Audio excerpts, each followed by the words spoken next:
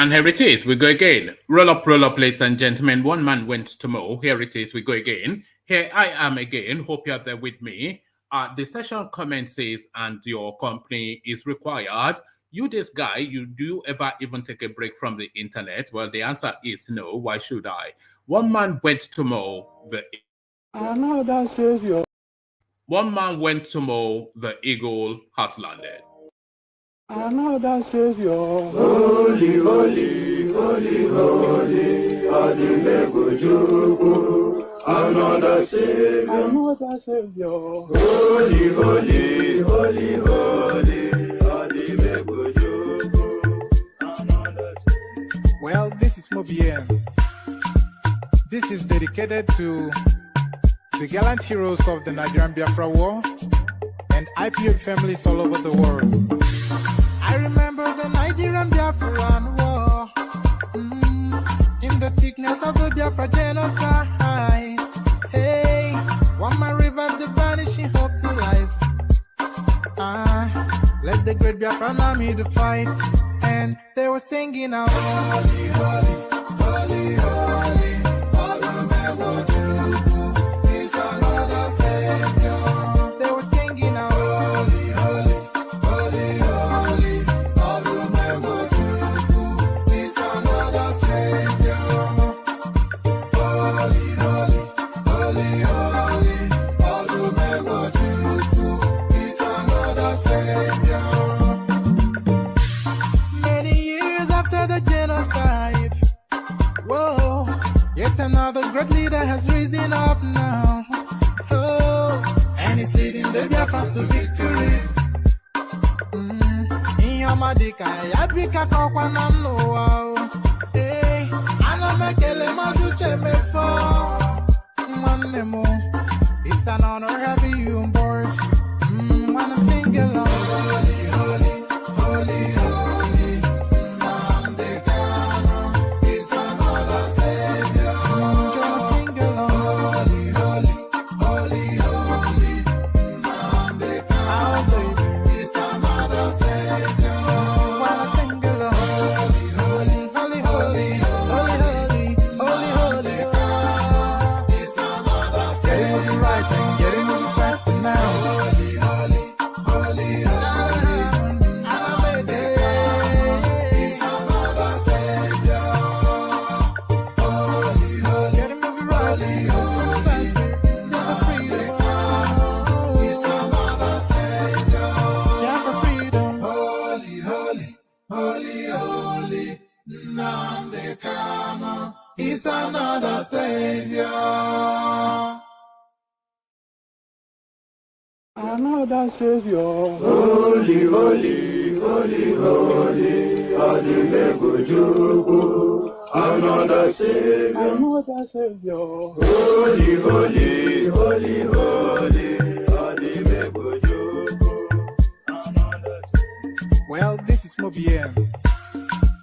This is dedicated to the gallant heroes of the Nigerian Biafra War and IPO families all over the world.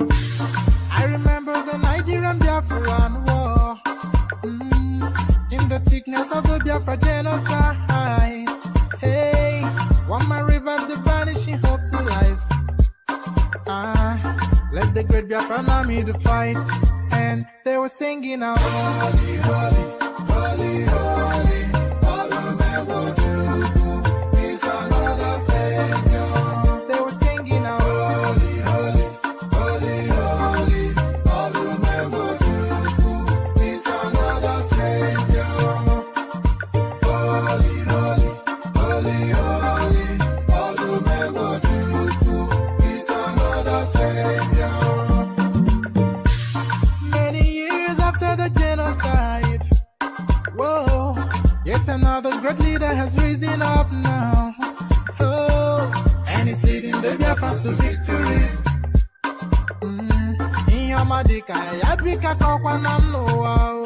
Hey, anamekele maduche mefo.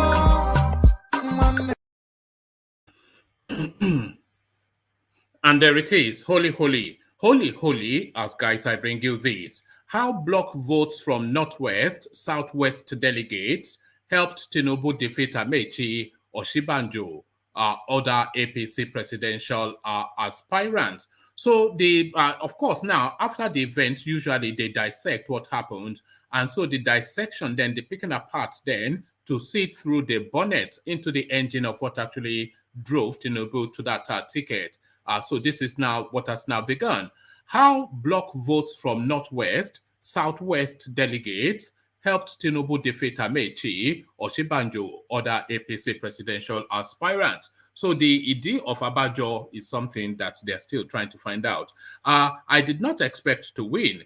Nigeria back on track. This is Tinubu now. So Nigeria back on track. Is that a commentary then on the incumbent? Is the question. So because some of his commentaries, they caught very close to the bone, especially in the throes of the battle for the ticket. Some of his commentaries, they caught very close to the bone of being critical of a party and a government that he played a large part in bringing into being. So that caught close to the bone is still cutting even deeper. I did not expect to win. Nigeria back on track. So Nigeria back on track will be to suggest that Nigeria was off track. So quite what that means, we'll find out shortly. Tinubu now luxuriating very much in his victory. You can lick your wounds, Tinubu mocks LAWAN. So this guy should be a bit tempered with the arrogance, because this is not the language of our consensus building and gathering people together to fight your cause. So this is really the phase. Now, we saw how quickly Atiku moved to start visiting every single person that he defeated, to bring them on board and take group photos with everybody smiling and pointing in the same direction. Tinubu, of course, he's luxuriating in his victory a little bit too much and a little bit too gluttonously. You can now lick your wounds, Tinubu mocks LAWAN. So maybe that's not the direction of travel, but we'll find out shortly. YAHAYA BELLO campaign says APC primary compromised. So I have never known any election in the history of Nigeria when the loser has not come out with this narrative. Even globally, this is the narrative of the loser. It was rigged, I was cheated, I demand a recount. This just is it's a template. It's an off-the-shelf response that they just reach up the shelf to bring it and put it in the public space. YAHAYA BELLO campaign says APC primary compromise. So quite how it was. Although at the end, it was just a free-for-all and a wild space. But overall, you have to say, but the margin of victory, I don't know quite how things would have gone better, that Yahaya Bello's votes would have gone from 47 to what? To have given him victory. I don't quite know. So he perhaps not. In fact, I don't see any of the losers really being in any position to really have any grounds for complaints. Tinubu scored 1,299. Rotimi Amechi scored just over 300. That is over, what, is that 500% or more? So it's 5 times over and more, Rotimi Amechi. So there's no grounds for any grievance just by those. That's not even a landslide, that's an avalanche. So APC primaries, I hold no grudge or grievance against you. Tinubu tells Oshibanjo, other competitors. So the hard and case are made up, but that, of course, for the cameras in often instances, the knives are out and people will be stabbed, but for the cameras, of course, it's all smiles. APC primaries, I hold no grudge or grievances against you. Tinubu tells Oshibanjo, other competitors. So quite that double forked, fanged teeth, you will be saying that. APC primary, the denial of Igbo presidency will come with consequences. So this is OHANAEZE threatening that they have the Koboko out and they'll be administering a punishment beating to Tinubu and PDP and all wayward politicians. Meet us at the polls is the roar from the southeast. APC primary, denial of Igbo presidency will come with consequences. OHANAEZE in Igbo. Perhaps they should be more tempered in their tonality. We have to find, this is something we have to plead for the future. Tinubu shakes hand with Oshibanjo as he wins APC primaries. So I may well just read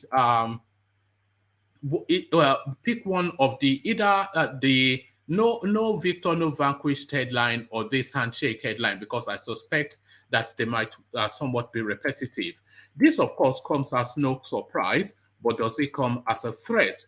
Kwakwanso emerges as NNPP presidential candidate. So what does that speak to the presidential space, especially to the northern vote, and who does this favor and who does this take from?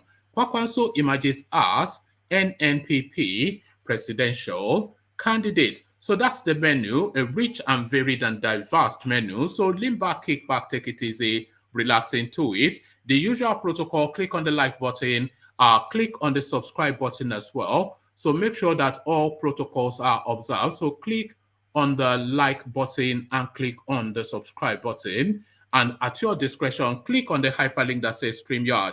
So if you want to come and join me on the screen, let me put the hyperlink that says StreamYard on the screen. It's usually first come, first serve, especially if you have a reputation for being a strong commentator on political matters. So here is the hyperlink. So if you want to come and join me on the screen, click on this. So as you set about the clickings, one, mandatorily on the like button, and two, compulsorily on the subscribe button, and three, at your discretion if you feel like on this button that says StreamYard. So as we set about clicking on those buttons, let me provide you with a little bit of a liquid inducement, a little bit of a liquid nourishment. Your calabash to the ready as we join the K Guides. Water, only water, where they see ma. Water, only water, where they see ma.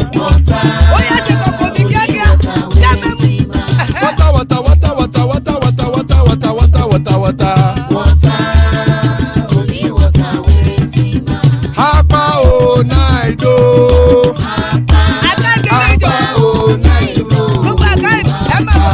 Hapa you don't come o.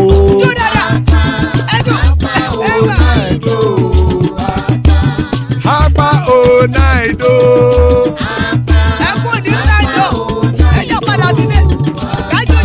Oro kẹ̀kẹ́ ẹlẹ́mù yé o. Ibe sodi akẹ̀kẹ́ ẹlẹ́mù rẹ o. Bobby master kẹ̀kẹ́ ẹlẹ́mù rẹ o. Chief Waila ti kẹ̀kẹ́ ẹlẹ́mù rẹ o. Eruku lẹ̀lẹ̀ ẹlẹ́mù dé. Eruku lẹ̀lẹ̀ ẹgbẹ́ ẹlẹ́mù dòde ojàre o. Eruku lẹ̀lẹ̀ Ghana ti dé ẹgbẹ́ bọ́ọ̀dì o.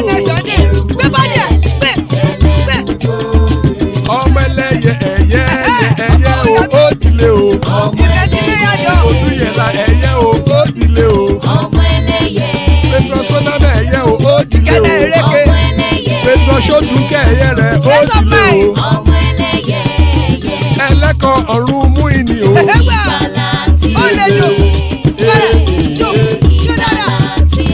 Àkùkọ ọ̀run mẹ́kọ̀.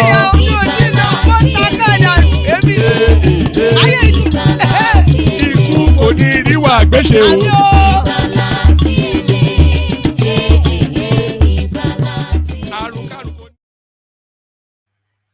So there it is, the mighty K Guides. So it is the morning after the night that was, and we start to unpick what transpired the night before. How block votes from Northwest, Southwest delegates helped Tinubu defeat Abechi, OSINBAJO, other presidential aspirants. The overwhelming vote from the Northwest and Southwest, the overwhelming votes from the Northwest and Southwest delegates gave the former Lagos State Governor Bola Tinubu the numbers to defeat Vice President Yemi Osinbajo, Rotimi Amechi, and others at the just concluded presidential primaries of the All Progressive Congress APC in Abuja.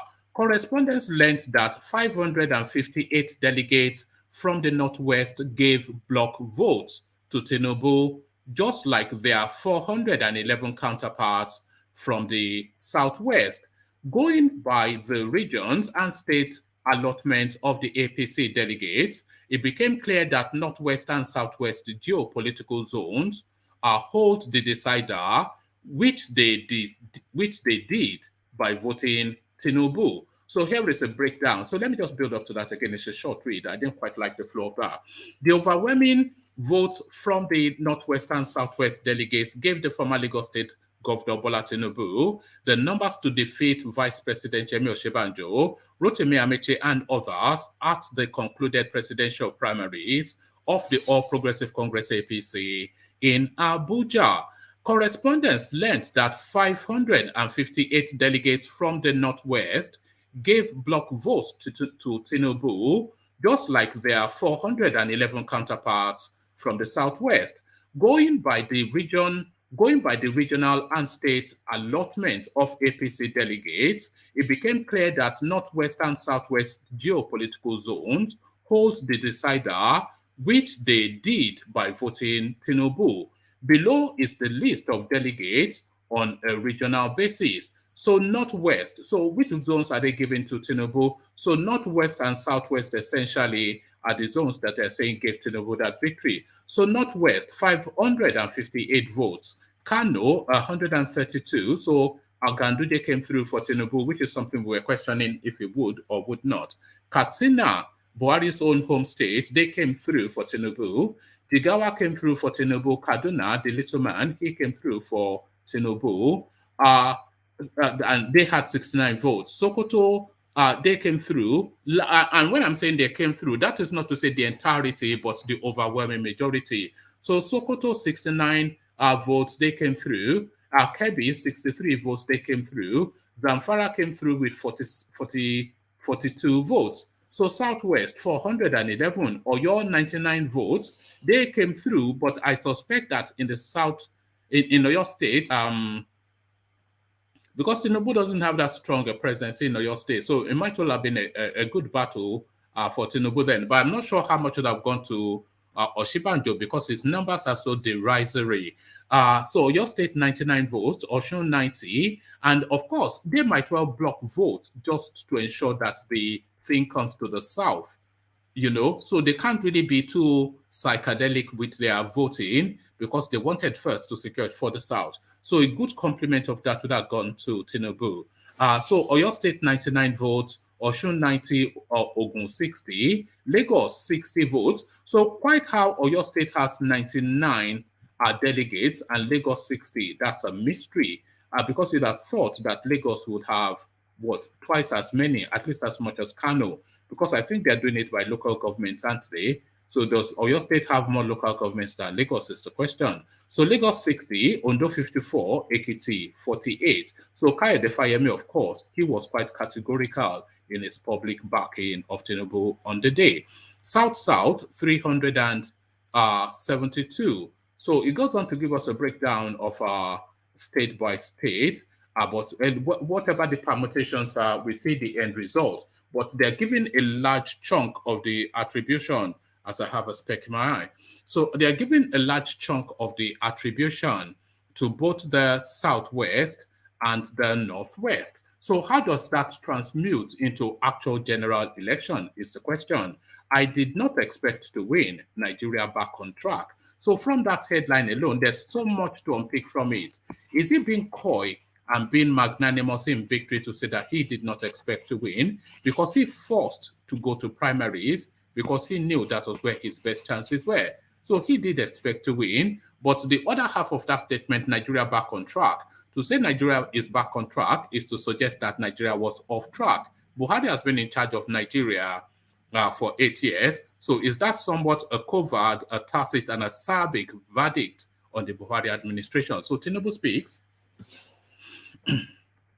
Former Lagos State Governor Bola Ahmed Tinubu on Wednesday reacted to his emergence as the presidential candidate of the ruling All Progressive Congress APC, saying he did not expect to win the party's primary election. He also said Nigeria is back on track following his victory at the just concluded APC National Convention at the Eagle Square in Abuja the nation's capital. President Mohamed Buhari, please forgive me for taking you this long. I did not expect to win. I must be intoxicated by victory. The APC, whilst mounting the podium. So it says the APC, but that should be the APC flag bearer. So that's an incomplete. So I'm not misreading it. So let me take it from the top again and read it as it should read. President Mohamed Buhari, please forgive me for taking you this long. I did not expect to win. I must be intoxicated by victory, said the APC flag bearer whilst mounting the podium to give his acceptance speech. We are confident, courageous, that this nation is back on track. All our state governors here, it is not my job alone. The APC chieftain called for unity amongst other contestants, saying the common goal was to defeat the main opposition, People's Democratic Party, PDP. He added, the competition is now over. Those who did not support me, you have nothing to fear. I owe no grudges. So that should be I hold, but it says I owe. Maybe they are translating it verbatim. You know, he has some sort of a speech peculiarity. I owe no grudge. So I'll read it as it is written. I owe no grudges or grievance. Let us all agree to join hands in defeating the PDP. He won the election by a landslide, beating the likes of Vice President Yemi OSINBAJO, former Minister of Transportation Rotimi Amechi, Senate President Ahmed Lawan, and 10 others. Tinubu polled a total of 1,271 votes, more than 4 times the votes scored by his closest rival, Amechi, who had 316 votes. OSINBAJO, Lawan, and Governor YAHAYA Bello of Kogi State came distant behind the duo with 235 votes, 152 and 47 votes respectively. More than 2,300 delegates voted in the contest that produced Tinubu as the presidential flag bearer of the ruling party. He is now scheduled to face the People's Democratic Party's Atiku Abubakar and others on the February the 25th presidential poll. So there it is right there. The battle not over, the victory in a skirmish, but the main battle then now commences. I suspect he might well have to take a bit of time off to go and recuperate and strengthen himself because he will need all his strength. So now that the party can rally behind him, let's see what they can actually polish him into. But of course, he's still luxuriating in his victory. You can now lick your wounds, Tinubu mocks Lawan. The presidential candidate of the All Progressive Congress, Asiwaju Bola Ahmed Tinubu, has taken a swipe at the Senate President Ahmed Lawan, telling him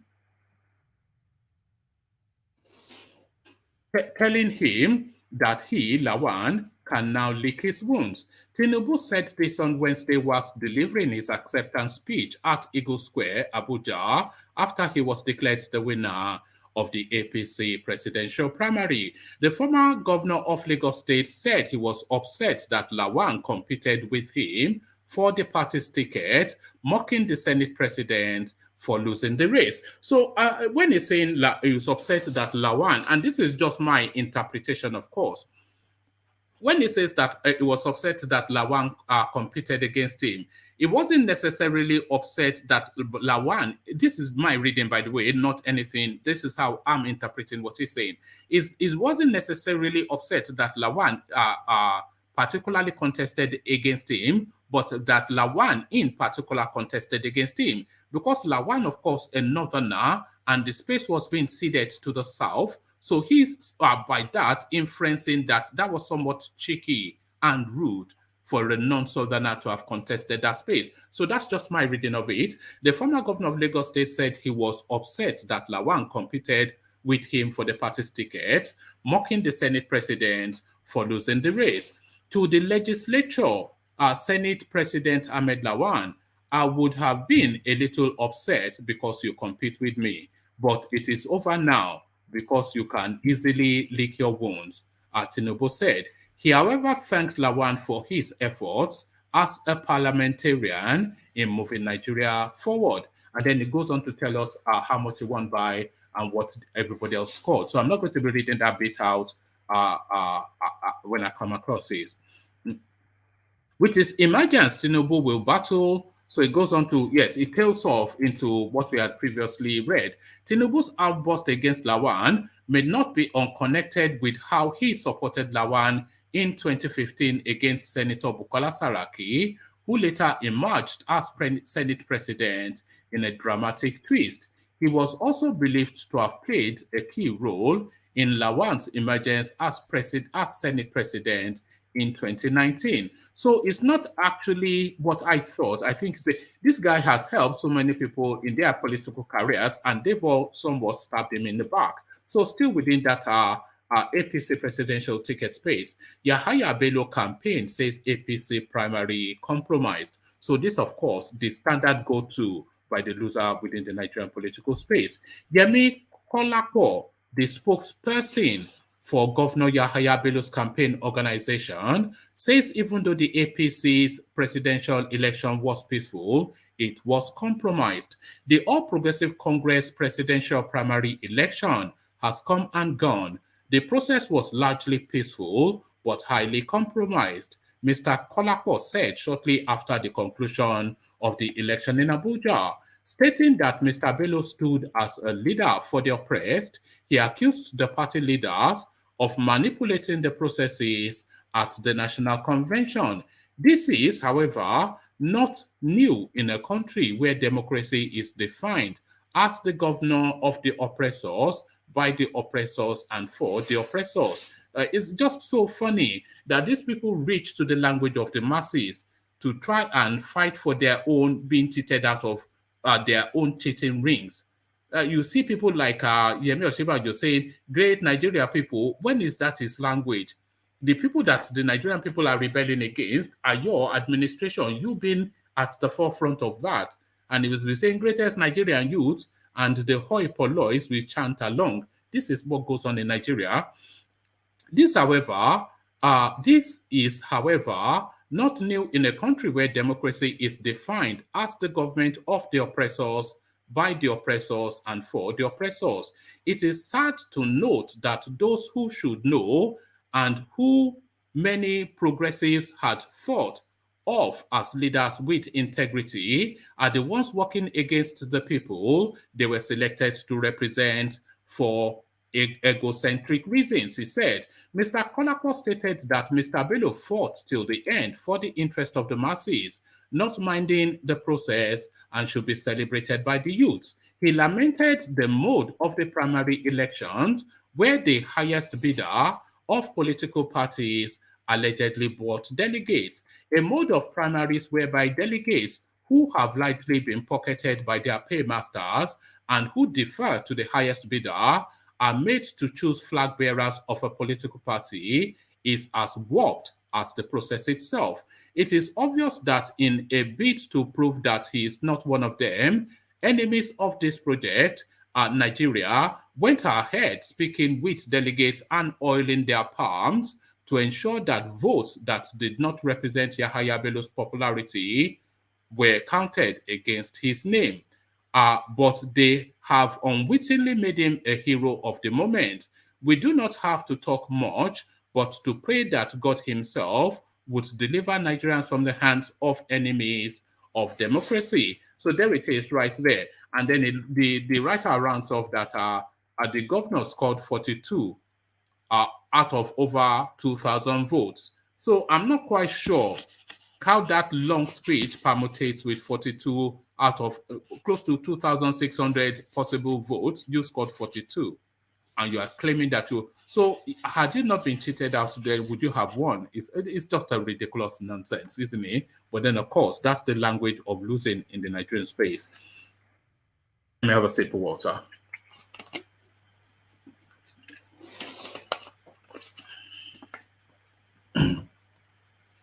APC primaries, I hold no grudges or grievances against you, Tinubu tells OSINBAJO. Others, the national leader of the All Progressive Congress, Bola Tinubu, who has emerged as the presidential candidate of the party, has assured opponents, including Vice President Yemi Osinbajo, that he holds no grudge or grievances against them.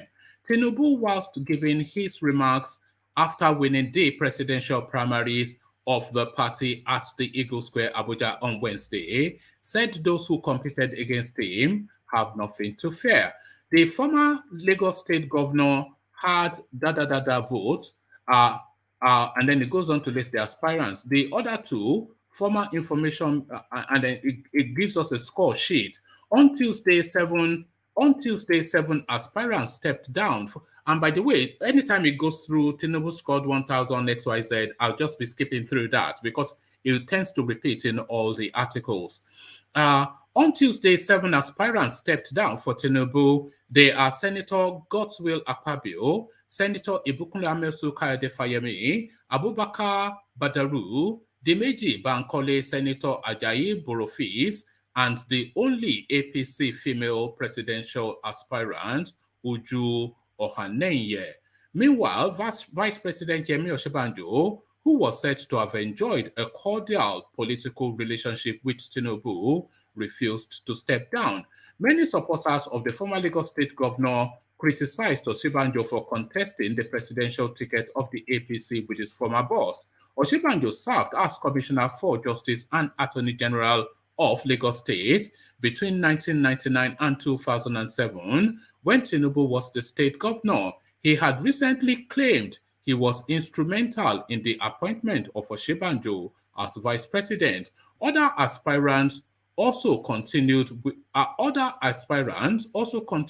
the contest, with some of them noting that they wouldn't step down for any reason. After being declared the winner on Wednesday, Tinubu informed his opponent that they have nothing to fear as he holds no grudges against them. Tinubu's speech reads, "We have been at historic Eagle Square for many hours, such that day has turned into night and night back to day. Because of your democratic exertion, this convention shall be recorded as the shining moment in the evolution of our party and the life of our nation. I must thank you all for making me the standard bearer of our progressive party, and I humbly accept the nomination of this convention to be the presidential candidate of our enlightened, humanitarian, and great party, the All Progressive Congress. I also offer my sincere gratitude to President Buhari for his calm and prudent leadership throughout this process. I thank him also for his steadfast determination to ensure a level playing field and a free and fair primary process for every aspirant. Without him, I would not be standing here today as the new flag bearer of Nigeria's party. I thank the governors for their invaluable contribution to the internal democracy and unity. I commend the party leadership and organizers for the conduct of a successful convention. Thank you, the delegates, for the confidence you have shown in me. I will prove that your choice was a wise one. You have moved our party and country towards its best future. On your mandate, I shall stand. I commend my fellow aspirants. It is a difficult thing to run for a president. The stiff and bold competition you offered made our party stronger and made me better. I must say a special word of thanks to the 7 aspirants, Alhaji Badaru, Amosun Boroface, Bankole Akpabio Fayemi, and Barrister Mrs. Uju Kennedy, who chose to step down their personal ambitions for the good of the party and the unity of our purpose. The competition is now over. Those who did not support me, you have nothing to fear. I hold no grudges or grievances. Let us agree to join hands in defeating the PDP and beating back our common foes of poverty, terror, and violence. We now have a date with destiny in February 2023. Let us win so Nigeria can become the nation it is intended to be. To my campaign team and close advisors, your dedication, long hours, and sound advice has brought me to this point. I thank my beautiful wife Oluremi for her patience and wise counsel. Thank you for standing by my side. I am indeed a fortunate man. Now permit me to address the nation. Yes, we face serious problems, but I believe that we have it within us to reach our finest destiny. With help from God, we shall make this nation better for generations to come. President Muhammad Buhari has already laid a solid foundation on security, economy, and anti-corruption. We will build upon this for the salvation of our people. So on and on it goes, which is quite a lengthy, but no victor, no vanquished is essentially what he's saying. But that memo did not get to the East.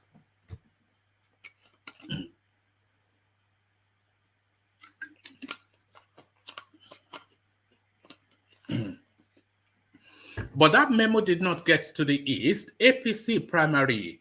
Denial of Igbo presidency will come with consequences. A fighting talk, breathing fire, OHANAEZE Indigbo. Apex Igbo Social Cultural Organization OHANAEZE Indigbo has reacted to the emergence of Bola Ahmed Tinubu as the presidential flag bearer of the All Progressive Congress, APC. Tinubu was declared winner of the APC presidential primary after he polled 1,271 votes to beat his closest. You see, it just repeats on every single article. It will give you this diet. Tinubu was declared winner of the APC presidential primary after he polled 1,271 votes to beat his closest rival, Rotimi Amechi, and Vice President Yemi Osinbajo, who polled 316 and 235 respectively.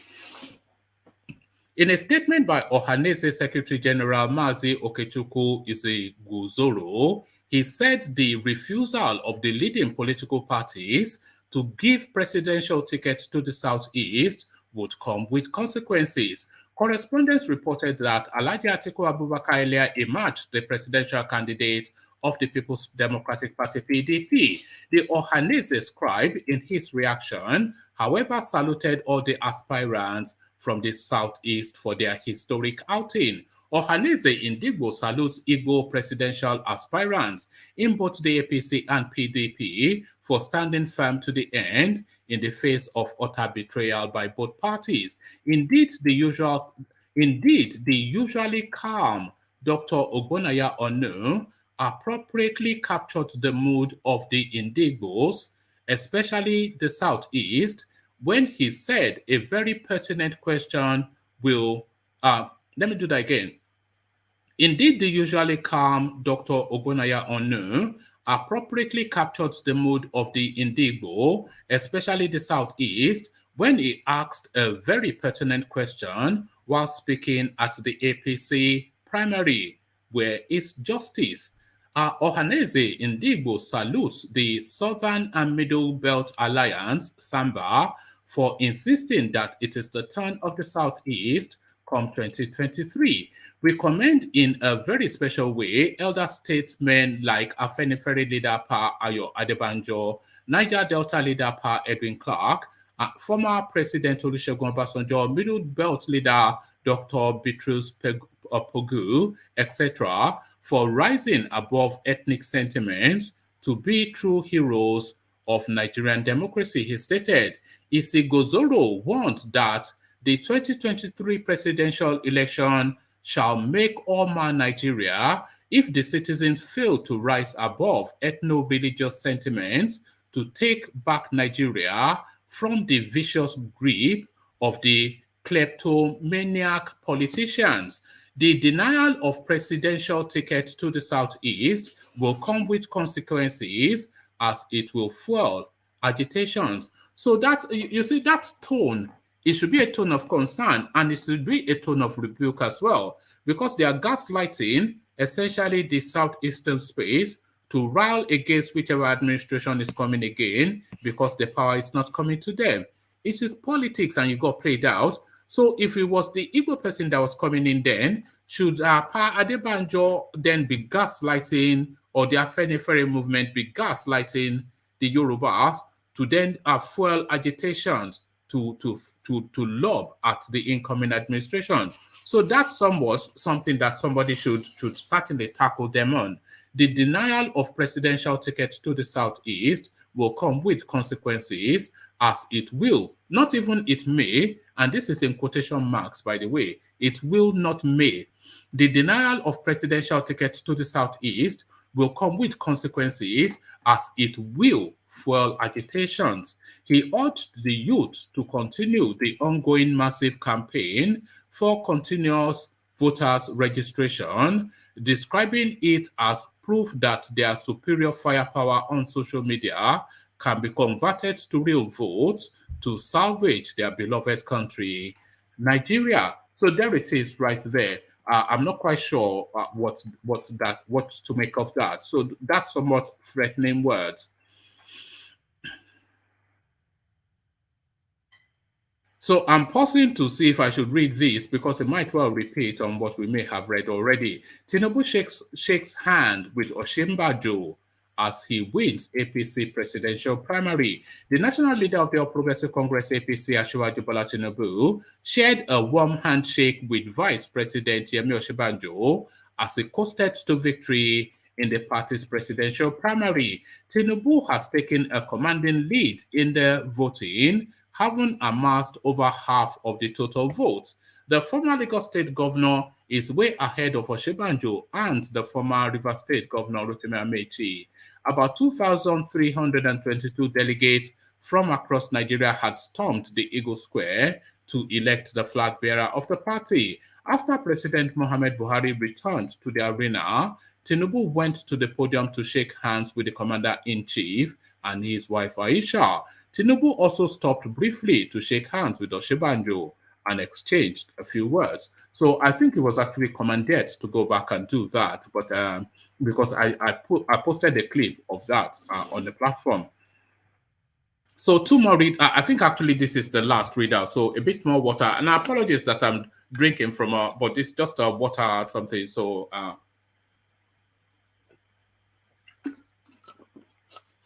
because I know how fussy some of you can be. So why is it not drinking from a China cup? Why is it not drinking from a China cup? Kwakwanso emerges as NNPP presidential candidate. So this somewhat predictable, but what does it add to the permutation? How does it permutate into what's to come in February 2023?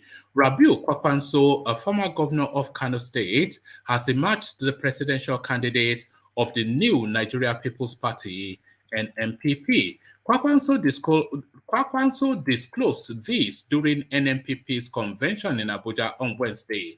The former governor recently dumped the People's Democratic Party, PDP, for the NNPP. Details later. Rabiu Kwakwanso, a former governor, I think this somewhat repeats. So details later, and then it adds on. So I think they've added on when they got more details. Rabiu Kwakwanso, a former governor of Kano State, has emerged as the presidential candidate of the new Nigeria People's Party, NNPP. Kwakwanso disclosed this during NNPP's convention in Abuja on Wednesday. He was picked unanimously by NNPP's 774 party delegates from the 36 states and the Federal Capital Territory through voice voting. Last week, the founding national chairman of the NNPP, Boniface Oniagbonan, had said Kwakwanso was the party's only presidential candidate for the 2023 elections.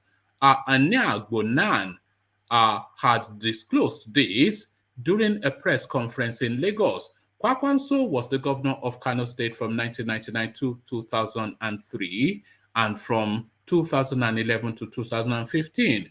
The former governor recently dumped the People's Democratic Party, PDP, for the NNPP. So how does this then compute into the upcoming 2023 space? So good to see you all. The usual protocol before I let the panelists on. So we're pleading with you, please, please, please make sure you are thumbed up. We are looking to hit 150 likes on this stream. If you look in the comment section, you'll see that we're looking to hit 150 likes on this stream.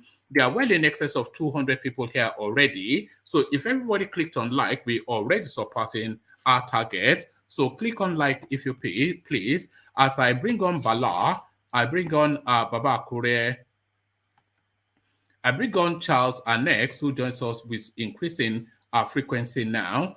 I bring on Ajanle Cook, of course, Copart live bidding. I don't quite know what that means. 80 of Africa, Ejiro, and then I bring on Thomas, and then I bring on Bartholomew. So that's the full complement of 10. So good to have you all, gentlemen. So who do we kick it off with? Let's kick it off with Charles. So Charles, are you ready to go? Yeah, I'm ready to go. All right, brilliant. So let's kick it off with you, Charles. And let me take you to the last readout. Kwakwanso, unsurprisingly, emerges as the presidential candidate for the NNPP. But what does this mean for 2023? Honestly speaking, I guess everybody needs that. The NNPP is another. I think it doesn't change anything. I don't think he's going to contest in this or make any difference in this election. Maybe he will do better than Peter Obi because of the northern votes, but I don't think Kwakanso has any relevance in 2023. I think it's just there to probably divide votes or thereabouts, maybe from PDP or thereabout. I don't see his relevance. Does it not have the same Peter Obi spoiler effect? I don't think so. I think those two. Kwakanso will probably get his own relevance is only going to be towards the north. I don't think the south or the southeast or the southwest. No. What I'm saying is, what we're expecting is that with Peter Obi's now new Labour Party movement, the expectation is that he's going to take a sizable amount of votes out of the voting mass from the southeast. So it's going to cut heavily into the southeast votes. And Kwakwanso also, he will cut very heavily into the northwest vote, because he will take virtually all of Kano and some of the satellite states there as well. So essentially, is it now like a spoiler in the same way that Peter Obi is being deemed as? Probably. Kano, the last election, the major player, because the last election, APC got that by about 1.4 million. They won that by, and then PDP was about 300,000. So, yes, I think in terms of making key decisions regarding the votes, he's going to, yes, like you said, split it and contest it, making it, he would throw some of those, at least reduce some of APC's dominance over some of those states that they had a foothold, like Kano, like you mentioned. But relatively speaking, I'm not too sure about his influence in the election. It will make any difference, but let's just see. All right. And the cry of foul play by Yahaya Bello, 47 votes out of 2,600. If only things was done fairly, he would have won. He insisted. What do you make of that, Yahaya Bello? Yahaya Bello is a joker. He's not. He's just trying to form his own political direction was basically to the youths. That is a youthful candidate, others are old and stuff. But he didn't play his politics well. Also, he's too, as far as I'm concerned, I think he's politically naive in terms of playing the game. He needs a lot of further experience in handling this game. It's a game of numbers, it's a game of deep pockets, and I don't think he has that. Meets up to that qualifications in terms of pulling the numbers and making a difference in terms of both the primary and general election. All right.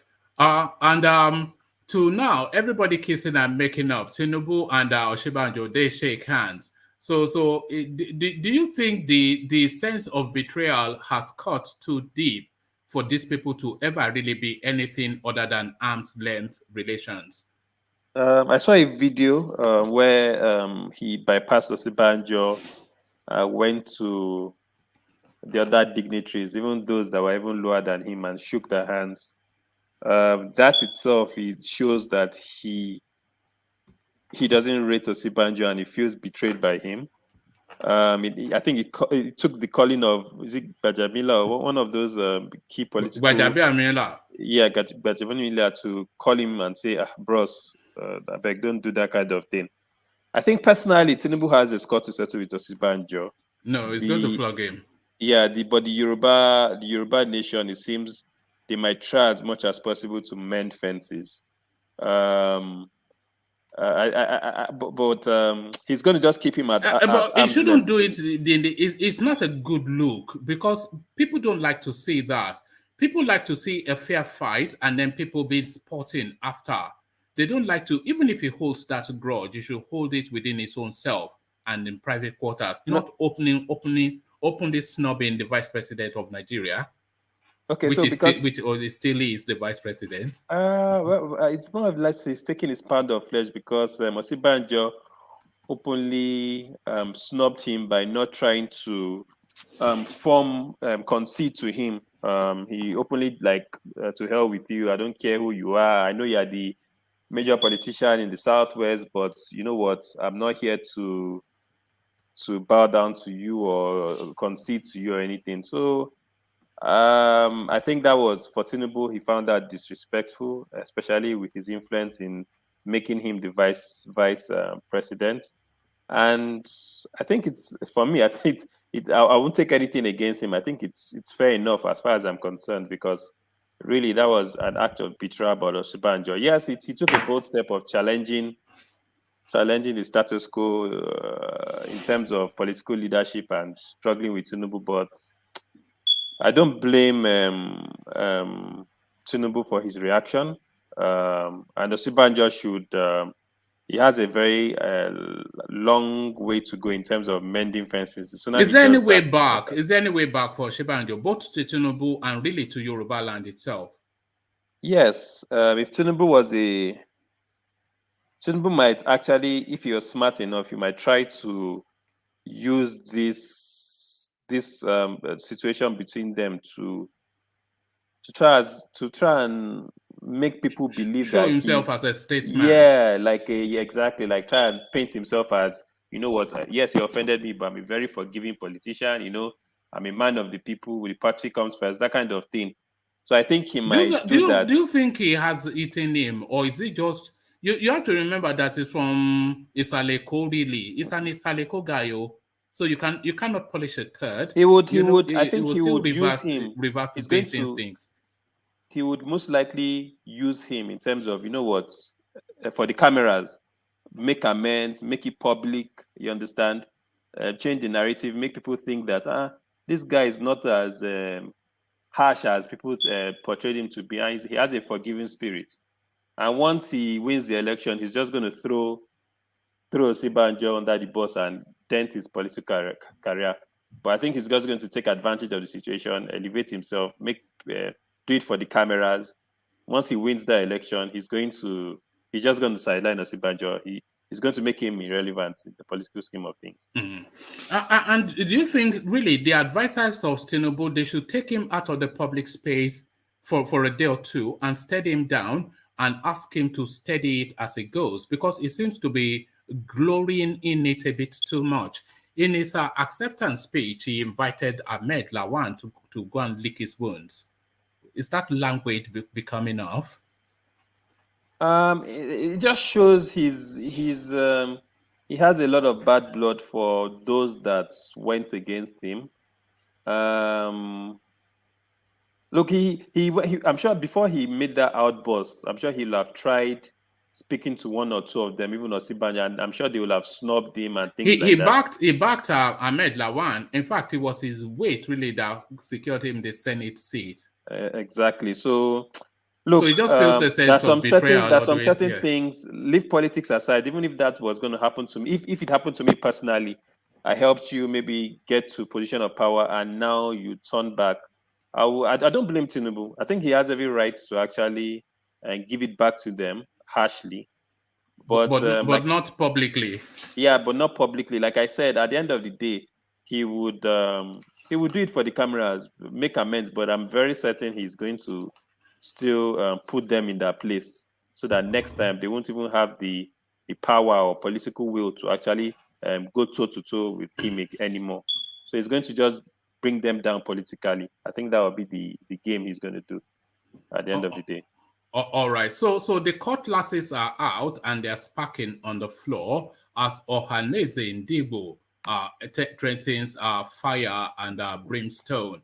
APC primary is what they're discussing now. So the two parties now are Igbo free space. APC primary, the denial of Igbo presidency will come with consequences. OHANAEZE Ndibo speaking via their lead spokesperson. So it's really the senior organization that is speaking. But rather disturbing, the closing paragraph, the denial of presidential tickets to the southeast will come with consequences as it will fuel agitations. So is that tone adequate and appropriate? And this sense of entitlement, is it something that should be jettisoned quickly and immediately? I'm a bit disappointed with the Igbos. I know it's painful. Being Igbo myself, it looks as if we've been shortchanged. Both APC and PDP have just decided, you know what, these guys are not going to have it. I beg, sideline them. I know it's painful, but they should learn.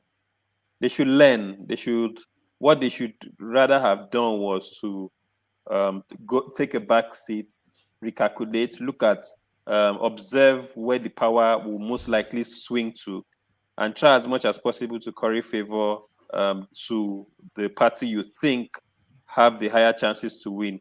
In that process, you would try and at least gain some political favors from either PDP or APC, whoever wins. They have to play the long game. They have to play the long game. You know, as a matter of fact, I've always maintained that, you know what, because the way we are positioned, we're not even seen as, in terms of our votes, we seem not to have any relevance. Even by Atiku, what he did to Obi is like, your votes don't matter to me. Most likely I can get your votes through other means. But what they should actually do is they should fall back, reorganize themselves, and try as much as possible to be a major powerhouse in politics. What they should do is really, I've always said it, that it should just be voters for hire to the hired guns. That's the truth about it, because it seems as if you're not going to contest for any political position, so you might as well just sell your What votes did you say that Atiku did to Obi? like what I'm trying to point out is more or less like both PDP and APC, they don't see any relevance in the Southeast in terms of their votes, because if they saw the importance, maybe he would have thought of, you know what, why don't we put Obi, give him the presidential ticket and see what he can do. But I don't think they see them as even losing Obi. I'm sure they were willing to lose him, because I think they just didn't see any points in terms of the importance in the political landscape in terms of their votes. So that's my own take regarding Obi. But Charles, if you're saying don't see Igbos as then why should Igbos be in Nigeria? I think No, Charles, we don't want to do that again. Don't say, look, Charles. I'm sorry to say, I'm defending my tribe. I defend my people. You are defending your tribe. I know. I'm also Igbo, but you see the problem with we Igbos. I think we're over too emotional in certain things. Sometimes this is politics. It's very dirty. The right thing to do is all this. In fact, the tone of OHANAEZE Ndibo in terms of being aggressive, it is ridiculous. Trying to be that's just inviting another violence, anarchy. Already, the Buhari administration has already put you in a position where everybody sees you as the violent group, the aggressors. You understand? Nobody has any sympathy to you. You understand? So at this point in time, you should try as much as possible to remove that notion that Buhari has placed on you as unknown gunmen, as violent people, as people that don't want peace and things like that. You try as much as possible to erode it. What I should have expected from OHANAEZE is, okay, when Atiku wins, congratulations. When Buhari wins, congratulations. And play your cards, you understand? Be neutral. But go back, study the situation of because whether you say what do you want to do? At the end of the day, what can I ask you a question, Charles? Yeah. You see, just before you ask that question, let me just insert this into what Charles is saying. The politics of 2024 for the Southeast, it starts now.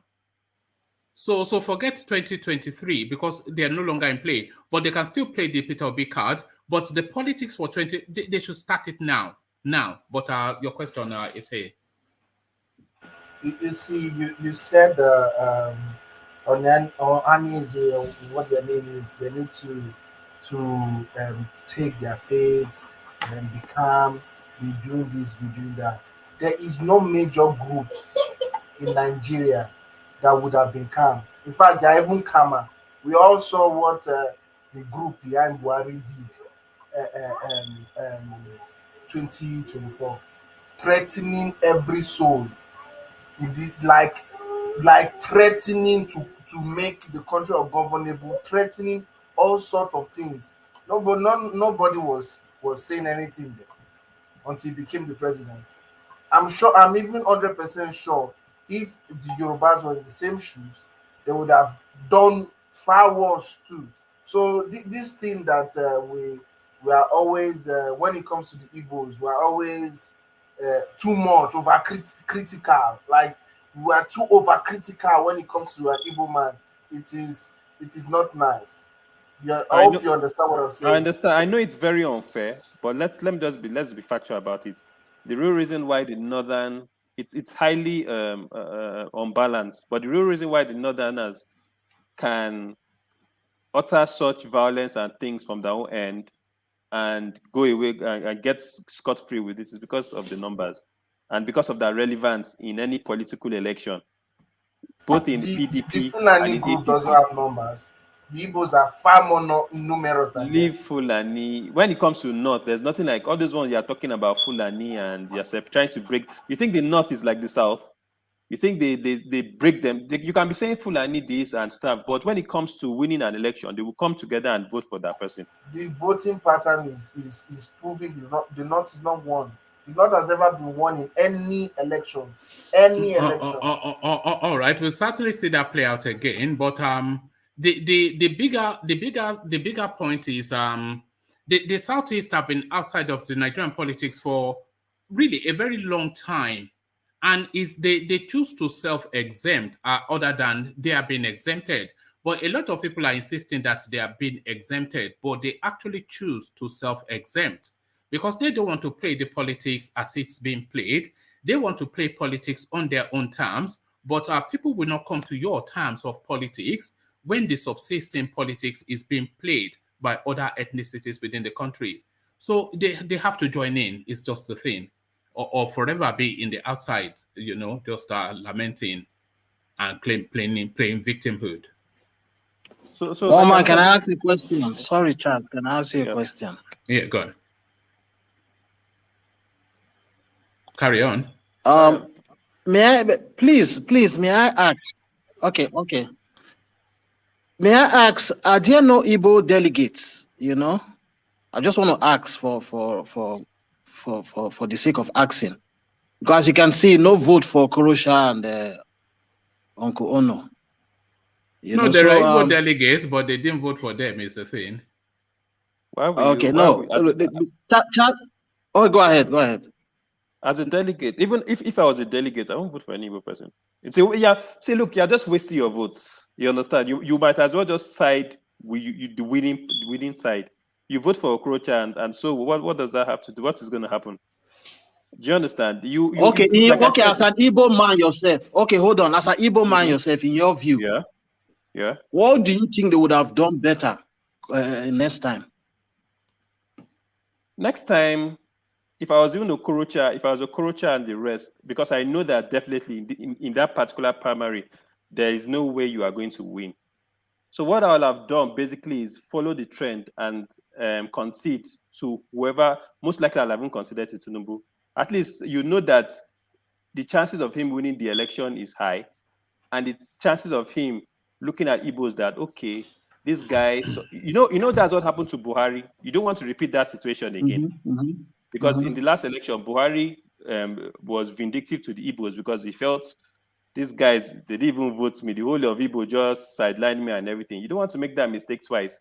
So what I'll have done, it's a primary you are never going to win. So your votes don't, at least what you'll have done, the few votes you have, you'll have just pitched it to Tinubu, just in case he wins the election, and at least you can make a name for yourself and say, but Oga, in the primaries, we step down for you. Just help us more. You understand that kind of thing? You need to play your game, side with the winning party and everything, and stop thinking all about yourself. At the end of the day, you're saying just the way Akpabio did from when he started his. Yes, now. He didn't lose, as far as I'm concerned. In fact, he gained more because he knows practically that Tinubu will favor, if he doesn't favor the South, at least he can step up to meet Tinubu and say, this my people in this my state, Akwa Ibom state, you are doing a project, please help me. And the guy will even think that, okay, well, during the primaries, you did something for me. Okay, you know what, let me help you. At least let me, for that, you understand. You have to play your cards and side with the winning party. It's a game of numbers. You understand that? So invariably, if I get you right, invariably what you're saying or what you're explaining or the light you are trying to throw here is the Igbos are not good at playing politics. That's what you're saying. No, that's not what he said. I think no, I'm not asking you, one man. Sorry, I'm asking Charles. Let him speak for himself. Sorry, Igbos, I can interject as well, but carry on, Charles. The Igbos are too, they just see themselves as that two selves. They don't see themselves as should I say team players? Should I use the term team players? They don't see themselves as team players. Everything is more or less like me. They don't see themselves. They've isolated themselves. They've ostracized themselves. They're not in cohorts with the North, definitely. And now the Southwest, instead of you to align yourself, you're a little bit bitter against the Southwest because they didn't allow that push for that ticket to come to the Southeast. You understand? So I think they need a lot of work in terms of trying to build relationships. If you know that you're not going to be friends with the North, we know yourself, the Southeast and the North are mutual enemies. Don't burn the bridges you have with the Southwest. Don't make that mistake. That's what I'm trying to say. Charles, well, if you look comment section, they are hitting hard at you. No, leave the comment section. No. Please, don't look at the comment section. Just speak. You're not to be led in your thoughts. You think independently, and we are. All right, Charles. Thank you. I got you. Thank you. All right. Just to add to what you were saying, Charles, which of you enhanced the space that I was trying to move to, which is to say that the politics, it starts for 2020. 2027, it actually starts today, and it's that politics that you have just described, Charles, that they start to form alliances now, so that they establish relationships to use as a negotiation for future politicking. So it starts now, not in 2026 when it's a year from. So this is just it. You have to do the heavy lifting. That's just it. You have to do the heavy lifting. But Charles, let me take you to this space. So we're getting now the dissecting of what transpired just that fateful yesterday.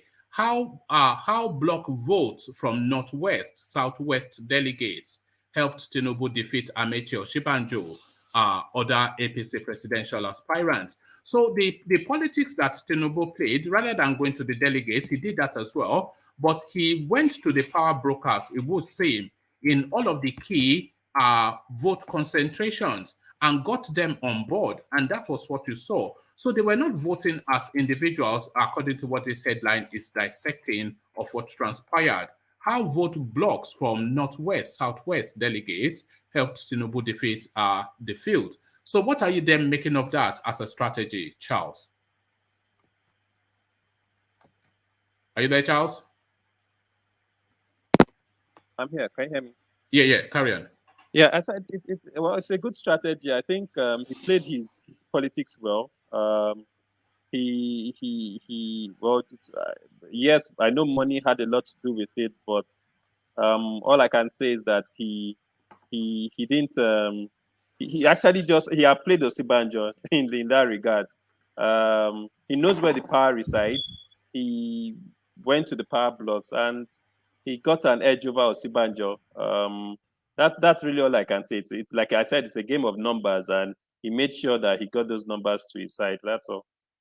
Do you think it's somewhat derisory and somewhat completely missing the point? When people go around saying, oh, he bought the delegates, it's dollars that bought it, etc., etc. Do you think, of course, all the delegates, the process was heavily lubricated by money, but it was really politics that got it? This is what people would say. Yeah, it's not just money has a part to play in it, but I'm very sure most of these people he will have offered, if I'm president, I'll give you this position, I'll do that for you. It's not just there's no amount of money most of these guys you give them that will even be enough for them, but there are a lot of concessions he will have made in terms of development of their respective regions or states, or even political positions when he becomes president. So money, yes, money is there, but I'm very sure that's not the primary thing that would have swung those votes to his favor. I'm very sure he will have promised them heaven and earth when he becomes president, not just the money. I don't think he would have given Ganduje dollars, so because I think Ganduje has plenty of dollars. That's what I'm saying. That most of these guys, most of these guys already have they're well funded, so there's no amount of money. Yeah, the money will be an incentive, but there's still more that he will have promised them that will have caught their eye and attention. All right, brilliant. Well put. So you must join us more often, Charles. You have a way. All the comment section. I did say ignore the comment section, but they are all applauding you for your acumen and oration. So from you, Charles, let's go on to a man of equal weight. Let's go to Ete, who we've not heard from for a good while. So Ete, are you there?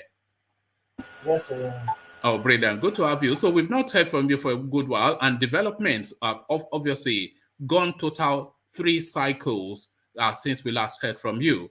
You've been monitoring the space. You know what's been going on. Tinubu emerges. We've buried him so many times on this platform and all of the political spaces. He's been buried and buried, but he keeps sticking that leg out of the grave. He now comes fully out of that space to stand astride the APC space. So what are you making of that and the fallout from it, Ete? Yeah, you see, if it was going to be delegate voting, there was nobody in the APC that had a chance against Tinubu. That is why prior to the primaries, you're always hearing consensus this, consensus that. We need to have a consensus. That was anti-Tinubu. That was just the fight against Tinubu, because it's very clear that if they went to the delegate voting, Tinubu was going to win, which he did in landslide. You see the margin to second. It's not even something to write home about. Over 4 times. You understand? So it was clear that that Tinubu was going to win hands down when it comes to delegate voting. That is why you see he was angry, and you saw the rant he did a few days to the district, because he was feeling that these people are trying to force consensus on him. These people are trying to force, because obviously I'm 100% sure Tinubu will not fight a consensus that will benefit him. He will never. You understand? So for him to be fighting the consensus meant that they were planning to put somebody else. And you could see the faces of Buhari. At least there's a picture trending around social media of how he's squeezing his face, and even the faces of some prominent APC members, because they know that after Buhari in APC, it's Tinubu. Nobody is dragging it, because the APC is Tinubu and Buhari coming together. That is APC. You understand? So me, I'm not surprised. because once immediately I saw that the only surprise about this thing itself is Amechi coming second. That's the only Yes, surprise. yes. So how does that? So if we removed Tinubu from the space and all of this is, oh, thank you for opening that space, Ete, because this is a space that we must spend time on because it speaks not just of what happened in APC, but it speaks of this new dynamics that is coming into the Nigerian political space. So this space was opened up by Showore, I think, in 2019, when he had this online mass that led to the impression that he was going to put up a good showing at the elections. When it came to the elections, he got 30-odd thousand votes. So this same online mass, they've emboldened Yemi Osinbajo to the point that they were lining up one by one. The Yoruba space made it clear when somebody like Kayode Fayemi of equal ego and capacity and sagacity, he's saying he's stepping down, then that signals to you that the Yoruba space wants it to be this way. But he was so emboldened by all these greatest Nigerian people that he is hearing all over the place, singing Bad Man Looking Good in Dior, thinking he is down with the kids. So he was so emboldened by that. He didn't step down and he got a massive humiliation. So Tinubu defeated him, that's one thing. But Rotimi Amechi, who is not an online person, a traditional foot on the ground politician, he defeated him too. So this online phenomenon that seems to embolden people, that leads them to the thought that they have a base that only exists as talking heads in cyberspace. Explore that phenomenon a little bit, Ete. Yeah, you know why Amechi won at Sibajo because Amechi had the base. His base was South South.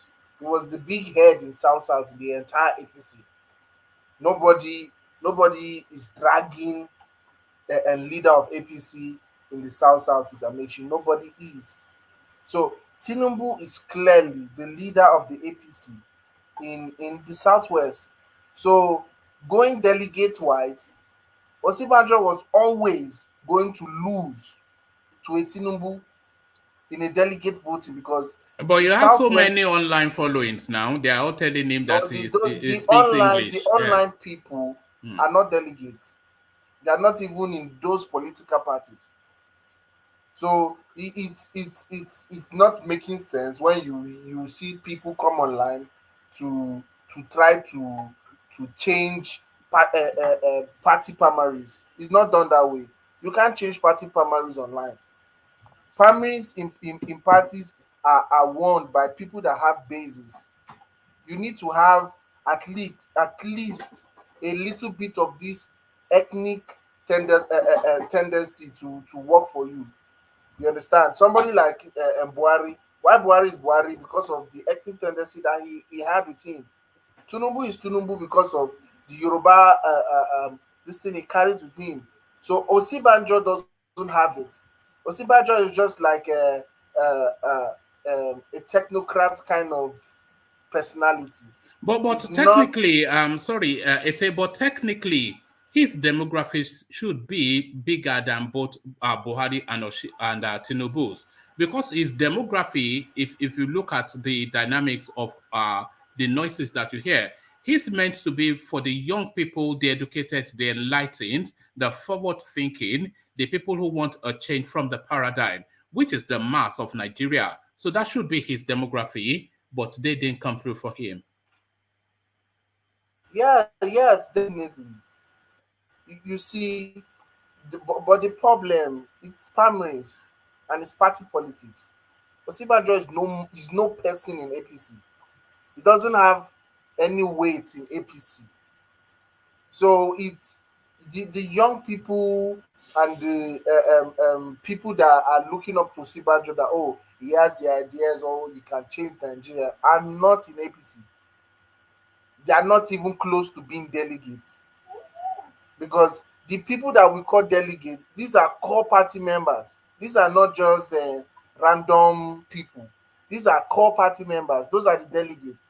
So they are so different from the normal people you have in the street. That's why social media can never influence party politics. Social media can never.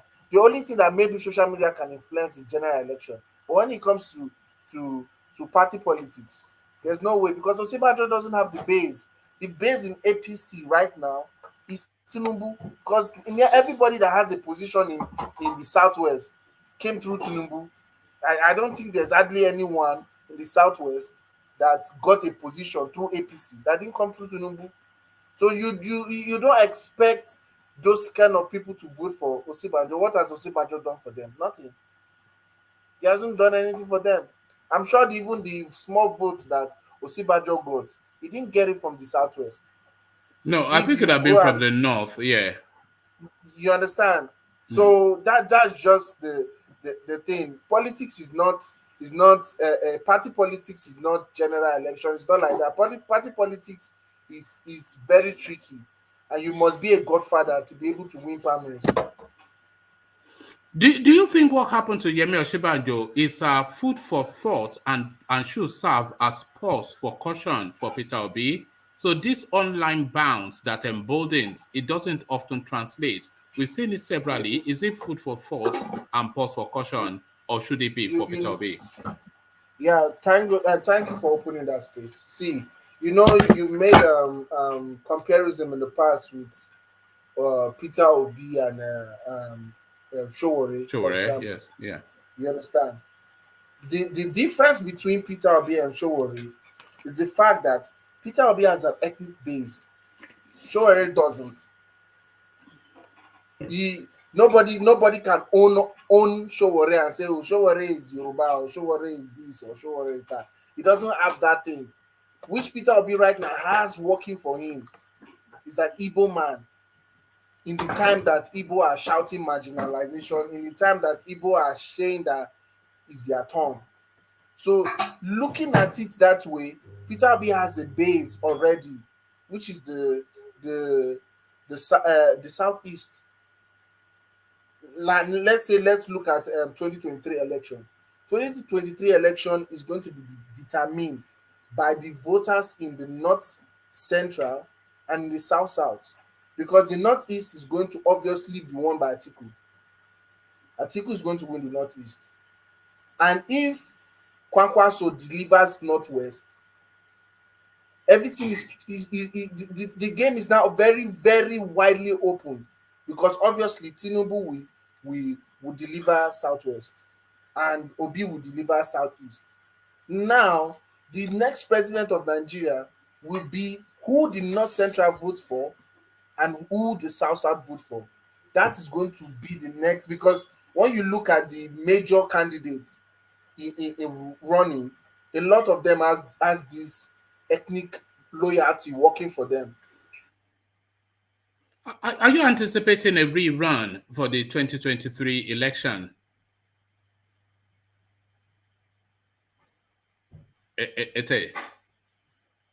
Okay, I think Ete is on daddy duties. Are you on daddy duties, Ete?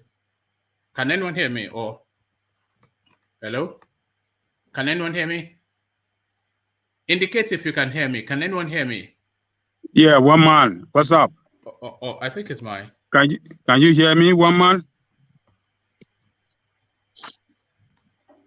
One man, can you hear me?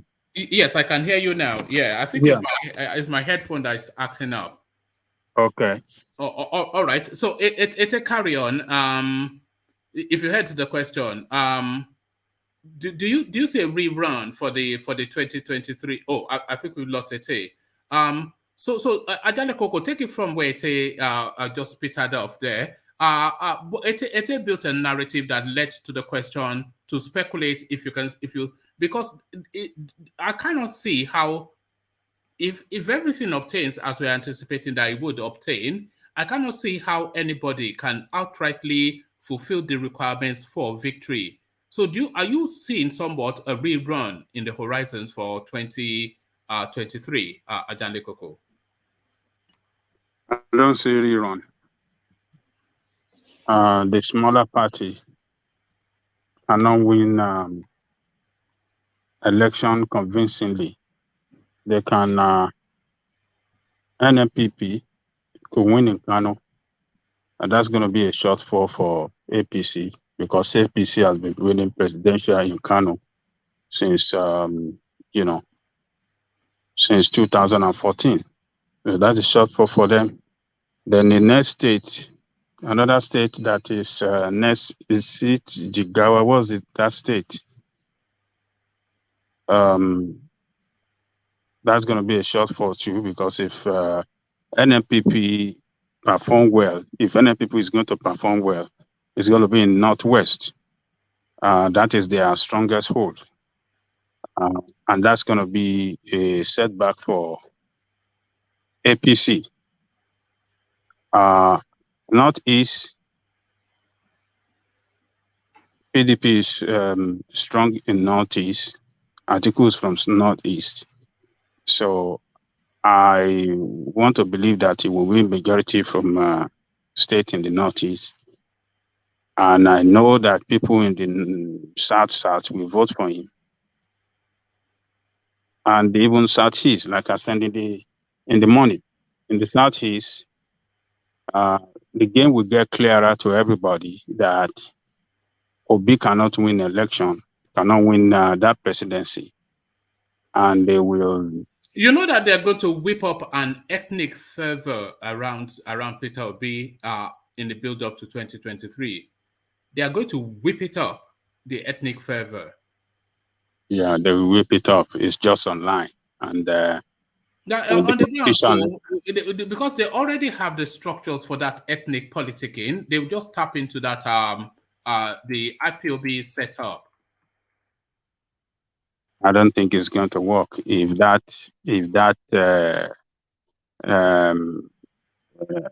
ethnic politics work well there, why is ABGA not winning in all southern state? I mean, eastern state. After all, ABGA is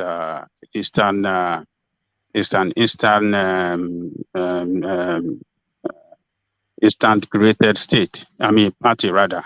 So why are they not winning? Do you not think that because I have the sense that Peter Obi is transmuting somewhat to an Nnamdi Kanu-like figure and status. The narrative around him, the sort of people who speak to his politics, they are the usual people that you hear around that Nnamdi Kanu narrative. And that is a real vocal mass. And that is a sophisticated mass as well. So they could turn him into an Eastern champion and people will rally behind him. One man, what wins election is structure. PDP structure is firmly on the ground in the Northeast. PCP senators are in majority from the Northeast. Those people are still there. They will mobilize their people out to go and vote for Atiku, particularly if Atiku bring out a very strong Igbo person as his vice. Okay, that is who they're going to be selling. Speculate to that name. Madam Ngozi is not available. Who else is strong enough of a name in Igbo land to command the attention of Igbo people? Only Peter Obi is the only. There are only two strong names in Igbo land: Nnamdi Kanu and Peter Obi. Look, what's the name of Pius Hayam? You think they will rally around Pius? Pius is a strong name from there. I don't want him anyway. I want him to bring out a technocrat, and there are a lot of technocrats from the East that. But does a technocrat bring votes? Look, when it comes to politics, and it's a person that is well known as well, they will rally around him. They will jump into the boat because PDP is going to market that person with a message that, look, if we lose it this time, if we don't get this vice president, that means we have to wait till another 16 years before we even be asking for president. And what is the guarantee? Thomas, yeah. All right, but there is no name in the Southeast. Is where I'm trying to. I disagree with you. There are a lot of names. Come up with one, not obscure names that are known to you as a political I cannot think of anyone. I cannot think of that's the anyone thing. right now. That's I where told the you. struggle is. I told you. Pius Hayim is a well-known Yeah, all but over the federation. it's not a strong name, though, is it? No, Hayim. he's a strong name from the East. Everybody in the East know him. So, what are you saying to the suggestion that sorry to keep cutting you, but I wanted to take you to a space. What do you make of the suggestion that Atiku should jettison the Southeast because there's nothing on offer there and go to the Southeast to pick his candidate and play that politics instead? That is a senseless idea. Whoever that is coming up with that must be a novice in politics, must be somebody that doesn't know what he's talking about. There is nobody that is going to bring us from this Southwest that can make any impact or disrupt that Southwest vote for Tinubu. What about Sheyi Makinde? Sheyi Makinde is a strong name. Forget about Sheyi Makinde. It's not nobody knows him. It's a sentimental votes that we are going to have. Tribal sentiment votes that we are going to have in this election in the Southwest, because the top of the ticket is the Southwest. So what is the vice president? What is haven't we just finished vice president? What impact did he make? So what role is the vice president going to make in the presidency? So it's not going to. There's not, whoever that's coming up with that suggestion is just a novice or a person that doesn't know how politics work. It's not gonna catch no water. That they will be badly and they're going to lose because the Southeast is not going to vote for them, and the South might not even vote. We say, oh, you're abandoning us. You're abandoning our next neighbor. You're abandoning us as well. So it's more sensible for Atiku, and I know that is what he's going to do. He's going to pick somebody from the somebody from the Southeast in order to penetrate to counter. Is struggling to find a name, though. No, one man. Don't say he's struggling. It's going to dig up Emeka Ihedioha from the graves, so that tells you how. Yeah, whether he pick up Emeka Ihedioha, I know Atiku is a strategic politician. He's been in the game for a very long time, and he's going to come out with one name that will shake Peter Obi down, that will render Peter Obi as nobody in politics. Go and mark it down. That is what he's going to do, because he needs that vote from the East to counter Peter Obi and to help him with the rest of the vote is going to get from the South and from the North. He need, if Atiku can win convincingly in the Northeast, in the Southeast and South, he will be the next president of Nigeria. Because I know he's going to win in the North. Forget about all those, what you are saying now. It will win convincingly in the North. Some people can say, Yoruba person has won before, Abiola won and all this. That was against a candidate who was not a politician. Tahir Tofa was not an astute politician like Atiku. And they can say, sorry, do you mean Tinubu will not get votes in the North? I'm not saying he's not going to get votes, but he cannot beat Atiku in the North. Go and mark it down. That's a fact. Some people can run their sentiment or their this tribal calculation because of their love for Tinubu, saying, oh, he's got to beat Atiku in the North. Oh, yes. But you think he will beat Atiku in the North, but Atiku cannot beat him in the West here, right? Because the Northerners, they don't like their own. They like you better than them. Sorry, Ajale Koko, who do you think is more tribal in terms of voting patterns? Is it the North or the South?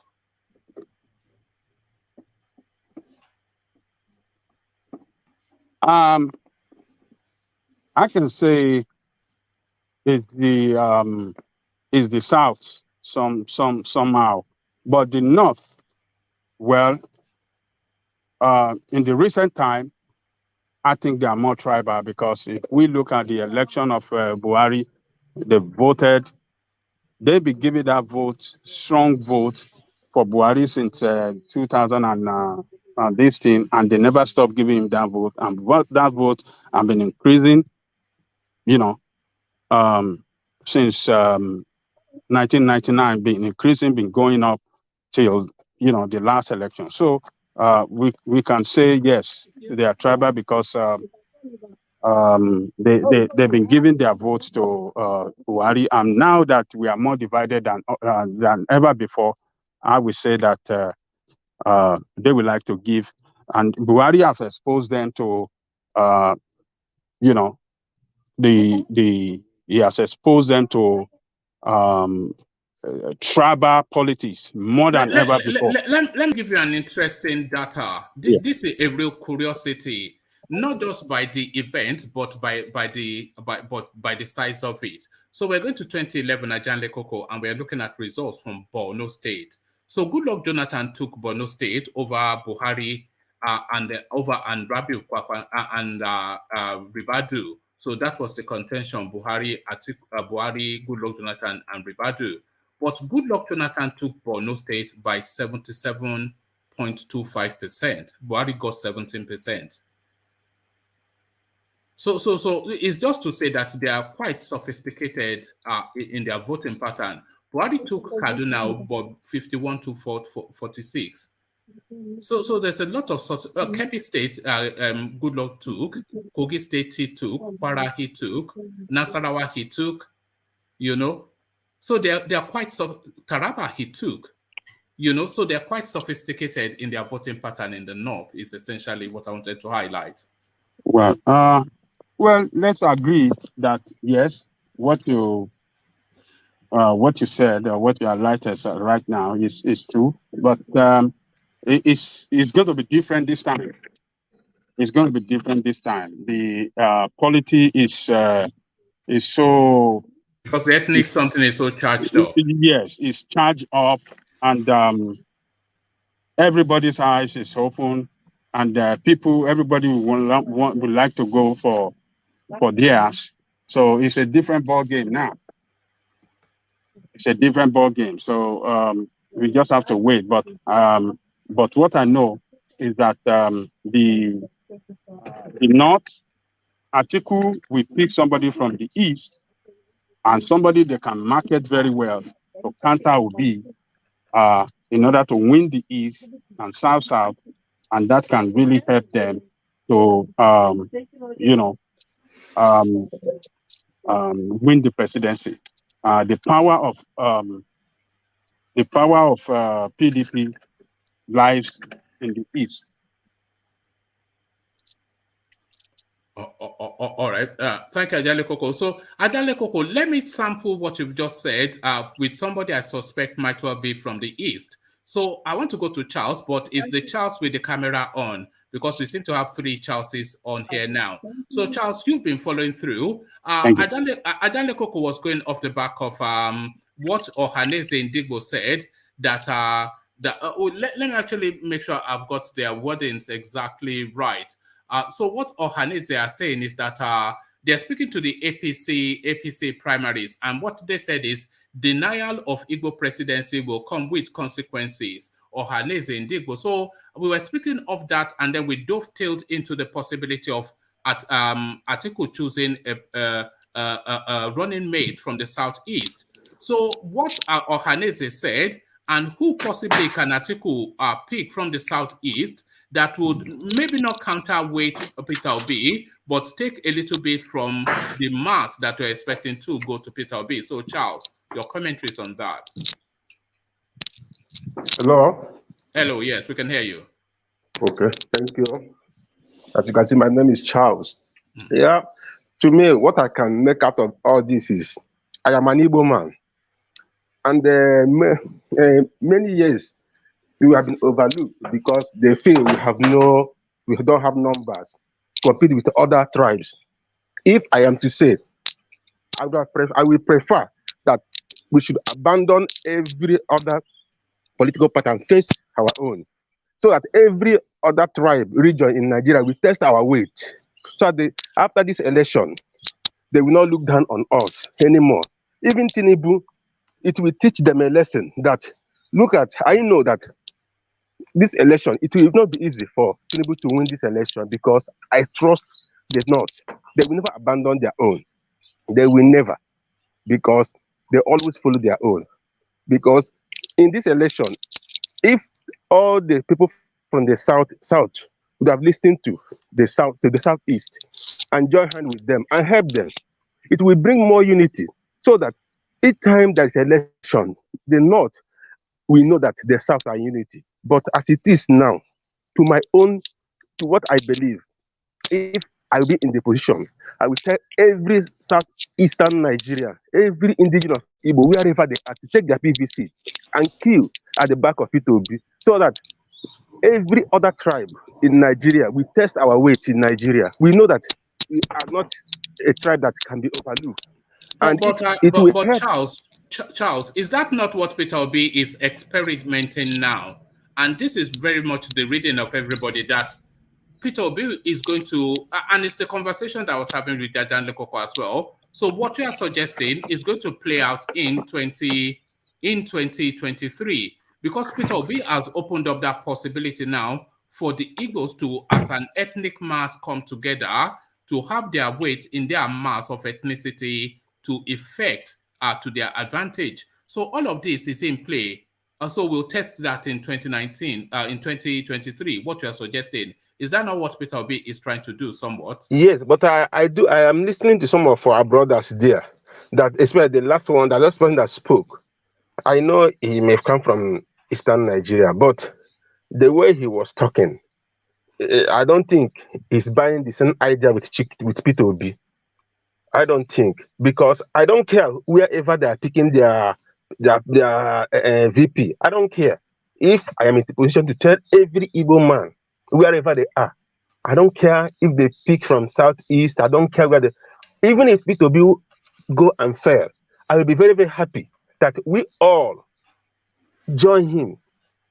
I will be very, very happy if he fail than to kill on the back of Tinubu because he's from Southwest. Southwest have tested the power for 8 years. Obasanjo, OSINBAJO, 8 years. And the other political positions, South have tested the power for 7 years. It's only Southeast. And they cannot see they cannot feel for Southeast. Why would OSINBAJO and Tinubu come out to contest again, knowing very well the power is shifting to the South? Why can't they join the Southeast, at least to produce this time? Okay, eventually, Tinubu emerge as a president.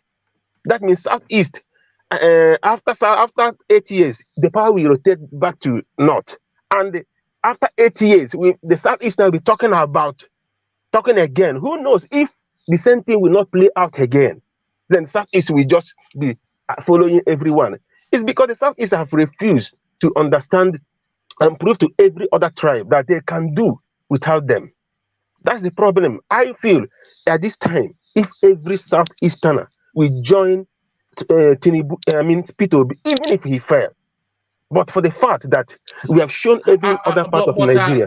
But Charles, do you not fear that Peter Obi might, wanting to test his popularity, remove? Oh, he's gone.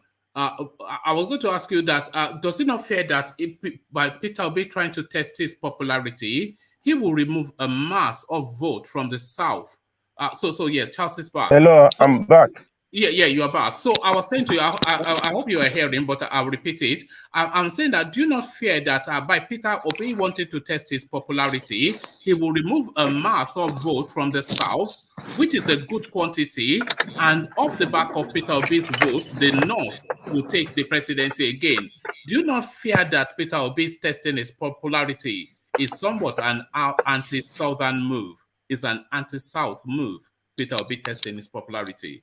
Charles. Yeah, it is.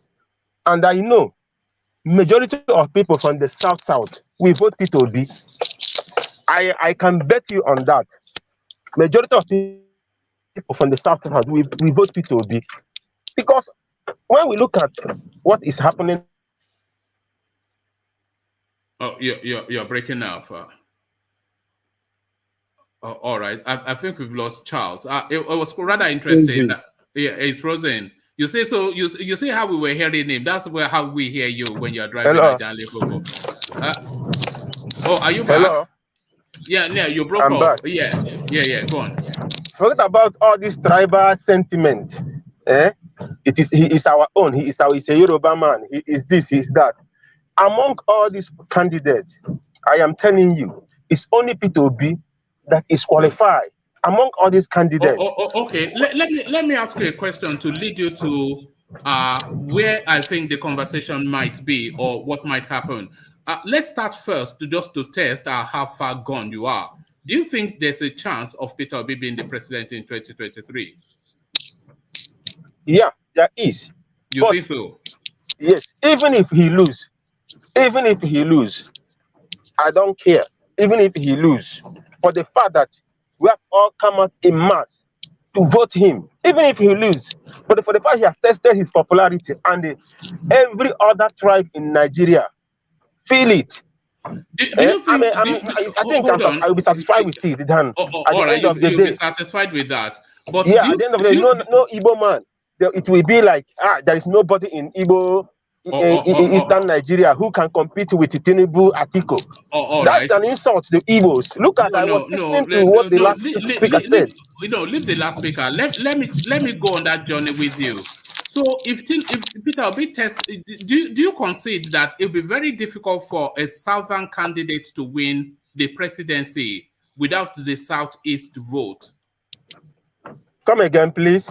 Do you agree that it will be very difficult for a southern candidate to win the presidency without the southeast vote? For the southern candidate to win a president without the southeast. Yes, without the southeast vote. As it look at what is playing out now, like the other person said, when you come to the south, the southeast, there is Peter Obi. When you come to the west, there is Tinubu. When you go to northeast, there is Atiko. And I think Kwankwaso is from the north central. You see, what we play, if at the end of all these people come to the poll, I am telling you, it will be hard. Hold on. Somebody from the south to win election. Hold on, Charles. Sorry, Solomon, can you put a shirt on before you get all our lady listeners too excited? Don't call me an excited lady. So, my brother. Look at that.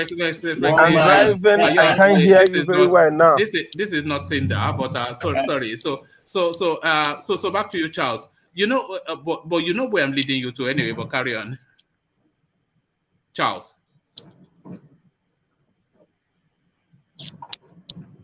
You see, this is the thing. When people are driving, I can hear you very well now. No, I can understand. You are driving, so the reception dips in and out. So, can you hear me now?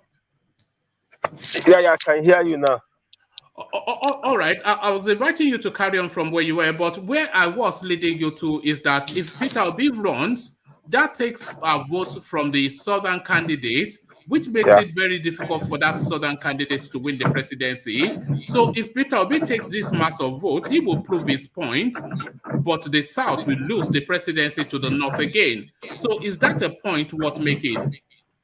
You see, I don't care if we, for the fact that the whole southern Nigeria did not come together and see reason with Igbos and join hand with them. I don't care if they vote, if the power shift back to the north. I don't care. For the fact that Tinubu, the west, did not see reasons with the south to the southeast. I don't care who take who win the election now, because I'm angry with them. I'm very, very angry. I'm bitter because when I could remember during the time of Obasanjo, we came out in mass to vote Obasanjo in. During the time of good luck, Jonathan, the Igbos, we vote him. Why can't they do the same for us? Why? Oh, okay, but you did not present a candidate now. Which candidates did you present in the in the APC? Who's the Igbo man in the APC that people should have rallied around? It doesn't matter where the candidate, at least Peter Obi P2B was in PDP. Because Right. of the dollarization of this delegate and whatever they call, he chose to leave. It doesn't matter the party he came out for. But if at the beginning, because I know before now, the Southeast they have been saying this, they have been playing, making every Nigerian, the South, fighting for the power to shift to the South, so that they can sit down with their brothers in the South and let them know why the power should also shift to the Southeast and join them. But at the end of the day, they play the politics of it's a game of number and throw everything open, which is very, very bad. If our brothers in the South have joined hand with us, if they have joined hand with us, I don't think they're not. All right, Charles. If the Southerners in APC, if they are joined hands with the Igbos, because you are mentioning OSINBAJO, you were mentioning Tinubu, so who should they have yielded space to in APC? Who is in the? Is it Rochas Okorocha? Is that who in the APC should they have yielded space to? Look. As far as I'm concerned, none of these politicians are better than any other. They are not better than any other. Okorocha is not better than OSINBAJO. OSINBAJO is not better than Okorocha. Tinubu is not better than any of these people in the Southeast. But at least let them consider any of them. It doesn't matter for the fact that because Tinubu is not in the Southwest. Tinubu is not perfect, but his people are fight to make sure that he is there. So let them consider any of them. I don't care whoever that, at least let the Southeasterners test their power for once. Do you concede that the Southwest is stronger politically than the Southeast? Look, you see, let me tell you, my brother, the Southwest, they are not even strong. This thing has been playing right from since after the Civil War. I was not born before the Civil War, but since I was born, I've seen a lot of things happening in Nigeria. How other tribes, because when you mention Igbo as a tribe in Nigeria, every other tribe we just criticize them. What will happen in other tribe and everyone will not talk. If it happen, if an Igbo man do it, everybody will criticize them. So, as far as I'm concerned, I don't care whoever that came out from Eastern Nigeria. Let us test the power. I don't care. All right. All right. I think I know where you're coming from. So thank you for that. Stay with us, Charles, but drive safely and use hands-free, because we care, about your safety. That is the mindset. Yes, I wouldn't move him, would I? Go on. That's the mindset that Charles is expressing right now. Mindset of politics of the East against the politics of the West. The rivalry will be there. Is it rivalry or hatred? Would you say, is that too much to say it's hatred? I don't want to call it hatred. That rivalry, that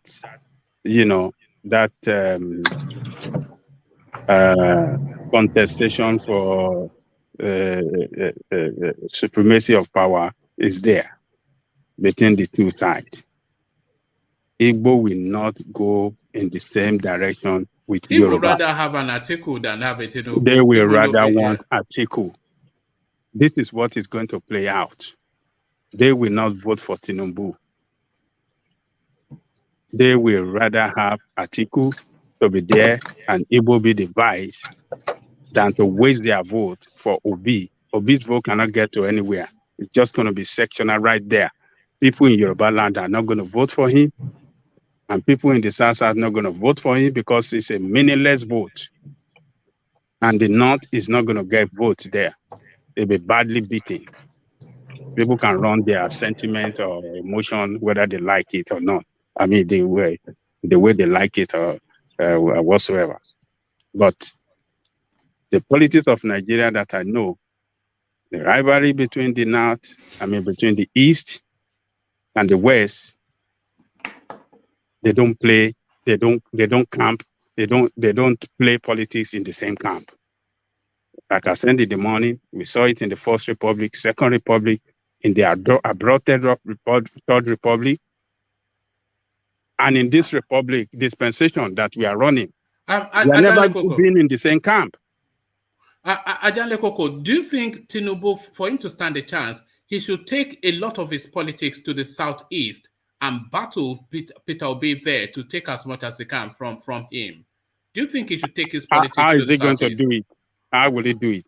We has Igbo friends now. He just take some Igbo seniors and start to hand What out money. Igbo are going go to and hand say? out money there now. What Igbo are going to say is what this guy is saying. Charles already said now. Or what is his name? This new guy that just spoke. Charles, yes. Yes. That why didn't he step that? Why didn't he allow Igbo to go?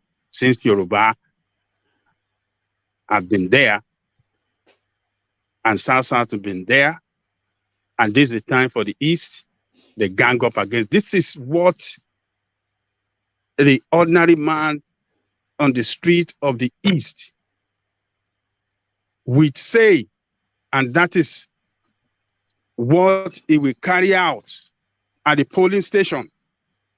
He will vote against Yoruba interest. A vengeance vote. Yes. This is a new type of vote, a vengeance yes. vote. They will say they didn't vote for us. They are the ones that denied. They will hold Yoruba responsible for their failure to secure the ticket from any one of these two parties. Do you think the Yoruba should start to romance them from now, really till February, to start to romance the Southeasterners? There is no amount of romance that will make them vote for him. They should just forget it. He can try as much as he can do, but it's not going to get no vote. Tinubu will not get any.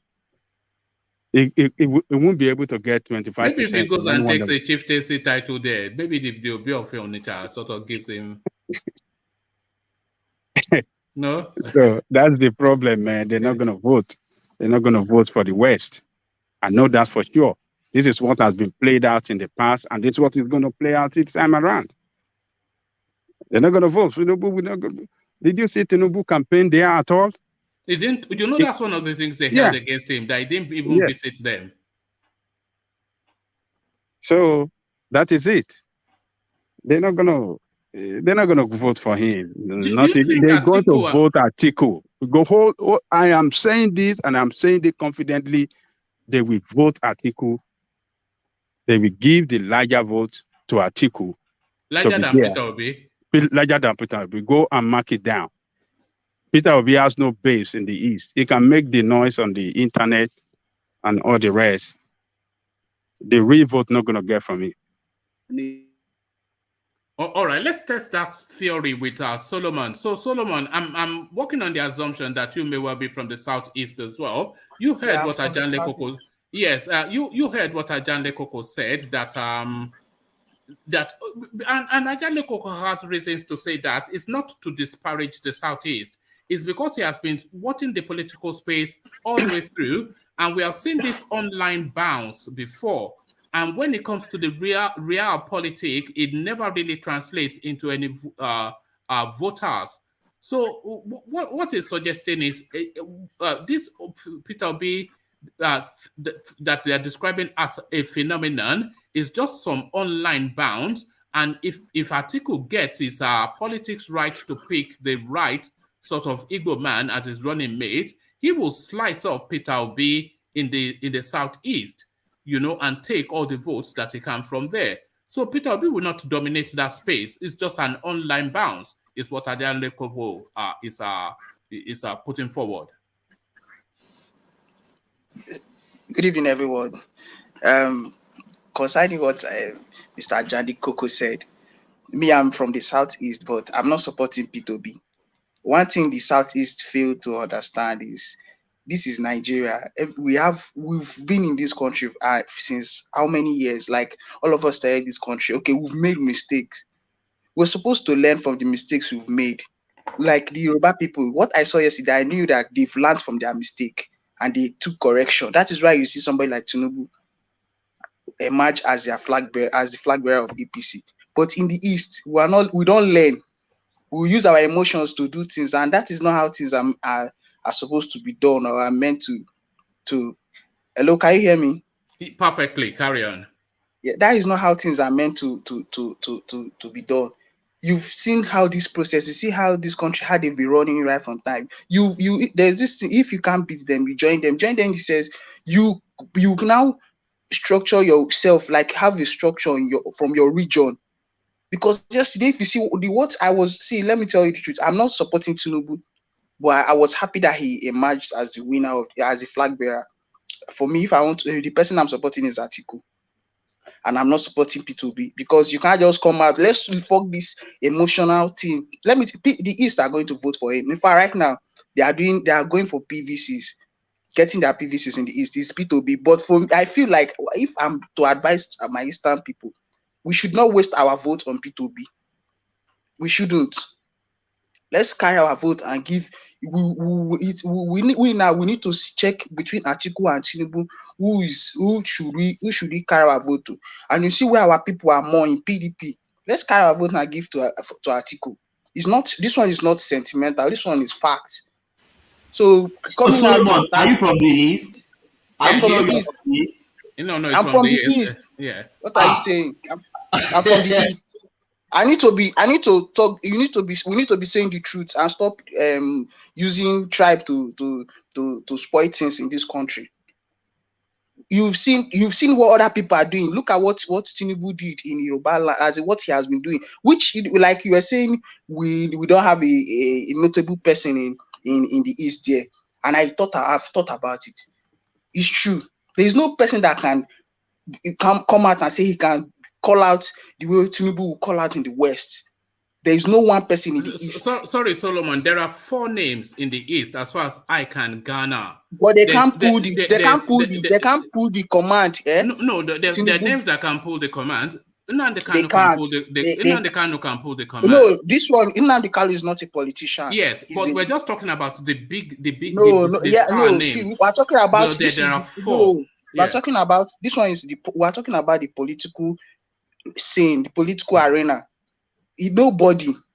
The East is divided when it comes to political matters. We need to come back now and see. Watch what people are doing. Even if they dollarize everything, but let's calm down and watch what they are doing. We need to structure ourselves in the East there. Then now come out to face because deep down, let's not deceive ourselves. So normally, deep down, it's regional politics that we play in Nigeria. But it's on another level. Look at you see yesterday, what happened yesterday night should teach. Let's just shut up when this one are talking P2B. Me, I don't want him to. He's not winning anything. Let me tell you the truth. He's not winning. If the South will not vote for him. Solomon, they will stone you on the streets for what you are saying. What is my business? Stone me for what? I will say the truth how it is. The Southeast they will not get. Atiku will not get that vote as he used to get before from Southeast. No, he won't. He won't. I know what I'm saying. You know the boys the men in the Southeast are sponsoring PVC. Who are they sponsoring it for? It's for P2B. It's not for anybody. They're telling them in the Southeast. What are you saying? Please, bro, no, they talk with you. No. I tell you facts. Don't worry about Charles. He's not going to. It's to be that the Southeast are going to vote for. It's not this one. They just what they are doing now is very late. This is what our elites, like our leaders there, would have done. Know that look at how it is in Nigeria. They will not go. We're supposed to have done this thing before these primaries. It's not now. We want to come. Thank you. The Senate joins us. I think they've released him from wherever they held him under that babe, that Brazilian babe that captured him for a few months. But sorry, the Senate is one of the stalwarts of the platform, so he joins us again. But carry on with your thoughts. We acknowledge the Senate. Carry on with your thoughts, Solomon. If we see the truth, let's say the truth. I'm not going to be sentimental. I'm not doing any emotional thing. I will say the fact how it is. If the ideal person to rule Nigeria is with his ideology. That's the kind of ideology he has. That is as in the kind of personality he has. That is the kind of person that we need to rule Nigeria. But this is politics. You can't just come out and because of your idea and no, go follow the process the way people are following it. Then it should be clear. Do you understand? Don't come and say because of your because of other people they have idea too, but they're playing the game by the rules. Play the game by the rules. Let's stop feeling betrayed. Me, I'm an Igbo man. I'm proud. I'm from Abia State, but I cannot come and be doing. Look, imagine. Just out of curiosity, Solomon, why Atiku? What especially? And I'm somewhat an Atiku man too, so I'm not far away from you. Why Atiku? Atiku is still, forget the fact he calls himself the unifier. Atiku, even if the East don't vote for him, when he comes into power, he will do things in the East. Let me tell you the truth. That I have that belief he will do things in the East, and they are talking. We are judging by.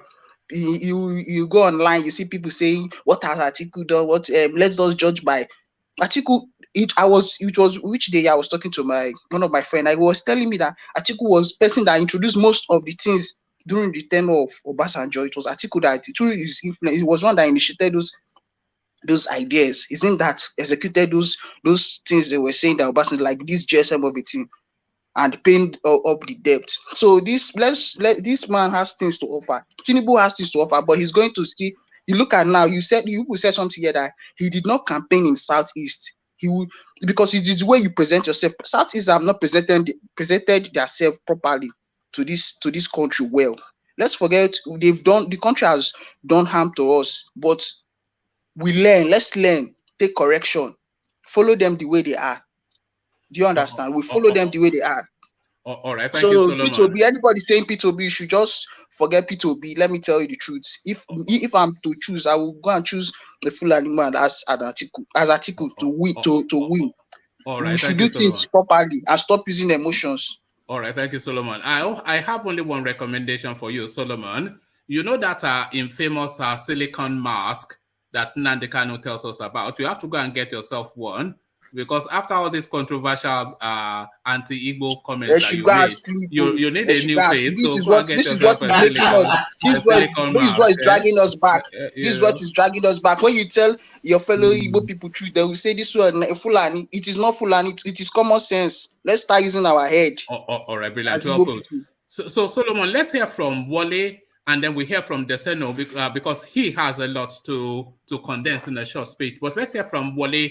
Wale, so I mean, you've been following, hopefully.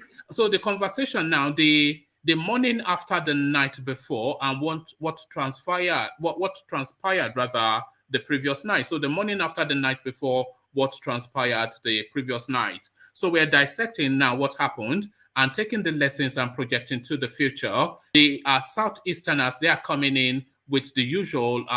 It's just the usual accoutrement of we will meet you at the whatever. So people are saying they have to pivot that politics into the politics that is being played in Nigeria, because you cannot have an isolated politics to sit outside of the mainstream politics and then complain that the mainstream politics is not representing your interest. I think that is somewhat what Solomon certainly said. So that plus the Tinubu space, let's hear your thoughts, Wale. Unmute yourself. Unmute. Yeah, carry on. Oh, so thank you, everyone. Good morning to you guys. Good morning. Yeah, I'm talking right now from Dubai. Yeah. Actually, what Solomon said, he was right. But if we look into it deeply, the Igbo guys, the Igbo people did not come to agree. They are not in oneness. What we say there, it could have been possible for them to file out a single candidate and a contestant if they agree within themselves. Like what happened, you can see like 2 or 3 weeks ago, they had a meeting in Richard Okorocha in Abuja to come out with a contestant. I mean, I'm talking of APC. So, after the meeting, they could not arrive on anything. If they could have come out and say this is like David Umahi or Richard Zukurucha or Ken Unamani. You are the single candidate we as our consensus, and they present this to the national chairman. This is the only person we have, and so far the PDP have the Northern APC had a meeting, and they said they want it to be sown to the south, diving it. So that will have given them an edge, and president also agree with them that they should go. The presidency should be zoned to the southern part of the country. As it stands now, we don't see any person coming out. Everybody is greedy to their greediness. They want to be the flag bearer of APC. You understand me? And this is what transpired between. That's why the Igbo lost it all in this just concluded primary election. And let me now talk on the Tinubu and Atiku. Sorry. Before you go to Tinubu and Atiku, talk about what transpired yesterday. How Tinubu taking the victory, and more to it, how he took it. So a landslide and a flogging. Okay, good. Yes, the Tinubu victory came through what we feel like through Tinubu is a politician. He knows what he's doing when it comes to politics. And it has been looking around, seeing what has been going on within the caucus of the the presidency, the chairman of APC, and some of the House of Reps. And some of the senators like LAWAN came out. LAWAN that happened to be Tinubu boy. He came out also that minutes to contest for the presidency. He came out to fight for the presidency as well. You know. So these are the things Tinubu says. And last, you can recall what happened in Ogun State on Thursday. That is why Tinubu was so angry to say what he said on that live broadcast. And that triggered everybody. And if you check into it, everybody look into that, what he said, that this guy is saying the truth. Without his power, but it's just like he's bragging over the issue. And the way he said it. And you can see some of the senators like Shetima backed him up, Gaduje. It was only Babashi Lawan that was about condemning the statement. The statement, right? But actually, nevertheless, what really made Tinubu to win this ticket was about the people. He has already spread his spectacles to the north. He knows without the north are majority, which south is their minority, southwest are minority. What he can do, he meets up with he has a good team. Talking of Gaduje, Shetima, and some other people inside us. So they team up together. So what can we do? You know Tinubu now, he has already automatically in this what is called this their delegate is originally from Osun State. So all the votes coming from Osun State, and I think Osun has 23 local governments, and if I'm not mistaken, 23 times 3 should be maybe something like something. So he has all these votes. Nobody can tamper with that. And in Lagos State, he has all the. Osun has 90 delegates. Okay, 90 delegates. One in Osun State. Nobody can have single one in Osun State. You understand? Hello, are you with me? Yeah, we can hear you, but faintly. Your thing is somewhat faint, but we'll yes, nobody can have single one. Nobody can have single one within in Osun State. And in Lagos also, nobody can even have single delegate. All right. We've lost him somewhat. We were about to lose him anyway, and I think we've lost you somewhat. You've gone to a space where the network has dipped out. But let's use that opportunity then to hear from Deseno. So we lost you some. Couple with the one we have from Kano, Borno, and everywhere. So I think he has the edge. So these are the things. Well, all right. No, your system is dipping out somewhat, Wale. But if you can hear me, your system is dipping out and your voice is muffled. So I'm going to mute your mic to hear from Deseno, but I will come back to you in the course of the session. So thank you, Wally, and good to meet you from Dubai. Worldwide, though, but you are not as far as Japan, though, because we have people in Japan, so don't worry. But the Desano, of course, closer to home. So Desano, just a very brief catch-up on politics that is obtained since you last spoke with us, especially within this space now that has taken the space somewhat off guard. Sorry, what they admitted you. So that has taken the space somewhat off guard. Tinubu comes back from the dead. They've buried him so many times, and he comes back with a bang. It's just a massacre. What happened yesterday, and now the guy straddles atop the political space like a colossus. What are you making of all that, Desano? Yes, good to be back once again, and good to be here with you guys. And Desano, dial your volume down a bit. Your voice is a bit loud, but dial it down just a little. Yeah. Yeah. Okay. Is that better? Yeah. Carry on from there. Yeah. Okay. Yes.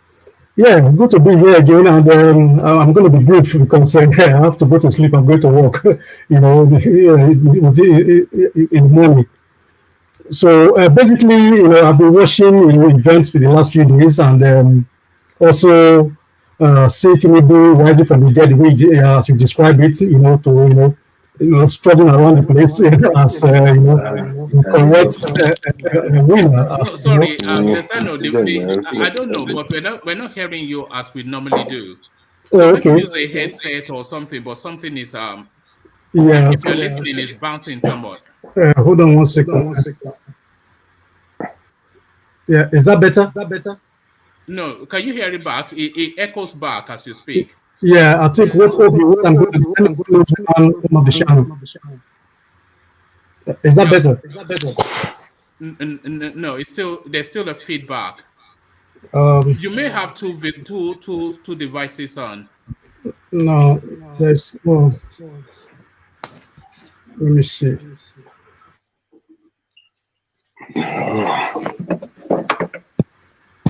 Is that better? But carry on anyway. I think we can make out what you're saying. So carry on. Yeah. Okay. We can hear you, but yeah, carry on. Yeah, carry on. Okay. Yeah. So as you rightly described, Tinubu rising from the dead to become the winner of the APC primaries. It's a bit to me, when I saw the news this evening when I came back from work, I was a little bit shocked, to be honest with you. But at the same time, I expected him to win, but he had to do it the hard way, which he did. Because if you look very well, you notice that the cabal, they were trying to sideline him, during the build up to the primaries. But he stood his ground and bullied his way through, the way I saw it. He bullied his way through, and the cabal in Aso Rock did everything they possibly could to make sure that he's not coming around. To win the primaries. But, definitely he did something, wonderful, either within his capacity, and, gotten all the delegates that he wanted. And here we are. He's a winner. But the problem that he's going to face lie ahead, not now. So I'm going to go back to a little of, into history a little bit. The history of the East and the West when it comes to Nigerian politics, because our politics is based on, which somebody mentioned earlier, is based on regionalism, regional politics. So you also need to look at the history of the South and their political alliance with the North in the First Republic and the Second Republic up to date. And also the Southeast, in my opinion, I don't think they've been, they've never been a good politician when it comes to the Nigerian politics. They don't play their politics in a way that, people will believe in them and people will want to support them, because they always, they play an individualistic politics when it comes to the Nigerian politics, while other part of Nigeria play regional politics. Even in the South, where you have so many tribes, they managed to, speak in one voice when it comes to a national, election. If you look at the history of Nigeria, for example, you will notice that the South, for example, any candidate they vote for always win Nigeria election. You understand? Any candidate they vote for in any general election, that candidate always win. Is that not just a coincidence? It's not like their vote carries anything. Coincidence, because if you look at a Shagari election, yes, they voted for Shagari. Shagari won. Then when it comes to Abiola election, they voted for Abiola. Abiola won. Then when you come to Jonathan, of course, from that region, they voted for him and won again. The only time they voted for a president that didn't win is APC, which is this current president, and you can see the results for the whole country. So I'm going to so when it comes to political alliance, the Southeast and the Southwest, they're going to cancel themselves out. They're going to cancel themselves out. Southwest might have edge. They might have the edge, but the number will not be enough to win the election, because I can categorically tell you that Atiku going to pick the vice president from 2 states in the South, either in River State or in Delta State. And if it's going to be Delta State, it's likely to go to pick the governor of Delta State, which is from the Delta Igbo, the Anyoma area. So that is close to the Southeast. So that might diffuse the tension within that region. You understand? So the South are going to align with the North. This is not about settlement. This is about strategy. About the Peter Obi phenomenon. Yeah, I'm going to speak on that. So this is going to be about strategic interests. What is going to happen when Atiku pick a VP from that region and align with the North? What will be the outcome? And what is the political benefits within that region? So these are the things that you're going to look at. It's not just about settlement or about what is my turn. This is about strategic interests of your region. What is going to happen? How do you develop? So you can look during the Shagari era, for example. Within 4 years, there were so many industries that were built in Delta State alone. Delta Steel company was built under Shagari within 4 years. NNPC, so many other companies. So I do not believe that the South out of political interests will want to consider themselves first, because Nigeria is playing regional politics. So an article knows very well, picking somebody from that region will boast, and don't forget, all the states in the South except maybe Cross River, they are PDP states, and those people they are called PDP loyalists in that region. I don't think APC will be able to make any. A lot of people feel that all that vote will sweep into the Peter Obi phenomenon. No, we've been told by Charles that there's already a movement for them to go and pick up their PVCs. The people of the South, they are not foolish voters. They are very strategic when they vote. The only problem they have is the number, because they are not because we have so many tribes in that region, so there's no majority in that region, so and they don't have the number compared to other part of Nigeria. But with their votes combined with other regions, especially the North, will win election for anybody. And I know for a fact Tinubu cannot win election in that region, and Obi cannot win election in that region as well, because like somebody said earlier, voting, not that they don't like Peter Obi, they love Peter Obi, they want Peter Obi to win, but voting for Peter Obi will amount to wasting their votes. That is where I saw it.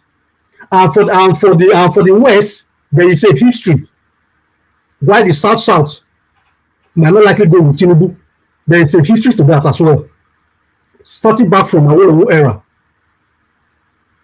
Those factors will be put into consideration. And what will be the strategic interest if they go with APC and vote Tinubu? What are they going to gain from that?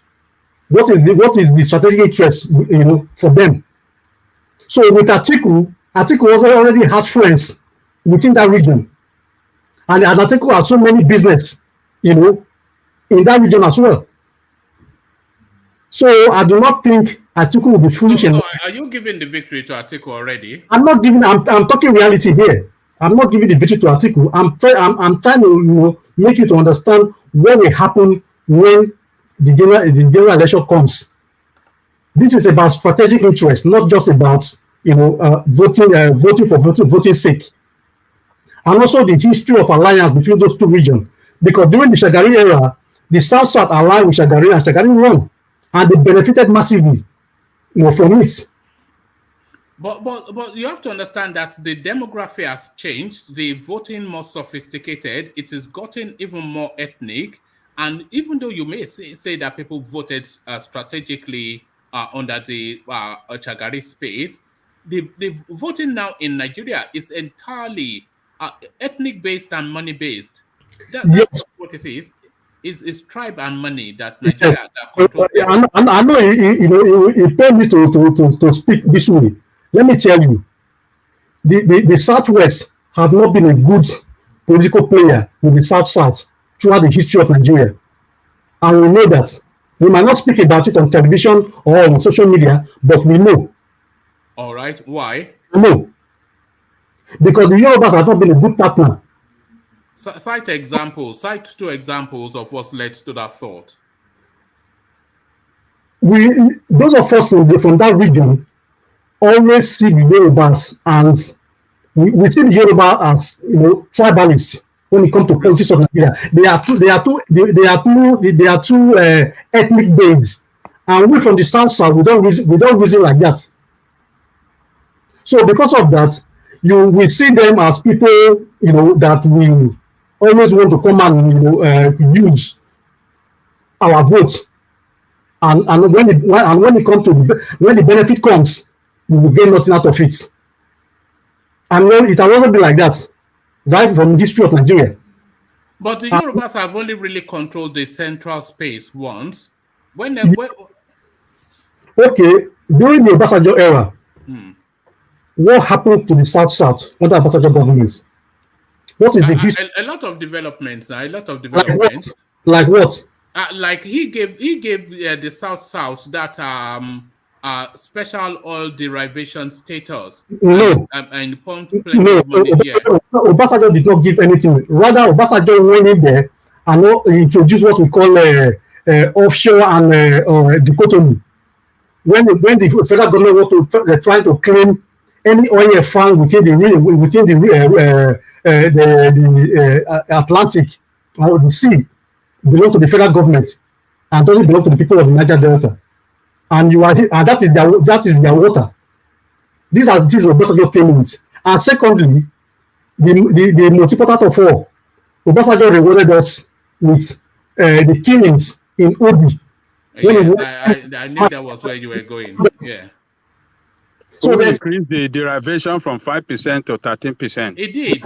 And that was fought for by James Ibori and other governor, Peter Odi.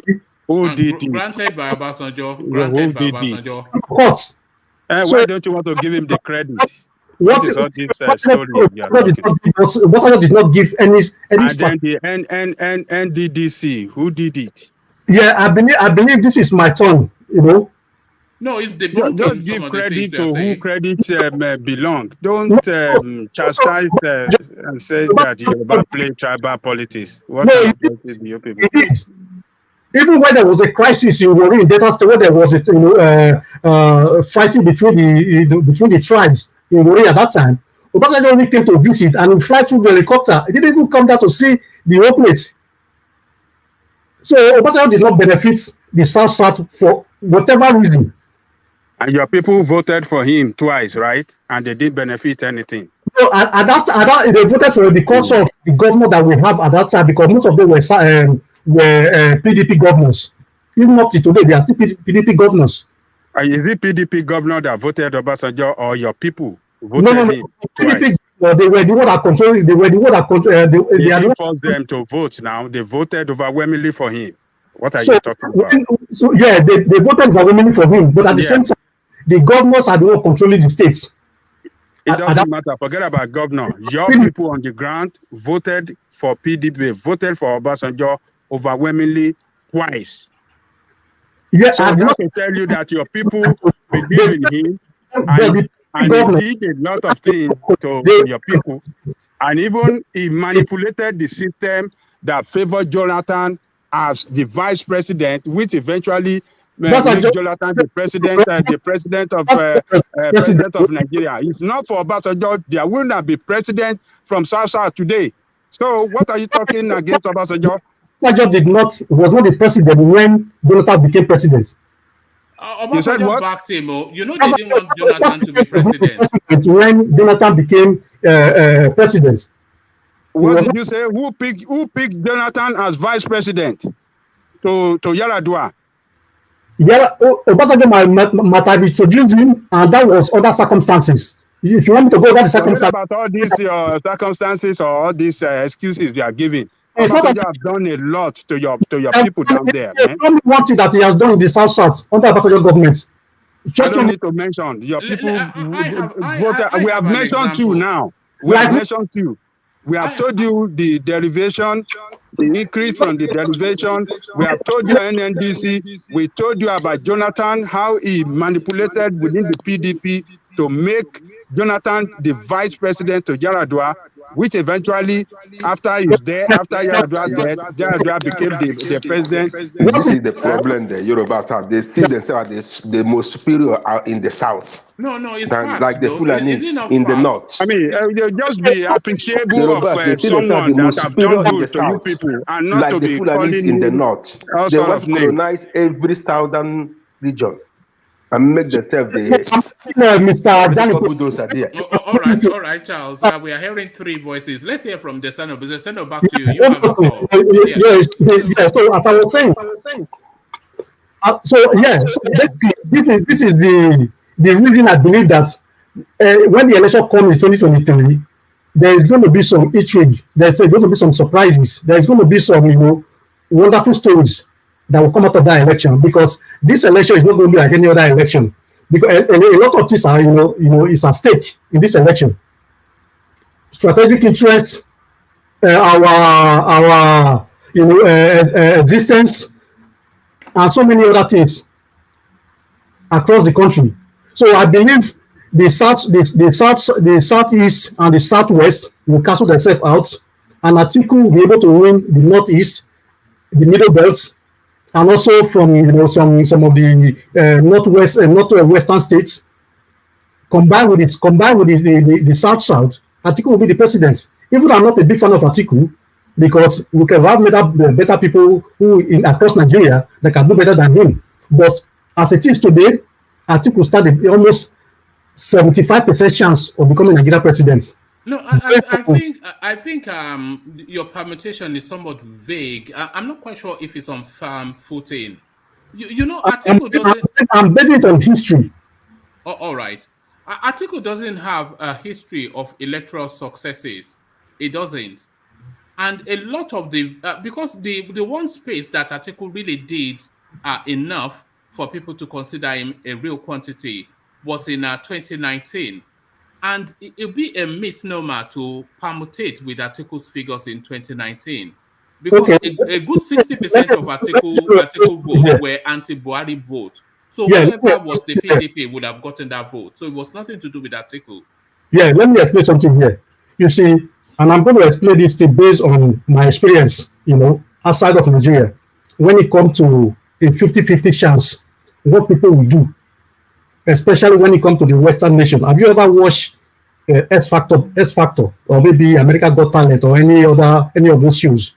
And I will tell you one thing. I watch scholarly things. I don't watch that. Yeah, okay, good. Yeah. And I'm going to explain something to you. And this is based on race. You see, anytime that you see you have a contestant of maybe African descent, or maybe a European descent, for example, and both of them are very good, and they have a 50-50 chance. The person of the Western descent will always win. Why? Because they will always support their own. That's how it works. And this is, and I also observe the same thing with religious people, especially religion from from the northern part of our country.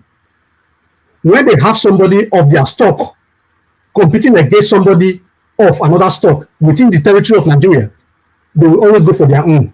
No matter how that, no matter how. No, you can't say that though. I'm telling you, this is what. I'm not sure if you are new to the stream, but we've already used data to debunk that, and I still have the data on my screen. You know, we've got voting patterns. The data, but this is what's going to play out in 2020. Are you going against voting patterns? Go and write it down. What I'm telling you, because it almost played out in this APC election. If not because Tinubu was a smart person, and with his connection, he was able to bully them and they back off. This is what happened. Let me give you a statistic, and then you unravel it for me. Okay. It's the same one that I gave to Ajanle Koko. I'll give that to you as well. So we're going to 2011, and we're pitching Goodluck Jonathan against Malam Buhari. And we're going to Borno State, which is really hardcore north. Yes. So in Borno State, Goodluck Jonathan, he won, so that's fine. You say he's incumbent. 2011. 2011, yes. So Goodluck Jonathan, he won, so that's fine. But he got 77.25% of the vote, as opposed to Buhari's 17.58%. Okay, in that regard, you see, as at that time, Borno was going through a crisis. Borno was going through a crisis, and Jonathan, for some reason, before that election, was able to prove that with will, problem can be solved. Goodluck Jonathan won Taraba as well, Plateau, Nasarawa, Kwara, Kogi, Kebbi. Yes, I'll post the link so you don't think I'm making it up. So, yeah, that's I'm aware of those facts. I'm aware of those facts. I'm not disputing that at all. But I'm telling you that as at that time, the Nigerian economy was good. Things were going very well. It goes against this religious narrative you are painting now. Yeah, Jonathan was under under Yar'Adua before he became before he contested the election when Yar'Adua passed. So obviously, it was popular. Jonathan is a Christian from the south. Yes. Buhari is a hardened Muslim from the heart of the north. Yeah, but if you look at the history of Nigeria, the people of Borno, majority of because most of us from the south. We can go to Abiola as well. He defeated of people because those area in Borno, majority of those people there, they are different tribes in those areas. Most of them are Christians. But we also, because we group all of them as Muslim, in the north. But majority of them are Christians in those regions, especially in Taraba. And, okay, let's go to Kaduna. But in Kaduna, by the way, Buhari won, but Buhari got 51.9% of the vote. Goodluck Jonathan got 50%. In northern Kaduna, because Jonathan won southern Kaduna. Christians. Well, Kaduna is one state, but Goodluck Jonathan got 46.3. It's divided. The Buhari won in the north of Kaduna, northern Kaduna. Jonathan won the southern Kaduna.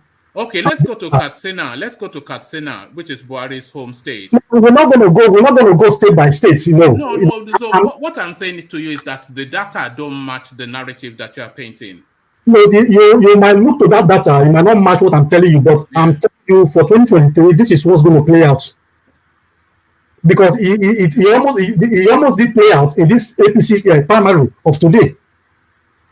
But Tinubu was a smart politician who knows the stuff, and he was able to bully them, and they got scared. Please. Yeah, come in, and then after you, there's a round of your thoughts, and then I want to pick up other people because a lot of people are talking about interject, And Yeah. then the turnaround also. Let me just say briefly before I round up so that other people can speak. Yeah. You know, as for Peter Obi, as here somebody said earlier that Peter Obi can never win in the Southeast. I share that opinion too, because voting for Peter Obi is a very good man. I like him to win the election and become president of Nigeria.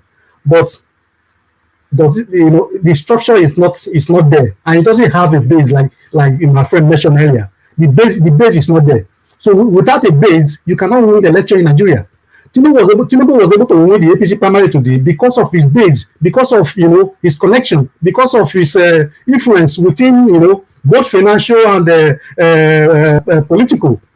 So he was able to win, and he did very well. I was shocked myself to see that he won the primary.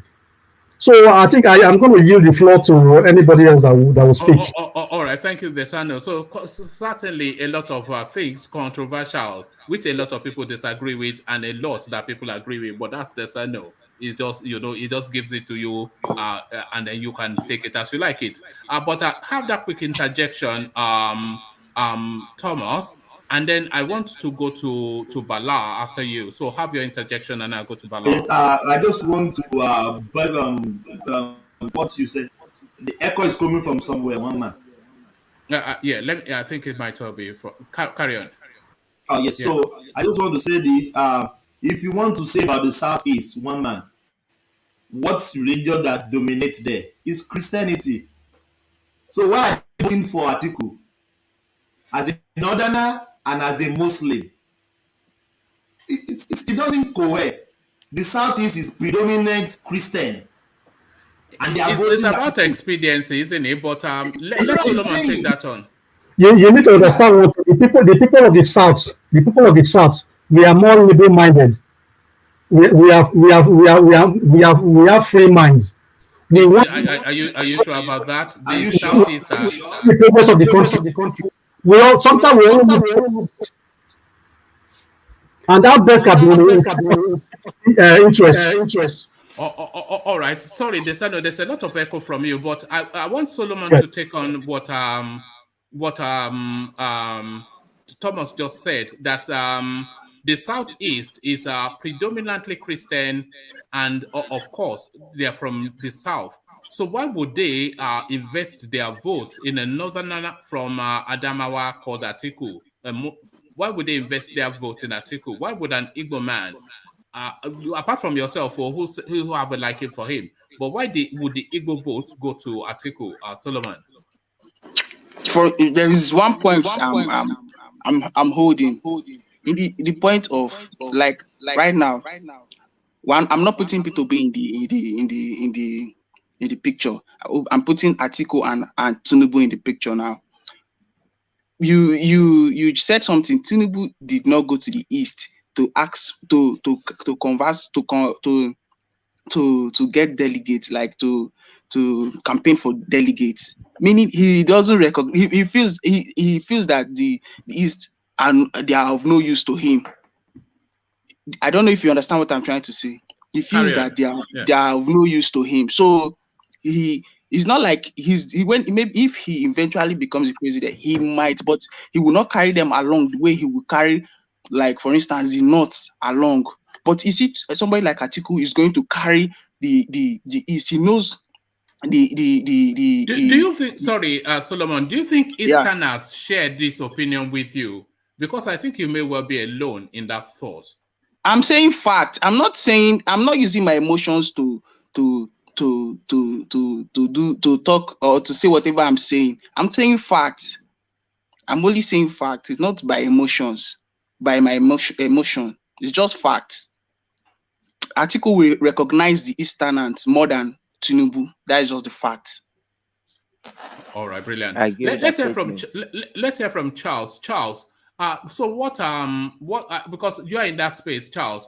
So what Solomon just said, that the Southeasterners will invest their votes in a northern Muslim called Atiku, over and above Peter Obi, because of reasons of political expediency, you understand?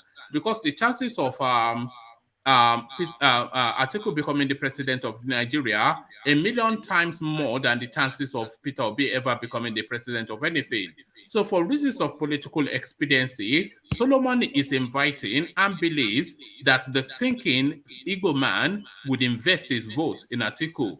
Do you share those thoughts with him, Charles? Yeah, in a way, I share the same thought with him because Tinubu, as a person, as an Igbo man, I can never vote Tinubu. One, history cannot be forgotten. I could remember 2019, Igbos who want to vote was not allowed to vote. Who did it? Tinubu. Was it Tinubu of the Oba of Lagos? Was it Tinubu of the Oba of Lagos? Tinubu, as long as Lagos is concerned, Tinubu is in control. And look at what the guy said. Tinubu did not even ask for Igbo's delegate, the delegate from the southeast. He was only canvassing. The place he was canvassing was in the north because he believed that it's the north that will give him power. He looked down on the Igbos. Look, as far as I'm concerned, I will like whatever all the sentiment that I'm hearing here. As far as I'm concerned, I will love Igbos to prove ourselves in this election, so that every part of Nigeria will know that without us, because I believe that Atiku stands a better chance of becoming the president because they love their own. They love their own so much. What about all these things we are saying, APC, this, that? The small thing, they would have a smart Tinubu in these primaries. Tinubu would have become their candidate. They try, but because of the role he played before Buhari became the president, I think because of that, Buhari decided to allow him. But I strongly believe that they will never vote him as long as Atiku is there, and they have been planning to make sure that they keep power by themselves. In 2000, look, in the south, there are competitors. Peter Obi, as far as concerned, is a third party in Nigeria. Forget about all this and that. It's a third force in Nigeria, and he will share his vote with Tinubu in the south, whether people like it or not. You mean in the southeast? In the whole south, it goes south. It's southeast, not south. It's not southeast. He will win Tinubu. He will win Tinubu in southeast. He will share his vote. He will share vote with Tinubu in the south. Watch it. And in the north. What about the southwest? Southwest, he may not get vote there, but Tinubu will win in the southwest. That one I'm very sure of. Because I know the Yoruba, they are very, very tribalistic because they are like Fulanis who want to prove to the north that they are the superior. Are you not tribalist? No, let's not go into that one first. They want to prove to the south that they are the superior. Yeah. Sorry, carry on now. Yeah. So what I'm saying here, Atiku stand better chance of winning the president of Nigeria because I know the north. At the end of this game, then we do the way they used to do. They will join hand and support their own. But Tinubu always wins. Tinubu always wins. What about that as a factor? Tinubu always wins. Has he contested a Nigerian president before? Whatever he has contested, he always wins. That guy has force. With what I saw yesterday, he has strong force. He always wins. Always. Okay. This is primary election. They just concluded. The main he election won in is coming. 2015 when he took Goodluck Jonathan out. He holds Lagos State since 2019. He gets his way in politics always. Because at that time Nigeria was in shambles. Now the whole Nigeria was looking for a way out, as it is today. The whole Nigeria was looking for a way out. And also, just to interject one man, also you need to understand that Tinubu is not as popular across Nigeria. Sorry, there's so much echo, but yeah. Atiku is not popular, but look. No, Atiku is Tinubu that is not popular across Nigeria. Buhari contested for almost 3 times and lose. With the same thing to Atiku. Do you think the Northerners, they will not consider their own? Do you think they will allow him to fare this time again? Do you think that? Look, I don't know what Tinubu is thinking. I don't know what is in his mind.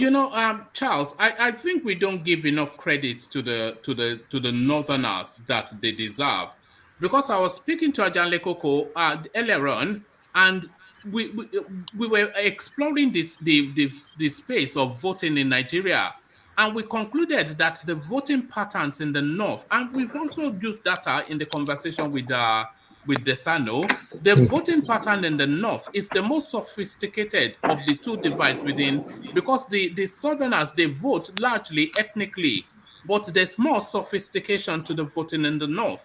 So you can't just say that it's just going to be all Ahmadiyya votes and they will do Rankadede. It's not going to be Rankadede voting. No, the North will always support Yahoo. No, but we've already used data to say that that's not the case now. Well, we wait in 2023. Well, like you said, 2023 is on the way. In his own local government area, in his own local government area. So far. It doesn't matter. Obasanjo, before Obasanjo came to power, he didn't win in the Western Nigeria. He never won election, but he became the president. What about he didn't win in his local government? I bet you, Tinubu, for Tinubu to become a Nigerian president, it will be very, very slim. It will be very, very slim. Mark my word. Because hold on, Desano. Yeah, sorry. Yeah, carry on, Charles. Yeah. I, as an Igbo man, and every Igbo man, we never vote Tinubu. If they will vote, it no, will be you few can't of speak them. for every Igbo man, no. Okay. He's saying the fact. He's saying the truth. Okay. Some Igbos may vote, but Tinubu will never win.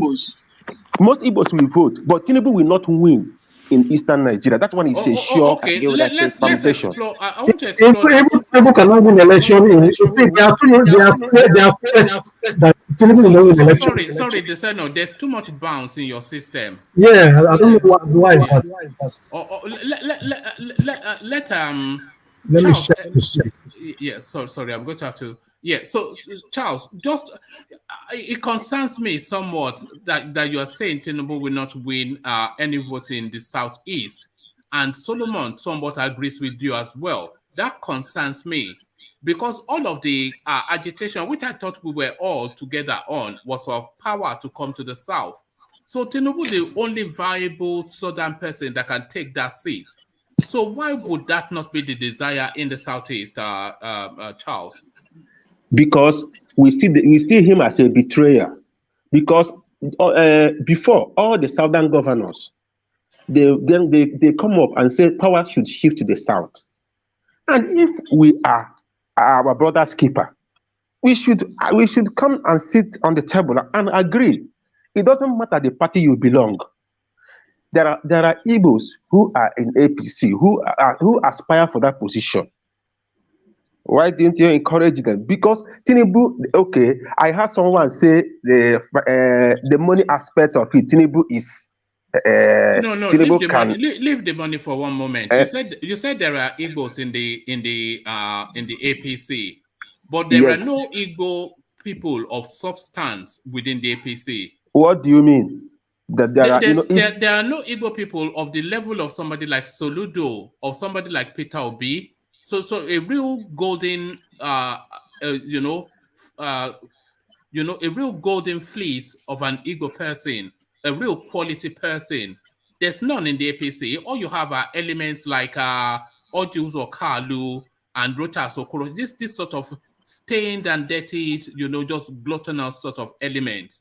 So those are the Igbos you have in APC. So there's no Igbo person in the APC. So who would they cede a position to? Okay, you are the one that described them in that manner. Well, do you disagree? I didn't know like that. Who is Tinubu? Is he not of the same grade with them? Tinubu was nobody before he became, mind you. These people you are mentioning, they become influential, they become rich when they grab power, become governors. The same thing like Tinubu. Tinubu's history. Tinubu was nobody. He was just a manager or somebody working with the one oil company till he became a governor. That is when Tinubu becomes stinkingly rich, influential. Where did he get his money? From Lagos State Post. So what is different between Tinubu and these guys you mentioned? There's no difference. So if we are going by that way, I think there are still the same Tinubu's type that came from Igbo that they would have allowed. So don't say there is no. Tinubu is one of the founders of the APC. The same thing to Rochas. Rochas was one of the founders of APC. Would you have been comfortable if people rallied behind the name of Rochas? Would you be proud to have him? My brother, as long as they give an Igbo man chance. Really? So that's what it boils down I will not be proud. They've already if they even bring him out, it's not worth it. As far as I'm concerned, Tinubu level of Igbos. And he has been showing it. This thing I'm saying that because Igbo has not ruled before, that will not bring out one kind nonsense person. So Can I ask question? In this election, what are we looking for as Nigerians? Somebody that can carry out the work, that has the people of Nigeria in heart. What are you looking for, Charles? What are you looking for? You see, in this election, I am looking for competency. Somebody I'm living in Australia. I was in South Africa for 11 years before I relocated to Australia. When I look at this environment, look at South Africa. South Africa is an African country. Hello? Where are you in Australia? I live in South Australia, Adelaide. I'm in Melbourne. Okay. Yeah. So you see, when I look at all this environment from South Africa to sometimes, when I used to go to Nigeria, from South Africa to Nigeria, as soon as I get to MOM, everything changed. I went to Nigeria. I landed in Nigeria some years back. By 2 o'clock in the night, I was standing throughout that night till morning before my sister came and picked me from the airport.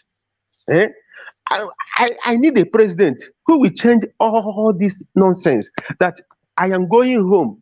When I get to Nigeria, I will feel the same way I am feeling here. Let me guess who that president is. Should I guess? Guess. Yeah, no, let Thomas guess. Who do you think is talking about? Peter Obi. Peter Obi. Yeah, of course. Yeah. But Charles, yeah. Do you know? People are complaining Tinubu doesn't advance for the delegate in the South. Actually, Tinubu don't need the vote of the South. What do you mean he doesn't need? Of course he needs a vote of the South. No, one man. Let me say this. Let me finish. The last election, the South, the 5 Eastern states gave Buhari 400,000 votes. They doesn't care. They don't care about the 5 states. They don't care about the Southeast. These people we are talking about. Yes, because that's how they design it. They gave all the regions 6 states, and they compress Eastern Nigeria with 5 states, so that they will become minority. Let me finish. Despite the fact they didn't vote for Buhari, didn't he win the election? Because that time there was no division as it is today. Come on, my brother. Division has been there since 1960. No. 2008, 2015, the whole Northerners vote Buhari. Southwest vote Buhari. So is it only Southeast or some people from South we make him to lose election? But this time, Southeast, Peter Obi on the pool, he will win Southeast. Atiku will win Northeast. Pankwa, so if he is in the pool, he will win North Central. Mark my word. So tell me, let's say Tinubu will win Southwest. What they will be dragging here is we're marking a lot of people's words today. We are marking Najan Lekoko's words and we're marking your words, but every word is different. So which word are we actually marking is the question. But thank you. It gets even more complex as we go along. Thank you for that. Mute yourself, Charles, because there's a lot of bounce back. I think it's an Australian thing because we get it from Thomas as well. But certainly good to hear from you. At least you hold your what we like. It doesn't matter if people agree with your views or not, Charles. But if you hold them with the conviction that you're expressing them, that is what we like to hear here. But another voice we like to hear is to Niger. So let's go to Niger. So we were going to Bala, but I think he's dropped out. So to Niger, let's hear from you. Are you there, to Niger? Yeah, I'm here. Good to have you again. So I mean, it never stops really. The Nigerian political space is better than any soap opera that you've ever watched. It's better than Game of Thrones. So the Game of Thrones continue within the Nigerian political space, but they are now unpicking the votes that led to Tinubu's victory. And what they've concluded from the voting patterns, it was essentially the Northwest and the Southwest that delivered for him. How block votes from Northwest, Southwest delegates helped Tinubu defeat Amechi. So they broke it down into the details of it, and it was essentially the Malams and the Igbos that delivered the Jagaban of GBT. What are you making of that? They delivered for him now because he was running against another Yoruba man. You forget that many Northerners are not part of the race. If they were, you will get a slightly different result. And there's likely to be a Northerner competing against him in the form of articles. So, yes, you did say something about Tinubu not losing an election, but he's always been running in his neighborhood, which is the Lagos and Southwest. He hasn't branched out, and this will be the first time. You see, I was in Nigeria during the time of Abacha. Tinubu was in London, while Obasanjo came back and went to jail and died there. And then after Abacha passed was when Tinubu returned. I think I agree with the gentleman that said something about Tinubu becoming powerful after he became a governor, just like many governors become. He was a wealthy man before, though, but he lost his fortune and then regained it. But as a governor. Yeah. Mm. So, well, my point was at that time, I never saw Tinubu as a pivotal figure. We were talking about the Bola Iges, Gani Fahimi, all those people were fighting the fight then. Tinubu was in London when all that was happening, and he has come back and somehow inherited all the work others did here. So I don't know how that happened. No. He was fighting it outside the country as well. Yeah, cleanly outside the country while others are dying here. My point is that Dele Mamadi was fighting it from Ghana. Yeah, that too, I don't see. When we were on the ground, and especially when someone like Obasanjo, he was politician. He would have been killed. So he ran out. Abacha wanted to grab him. He was able to escape. Yeah. And he was fighting. And even this governor of Ekiti was abroad too, fighting it. He created Kudirat radio. That we were using to attack Abacha's regime. So at that time, to be fair, at that time, I really didn't appreciate people that are the ones that were outside the country. I really didn't appreciate them much because the ones that were on the ground were taking a lot of risks and were doing all the hard work on the ground. Have you heard of this statement that he who fight and run away live to fight another day? Have you heard that before?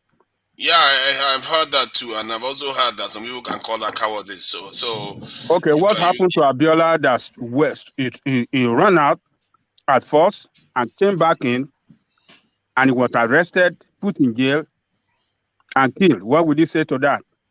For the blood that he shed is probably why we have a democratic system now. Is that the blood is shed? You have democracy today. Is the democracy work for you? Does it work for you? Does it work for you? This democracy you have today? It's giving us a shot right now. It's giving us a shot other than the anarchy we had before. And he won the election fair and square, and he paid with his life. And see, you can say whatever you like about Abiola or everything that he's done, but he did stick to one thing. And he paid with his life for it. And let's face it, Tinubu is going to pass someday.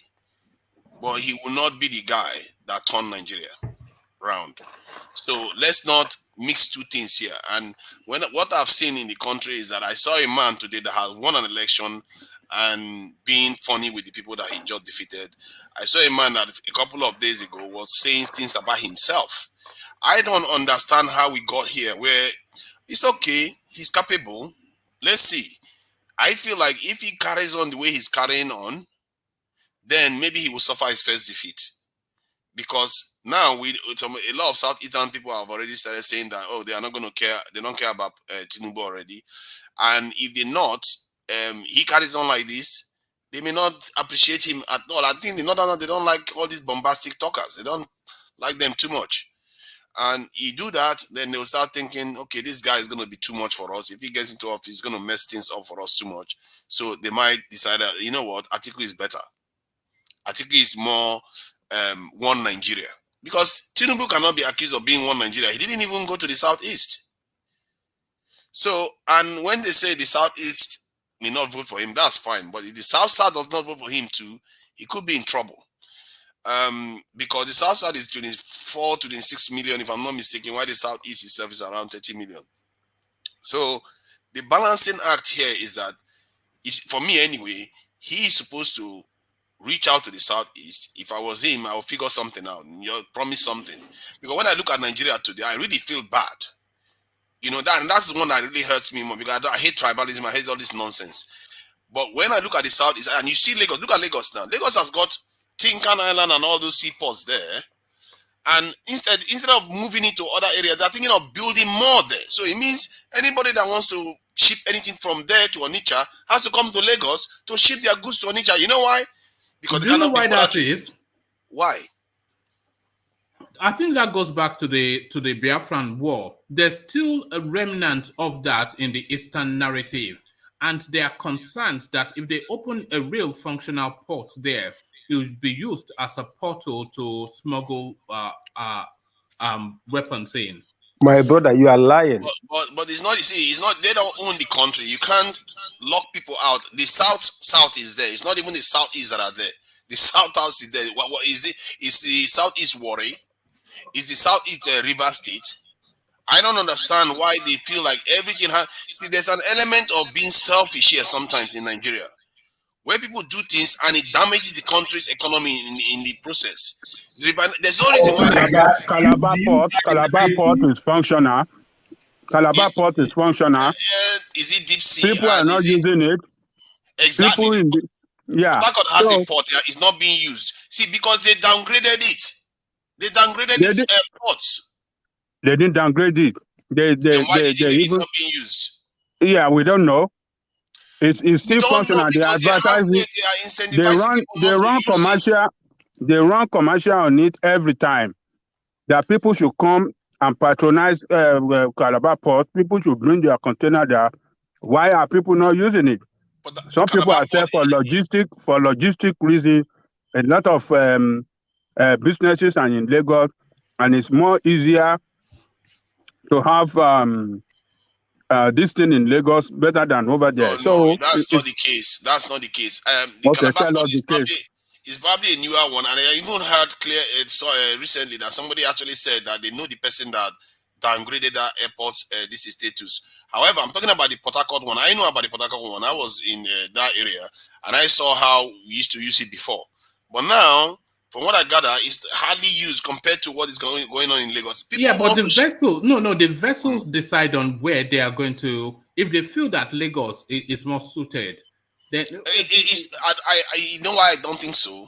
Right. It depends on what the government decides to be shipping there. If the government decides to ship something that is of higher priority to Nigeria over in the other region, people will use the other regions more. They could decide that, you know what, all the stuff we import as a government goes to the other side, from the other side. Then Lagos will have to just deal with all the ship trades and all the rest. And by the way, I think Lagos actually wants that port out of the state, because it doesn't make sense. It's more of a nuisance value than any. Yeah. But it doesn't make sense that it is there. Amesi has already clarified on this issue before now. Right. He has already made mention of the reasons why the Calabashi port, and even there's one they are building in, I think, Akwa Ibom or something. He says that's the only one that is deep enough, that the other ones are not deep enough. You know, so I think he has No, but let's be clear on the depth of the port. There are certain vessels that can still, in fact, the vast majority of the vessels that traffic goods across the seas, they don't actually need those deep. It's for really this heavy, lift that needs the deep sea. So there's still sufficient enough traffic that can make it a viable thing if the vessels want to go there. Yes, but again, I'm happy that you guys are talking about this because this is one sector that would have transformed Nigeria. It's a pity that the government cannot put in place policies that will make Nigerians flourish. That is why I don't know, this election should be pivotal in our next move. The ports, if they are being functional, will make Nigerians prosper. Prosperity will make Nigerians stop committing crimes.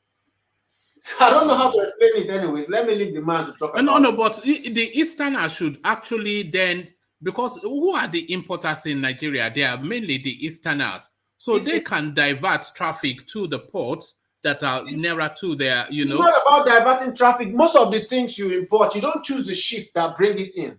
So once the ship comes in and it cannot bat in a shallow port, it has to be batted in a deep port. Do you know about Apapa Wharf, and they're building another one in Lekki? There is no road. How are these politicians thinking? They are thinking, all right. They're just thinking, let them put it all in one place. The other seaport and make them viable. There's something you call economics of scale. I don't know what is this word. That if you build a seaport, there are more things that it attracts to that environment. This is for the youth to work. This government is just going downwards. They are going downwards. My brother, it's not about this government. The Yorubas want all the people to be coming down to Lagos for everything. There is no road. You mean Buhari from Abeokuta, Abi? There is no road anywhere. They're not. They're not holding. The Fulanis are holding political power. The Yorubas are holding economic power. That is the problem. The thing, I've said it before, that the group that has gotten the best out of Nigeria are the Yorubas, and I don't think it's only for all the oil blocks belong to the Yorubas, Abi. No, it's not all about it. It's what you see on the ground. That's what matters. I don't care whether the political powers belong to the Yorubas. The Fulanis are holding political power. The Yorubas are holding economic power. I'm looking at what they have on the ground. They have Lagos. They have all kinds of universities. They have real stuff. A lot of stuff on the ground. That's what I'm looking at. So they want to keep to eat. They have better than most parts of the country. Awolowo. All courtesy of Awolowo. No. I think there's some truth there. No. I doubt because of Awolowo. It is because the Lagos state you see today was a federal capital territory before, and by virtue of that, the state invested a lot in the state in Lagos state. Most of the things that you see in Lagos actually federal government investments. That is why they cannot collect the tax directly. So even some of the politicians made mention of these things before. That if Enugu becomes the capital of Nigeria, it's part of the things that Enugu is going to get. Most of the investments are going to be focused there. Look, by virtue of his place, I thought Calabar was once the capital of Nigeria too. I don't see all the stuff staying there. See, the point I was making is that it makes sense for efficiency, if not just for this thing, that they spread these things in the south. Sometimes it feels like Nigeria doesn't even have coastal region. The only coastal region they have in Nigeria is Lagos, which is crazy. And that should change, because it's implying that some parts of the country is doing stuff to favor themselves. I can understand the security aspect of it, that they are worried about security reasons, but it's not in the southeast, it's in the south. So why are these things not going there? These are some of my concerns about the way the country is being run. And now, if, say, peradventure, Tinubu wins, it will turn out that the South has run the country for 16 years in the this thing, or more actually, 20-something years, but about 16 years will belong to the Southwest. Naija, please, when you're talking about this insecurity, don't pander to the narrative, please. There's nothing about insecurity that was not caused by poverty. Please don't. If you pander into this narrative, you are only giving you're only calling the dog a bad name. We're not talking about does the southeast even have any water that passes through? It is a water that's connecting to the other parts that it has. So I don't think there's any problem. The River Niger was dredged. It wasn't dredged totally. It was dredged halfway, so it could not even carry container ships. We have to work on these different states. This country is big. If you have 20 seaports, let them function. There will still be more traffic in Lagos because Nigeria doesn't supply only Nigerians. Go to Cotonou, go to Togo, go to Ghana. These people come here to buy. These people come here to buy. These people come here because Nigeria is big. I see. What I see is that even I checked the River Niger. I found that the River Niger can, take some vessels in, and with some work, it can even take vessels even up inland into the country. And I find a country that refuses to do that as deliberately sabotaging itself because of divisions. That's why I really hate when our people are not working together. No matter what you say about Tinubu, he pulled people together and got things done. And that is something that the Southeast needs to learn. And that's the thing that Nigeria needs to learn. Because we have to pull together. That's how we magnify our outcomes. And Tinubu is there to teach Nigeria, but people like Charles, they would rather eat grass than. Don't start man, with that. See, Tinubu is. I fear that he's going to be his own worst enemy on this one. Yes, I fear because of the way he's carrying himself. He's already self-sabotaging. Secondly, I think we should take the power out of the center. This is a problem. The last time I said it, we have to remove the financial incentive from the center. If we do that, I don't think Nigerians will care about elections anymore. There are countries out there where they are carrying an election, they are doing election. The citizens don't even care to go and vote. All right, that's a broader topic. That's restructuring. But gentlemen, let me take the conversation around to I'm make not sure talking about restructuring. I'm just saying passing laws to take the money out of it. I talked about it before. We should make government accounts. all that is vested in the Constitution now. It's not accounts. It's not vested in the Constitution. Sorry. Sorry, I'm talking about making government accounts public, so people know what is going on in the accounts. If people know what is going on in the accounts, it's going to discourage all this corruption and all these people enriching themselves like the way Tinubu enriched himself from his state. This what is going on. Why would anybody not fight tooth and nail to become governor or president or whatever they want to do? But if you take that financial incentive away from them, let's see who is going to be paying 100 million in naira for running for presidency. They will not do that because they know that they're not going to get the money back. Because they will have to steal that money from accounts that people are watching all the time. If we do that, we remove the need for tribalism, we remove the need for all this crazy tension that is going on right now before people get into office. And I just feel like that should be our priority than worrying about who even sits on the chair.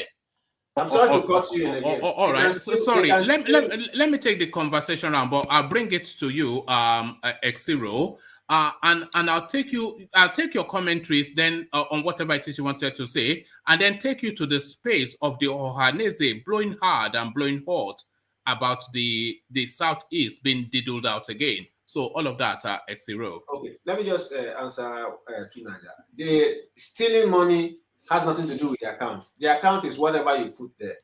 Like take for instance the current train tracks that they're building and this train system that they are beginning to have now. When they blew up the train between Kaduna and Abuja, and they checked through the manifesto, they found out that the number of people in manifesto are different from the actual number of people in the train. And then why are we still having fiscal cash payments? People buying tickets like that they're in the Mami market. Why is there no cash, electronic payment? That is the only way you can stop this stealing. Any other way, this thing was designed, and what's his name? The Minister of Transport should come out and tell us the truth. I don't want to say anything but I know. Sorry, all the options are available though. The digital payment as well as the physical cash payment, because not everybody. How are you sure of that? Because because a lot of the people that were on the trains, a lot of them said they bought their tickets online. They bought their tickets online. Online, well, yes. There's no. That's what I'm saying. A friend of mine who actually have approached the minister and said they can make this online payments readily available. They refused it. They said they've contracted it to one German company. Up until now, they've not done it. So that's how I knew that they've not done it, and it's because it's for a reason. So that once they are paying physical cash, before money gets to the account where it is accounted for, they will pilfer their own portion. You understand? So it's no electronic payment system as you're talking about. Over time, that will be phased out clearly. The cash payment will be phased out. However, that is a minimal amount compared to the real funds that are being siphoned out of the government accounts. A minimum amount? Because if it's from train, if it's just from paying transportation, we are talking about oil funds here. We are talking about Niger Delta Development Funds. We are talking about education funds. All those things, if people are able to track these funds in real time, it's going to deter the people from stealing it for one, and it's going to increase trust in government, which is very, very important. Because if our people don't trust their government because they fear that they are running away with the money all the time, why would they pay their taxes? All right, you've expanded that space yesterday, but let me share this. I want to share a screen with you, X0. So this is the Nigerian Railway Corporation, and you can see they have an e-ticketing app. So those are the destinations, etc. And also it gives you the e-ticketing option. So, and I think that's probably one of the most popular ways that people buy their tickets. It says seamless booking, so you can even tap your phone. Train app. So it's actually a highly digitalized space, that rail system. So highly digitalized. So I will research more on this because there's something fishy. The last people who were kidnapped in that train, the number of people who were on that train, some of their names were not in the manifesto. That means they did not, their payment was not recorded. I will get more details and we'll trash that out here. You understand? Man, that money, you are really concerned about that money. What's up with that money? No, our money must go to the right way. No, that trade money, it looks like your family members were angry for something. Then what is going on? We need that money. No, but it's a microcosm of a wider malaise, isn't it? That train money is all of those little monies that they just hemorrhaging all over the place. Yeah. But it's highlighting the point I'm making. People are concerned that their money is not being used properly and people are stealing it. And we need to defang the system of that. This is a problem Africa-wide. People hate their governments and they feel they're stealing their money. Tunaja, the oil you are talking about, the metering, that's where the stealing occurs, not in the reporting of the funds. I can take 1 million, 2 million, and then account for 30,000. It is the money you place in that your data that people see. Nobody's going to touch it. But the stealing has happened before the accounting. That's what I'm telling you. Oh, you start from somewhere now. That's my point. You start from somewhere first. Because I know some of them are going out of the government accounts. The ones that are going out of the government accounts. Because remember, that's the one. Okay, how about if citizens decide that they want to start paying for education now? They want to pay maybe 10% of their salary for education. They will never do that in this dispensation because they fear the funds are going to be stolen. You can track pension and all those things anyways, and taxes. But you see these funds, it's difficult. All right. Thank you, Xero, and thank you to Niger. So, gentlemen, let me use this window to acknowledge the super chats that have been coming in. No other, of course, is usually Alexander Gomez or Plenty Water. And this is what Alexander has been saying all the way through. So Alexander says, this is the first one that came in to the TNUBU narrative. It says, my brother will take over Remi Tinubu's senatorial position. I am absolutely sure as I can be. Congratulations, Egbomi. You won't win the general election. So I think it's Tinubu that is saying he won't win the general election. But Alexander Gomez's brother, as a lot of you would know, he's contesting for a senatorial seat, and Alexander vesting a lot of confidence in his brother as he would and should. So good luck to Mr. Gomez Senior. I think that is actually Alexander's older brother. And this conversation, to Charles's commentary, Yeah, and this is Charles, the new Charles. We have so many Charles now. We have, even on the screen, we had 3 Charles for a moment. It says Charles is an Igbo man. That was Charles Anek. So I think yes.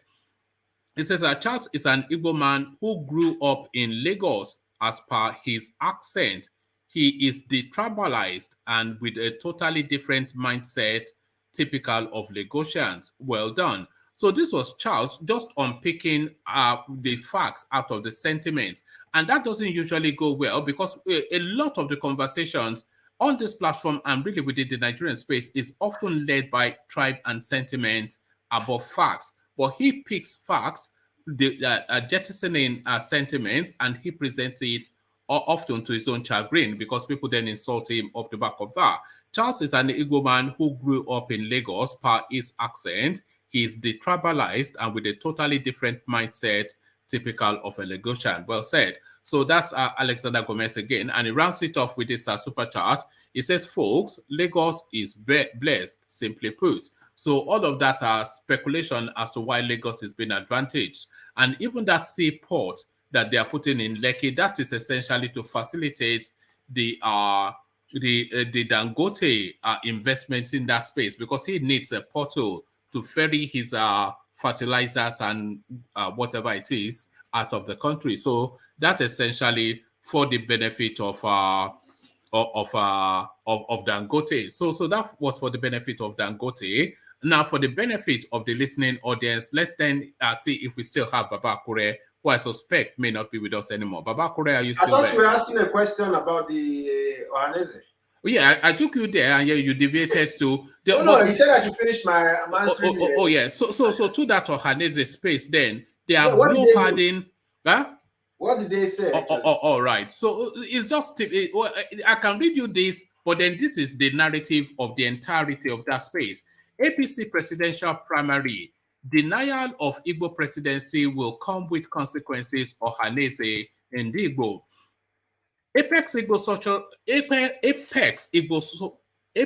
Igbo Social Cultural Organization, OHANAEZE Igbo, has reacted to the emergence of Bola Tinubu as the presidential flag bearer of the All Progressive Congress APC. Tinubu was declared winner of the APC presidential primary after he polled 1,271 votes to beat his closest rival, blah, blah, blah. In a statement by OHANAEZE Secretary General Mazi Okechukwu Isigozori, he said the refusal of the leading political parties to give presidential tickets to the Southeast would come with consequences. Correspondents report that Alhaji Atiku Abubakar earlier emerged the presidential candidate of the People's Democratic Party, PDP. The OHANAEZE scribe, in his reaction, however, saluted all the aspirants from the Southeast for their heroic outing. OHANAEZE Igbo salutes Igbo presidential aspirants in both the APC and PDP for standing firm to the end in the face of utter betrayal by both parties. Indeed, the usually calm Dr. Ogbonnaya Onu appropriately captured the mood of the Indigbo, especially the Southeast, when he asked a very pertinent question while speaking at the APC primary. Where is justice?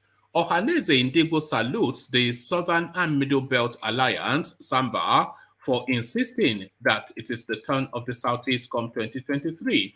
We commend in a very special way elder statesmen like Afenifere leader Pa Ayo Adebanjo, Niger Delta leader Pa Edwin Clark, former President Olusegun Obasanjo, Middle Belt leader Dr. Bitrus Pogu, etc., for rising above ethnic sentiment to be true heroes of Nigerian democracy, he stated. Osagozoro warned that, so this is where it really gets interesting. Osagozoro warned that the 2023 presidential election will make or mar Nigeria if the citizens fail to rise above ethno-religious sentiments, which is exactly what he said in the preceding paragraphs, which was all about ethnicity, but he's now asking people to rise above that.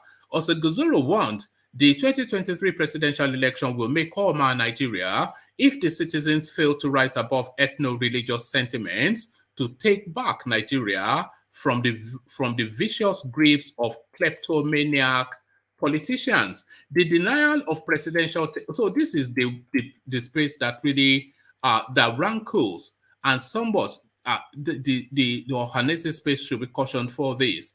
The denial of the presidential ticket to the Southeast will come with consequences, as it will lead to, as it will fuel agitations. So this is what a leading organization said. The denial of presidential tickets to the Southeast will come with consequences, and it will fuel agitations. So quite why the DSS have not picked him up, I don't know. He urged the youth to continue the ongoing massive campaign for continuous voter registration, describing it as proof that their super firepower on social media can be converted to real votes to salvage their beloved country, Nigeria. So two elements to that. That threat that is making to state that because the tickets are not being given to the Southeast, the country will burn. And now this misnomer that the youth, they constitute anything, which we have tried to sample in several instances, and we found them wanting. All of that, X0. And let me stop you in your tracks there. Yeah. This linguistics must be put in proper perspective. The man said, or they said, it will come with serious consequences and may lead. No, not may. Will lead. And what? Will lead. Whatever. And that's the word. And is the key word. And will lead. Because the word he is ascribing to themselves, what they are going to do is they are going to make sure that the government or the APC pays for it. Then and will lead. And means the others may. Or it's not me now. Why you doing verbal gymnastics? Don't do gymnastics now. If I say something will happen. If you do something to me, it will lead to serious consequences and will lead to. We know that yes, there's agitations already, and it is not the OHANAEZEs that have been. The OHANAEZEs have been trying to calm down the agitation. So are they not stoking the embers of discord? Well, they are telling you from their own experiences because they live in this area and they know that this kind of behavior will lead to certain kind of repercussion. You understand? So that's what the man is saying. Well, that's what the organization is saying there. But for me, my point of view, first and foremost, some of these politicians in the APC that finally started, because for all I care, this guy you mentioned, the Ogbonna, has been silent. In fact, the most silent minister in this administration. So silent, I've been wondering, where's his voice? The only time he opened his mouth to say something, it was a useless thing. He said that Nigeria will start manufacturing pencil or something, you know? And then he went silent again. Only on the election. Let me just tell you what I find in this crop of politicians that are in the APC. Like I said before here, I'm not anti-Igbo, but these guys are in the same cahoot with this APC. They petted Buhari. They petted the leadership of APC. Why their people were being marginalized? They said nothing because they wanted Buhari to repay them in kind ways, maybe give them one slot or something like that. And when that wasn't coming forth, they now started finding their voices because they know that they cannot come back home after being so obedient to the how would I put it, the demagogue, the one that's punishing your people. You kept quiet. For goodness sake, as a principled politician, your people are dying everywhere. What are you supposed to do? Leave the party. They knew all along that this party is anti-Igbo. They stayed there. Look at all of them. If you didn't go to prison, you are witch-hunted. Oji Okalu went to prison and came out. The other one, they wanted to catch him in his house, was praying for God. You see all of them. None of them, Buhari does not respect any one of them. They don't have the clout. They are not true Igbo politicians. They are just scared of going back home. That's why they are talking now. Ogbonna, I never heard anything from that man. Too quiet. They say nothing. All of a sudden, on election day, who are you go? You know that this is money politics in APC. You are using your mouth to beg people to come and vote for you. Even the vice president did not get enough votes. And you want to preach. Who are you preaching to? People that have collected money. Tinubu played this game because in this game of dirty politics, Tinubu is king. It's better than Buhari in it. It's better than anybody in this dirty politics. So, what I think the Igbo politicians should do is to come out, clean their nyash because they have been naked in the public now. Wipe themselves up, feed themselves into a party that they will hold, that they will have strong forces, put their best, and then go at it again. If they don't win, they keep forming alliance until they get it. But to remain in APC and be telling people, you didn't give us this, for goodness sake, APC is not Nigeria. APC is a party. If you cry that APC didn't give you, you deal with APC. What are you going to say to PDP? And then what are you going to say to NNPP? If NNPP becomes the leading party, are you going to be crying to every party? Don't cry. Don't cry. You have your space. You have your space. Govern it well. Who are the governors there? Till tomorrow, I've not heard of Enugu governor, Anambra governor, Abia governor doing one joint project. No joint project. No joint project. No joint investment. I think Soludo is trying to resolve that space now. I think Soludo is trying to pull. They would do well to come under the leadership of Soludo, the Southwestern. Yes, if they get it well. They are too smart to be, because it's the only brain in the Southwest at the moment, in the Southeast at the moment. Soludo. You know, yeah, they should do joint projects from Anambra to even Delta. They should do joint projects. Do joint projects. You are smart. Well, do you think somebody like Opozo Dinma would understand any of these things? He just wants to go and chance Ichoma. He's just there for the base and the money. Even himself, Opozo Dinma himself knows that there's no road in APC. They are just there to complete the number. APC is not. Well, he was the chairman of the convention. It was the. You can be whatever, but you are not in a leading spot. You are your equity, your collective clout is not enough. They cannot. All the people that matter in Igbo land are not in APC. They pick the rotten. Okay, give me names. Who matters in Igbo land? I can only think of 4 names. Let me give you my 4 names, and then you give me your 4 names. Yeah. The 4 people that matter in Igbo land are Soludo, Peter Obi, Nnamdi Kanu, and I'm struggling for number 4, so I put Madam Ngozi. No, but who else matters in Igbo land outside of those 4 people? You have not seen Igbos. You have not seen Igbos. Give me your 4 names. No, I'm not going to, because you just mentioned the names that suit your narrative. So you want me to start contesting? We are not going to be in contestation because the names I'm going to give to you, you not even heard them before. Well, there you are, so they don't matter. Or they hold sway. You didn't even mention Ekweme because it doesn't matter to you. Ekeremadu? Ekweme. Because it doesn't matter to you. Who formed the PDP? No, I'm talking about now. Who matter? Of course, they're in history. Yeah, I'm talking about now, in contemporary times. The Igbo elites are powerful, but they just don't. Yeah, who are they? You don't have to. We don't have to go into this one because I don't even have a list because there are many. There are many.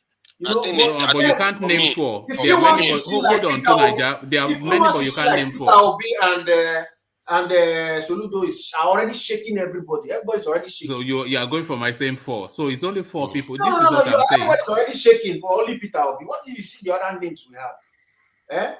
Such as. Go look around. You see Nigeria. You see Nigerians who are doing well outside. You see Igbo names. Look into that in that country with all the marginalization. How many billionaires you have in just Nnewi? No. That's importing, exporting now. So I'm talking about. No. They are manufacturers too. Yes. Buying, selling. We know that. Yeah. So you see, there's no. That's why I said we are too smart to be put in one box. We are not people of one box. We are everywhere. The true Nigerian is an Igbo man. is the person who's supposed to be winning elections. But because, well, I don't want to say much. Because of what? Finish the statement. I don't want to say it's because we can see when you say look at these cheap politicians that have sold us off. Look at them. Look at how they are falling apart. The Okorochas that left is a regional party, took away all the influence to merge force with another party. That was how they started depleting the forces. Look at how these rotten people that they put in APC that don't represent the true Igbo feelings. All right. Igbo feelings. All right. Thank you, Xero. I think Solomon wanted to come in. So, Solomon, say what you wanted to say, and then I'll go on to Middleman. And then yeah, go on. He was saying we have notable people in Igbo land that are supposed to, that are not recognized, because Igbo people, we within ourselves, we just set unnecessary competition. There are some is everything we use in competing in Igbo land, of which is not supposed to be so. There are places where we need to show love, proper love to each other, and not always competing. You are making a mistake there. You are making a mistake there. What mistake? Igbo land, let me tell you something. It is Igbo land that shows most love to its people that people are jealous of. Do you know? I'll just give you a simple example. Hold on, I'll give you a simple example. Do you know what is called this Igba boy? Yeah, I know that. Yes, I know good. that. If you know that, don't argue again. Don't argue again. That's how you got many more. That's how they you do people strong thing for that's how you got the most billionaires in Nigeria. Excuse me. That is not love. Excuse me. That is one of these transactions. Hold on. Bring the rest of us in. Bring the rest of us in, because we don't know what that means. What is he saying? You say that is not love. One man. Hello, can I say something? Hold on, Xero. Yeah, let's hear from Solomon. But tell us, bring us into the loop, because we don't know what you are. Igba boy means like going to learn a trade. Apprenticeship, yes. Apprenticeship, exactly. Yeah. Apprenticeship. Are you coming to be an apprentice? Like you have a mentor. Are you not going to make money for him? Is that not transaction? Is it not business? Is it you are going to make money for him? And some of them self in that same Igbo land, you will learn work from them finish, and they will not settle you well. Some even do you strong thing. What are you saying? Don't use that one. Is not a leverage to come and say that they show love to each other. They don't. That one is not at all. That one is for self servitude, isn't it? What are you saying? And he said that the Igbos are the true Nigerians. If they were the true Nigerians, then why are the Igbos? I think this idea of going for Biafra has done more damage. No. I think that's in the context. Pardon? True Nigeria, I will tell you something. That the reason why I said Igbos are true Nigerians is that look at the country. Look at the geography of the country. Where would you not find an Igbo man? It's true. Yeah, but at the same time, we are going for Biafra. If you say it's true, why do you use Biafra to paint a narrative for the Igbo man that lives in Kaduna? Do you know that you are But who created that movement? An Igbo man doing so much damage. You that you are putting the life of the man in Kaduna or Kano in danger by using that. An Igbo man did that. If an Hausa man starts up Boko Haram, is it all Hausa people that are Boko Haram? And we are holding them accountable for it. No, we are not holding them accountable. We are. Everybody call Fulani all kinds of names all the time because of it. I refuse to paint a whole people the same color. If if the police or the security operative catch them, make them confess, and then go to the forest and arrest them. Stop pinning them. People are sitting at home against their will, and you are painting them Biafra. Why are you doing this? That's not how the world works. Thank you, gentlemen. Even on Sunday. Sorry, let me move the conversation on. I want to move the conversation on to other voices. It's only because of time. It's getting too common. Yes, it's only because of time. We always end up in that space somewhat curiously. But let's move from that space and speak to Middleman.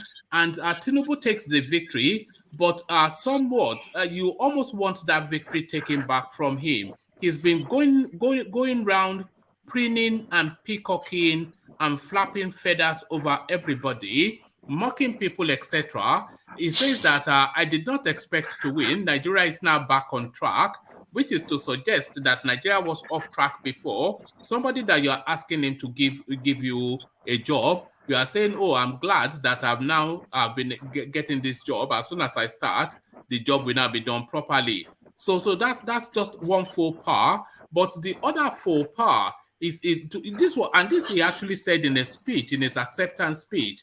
He invited Ahmed Lawan, who legitimately contested that he can now go and start licking his wounds. So the somewhat crass is a Aleko mannerism. They say you can take the boy from the slums, but you cannot take the slums from the boy. So just from his lack of sportsmanship, is starting to sully somewhat a victory that is not even 24 hours long. Middleman, Oliver. Hi, everybody. I hope you all can hear me. Good to have you, Middleman. I've been listening to some of your conversations. Well, about what Tinubu said, I put that to the account of the euphoria, of the post-victory euphoria. And he was a man that was in heaven, was taken to hell and brought back to heaven. So you expect to see different kind of reaction. So I don't put in too much into that, except if he continues from tomorrow, then he's creating enemies for himself, and it's not good if he's going to run a national election. Because people could walk against him from the behind, and people could perceive that as wait for me, payback is coming time, and that is not good, especially towards the northerners. It's not good at all. All right. So this is somewhat predictable, but it's not peculiar to this person. This is really the language of politics, Bedoman. So in the totality of the 2,600 and odd votes that were cast by the delegates, Yahaya Bello got 47, but he's all over the newspapers to tell us that he was cheated, that the process was compromised. So what is he talking about, Meadowman? Well, I think he's talking to his delegates, the people he paid, and he didn't see the vote. I mean, that is expected. I even expected more people to come out, like Amechi, to come out and say stuff like that. But that's just nonsense. That's just nonsense. What did you make of what played out? I don't think we've heard you since it played out. What did you make of what played out? Did it catch you off guard, especially the scale of it? No. I always told you here, this for the past 6 months, I've been saying here, the two candidates for the two major parties will be Tinubu and Atiku. I don't know why we kept analyzing OSINBAJO and Amechi and all this. We even put, sometimes we even analyze Okorocha and people like that. That to me was, what happened was predictable. I did not predict it would be to the magnitude we're seeing it, but it was predictable. Any other thing would have surprised me. Any other outcome would have surprised me. All right, but an outcome that did surprise me, even though it should not, Meadowman, is just the derisory amount of votes that Yemi Osinbajo got. After all the hooplas and the brouhaha, I think I also got swept up in the hype somewhat and had greater expectations. 200 and something Showore type votes is what he got. All of the bad man looking good in Dior and all this mocking himself about. Do you feel embarrassed for him? Oh no. No, not really. I never expected he would come out and beat Tinubu. I mean, come on. The man is just, I mean, he's a VP, but he knows who put him there. He didn't become VP because he fought for it or because he earned it somehow. He was put there by somebody. So I even given kudos because I was thinking that at a point he would step aside. And do you think he should have? I I don't know if I think he should have, but I thought he would. You know, something like the Tamboa kind of thing, especially when you had Amechi there as somewhat a threat. I thought he would, not necessarily that he should, but I give him kudos for that. I mean, he took the beating, he took it up, got knocked out, and you know, life goes on. What are you making of the fact that Rotimi Amechi beat him to a third position? So losing to Tinubu is one thing, but what really marks is quantity, because Tinubu is a juggernaut and he plays hard and he plays by his own rules. So you can understand that. But being beaten by Rotimi Amechi, that really tells us just the quantity of what OSINBAJO is. So what that tells us is what we've always known, but we got swept up in the hype to deviate our mind somewhat. It's just a small boy. It's just a T-boy in politics. Yeah, man, stop kicking it down. You were just saying that. You know what I mean? It's just a T-boy, isn't he? Really? He wanted to bamba. He wanted to deal with the big boys. Well, you have to realize that OSINBAJO, even though he was the VP, he is the VP. He was somewhat anonymous. Yeah, he's that nice guy, nice presentable guy. You know, soft-spoken, well-articulate. But he was mostly anonymous during these 7 years, during all this time. So I don't know, because you know, somebody like Ajale Koko will tell us that these things come with structure. They come with negotiation. We never saw him doing that. We only see him going for condolences and things like that. That's where you see him. I didn't expect him to beat Amechi, because Amechi. You did not, with all of the hoopla that surrounded his name.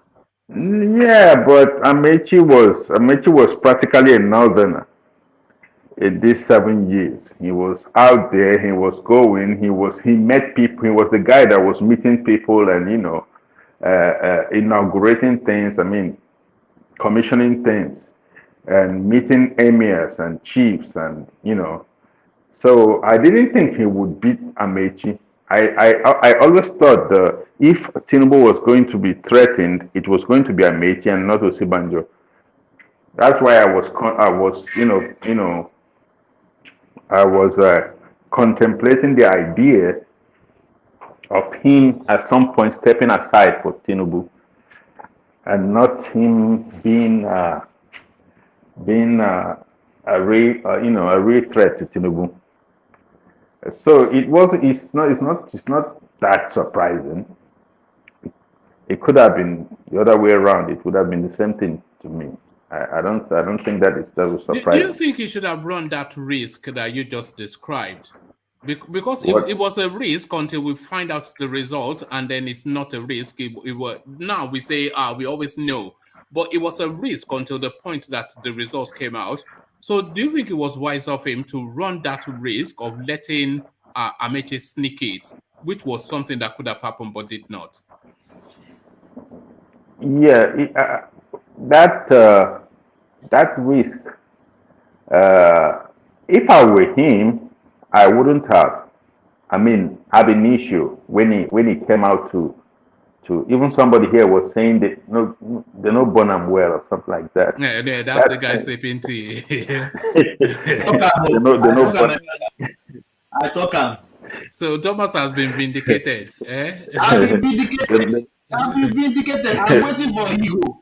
That's why I came here. Oh yeah, Ego, we are waiting for you. I know you are listening. Ego, we are all waiting for you here. Ego, if you are listening in the background, I am here purposely because of you today.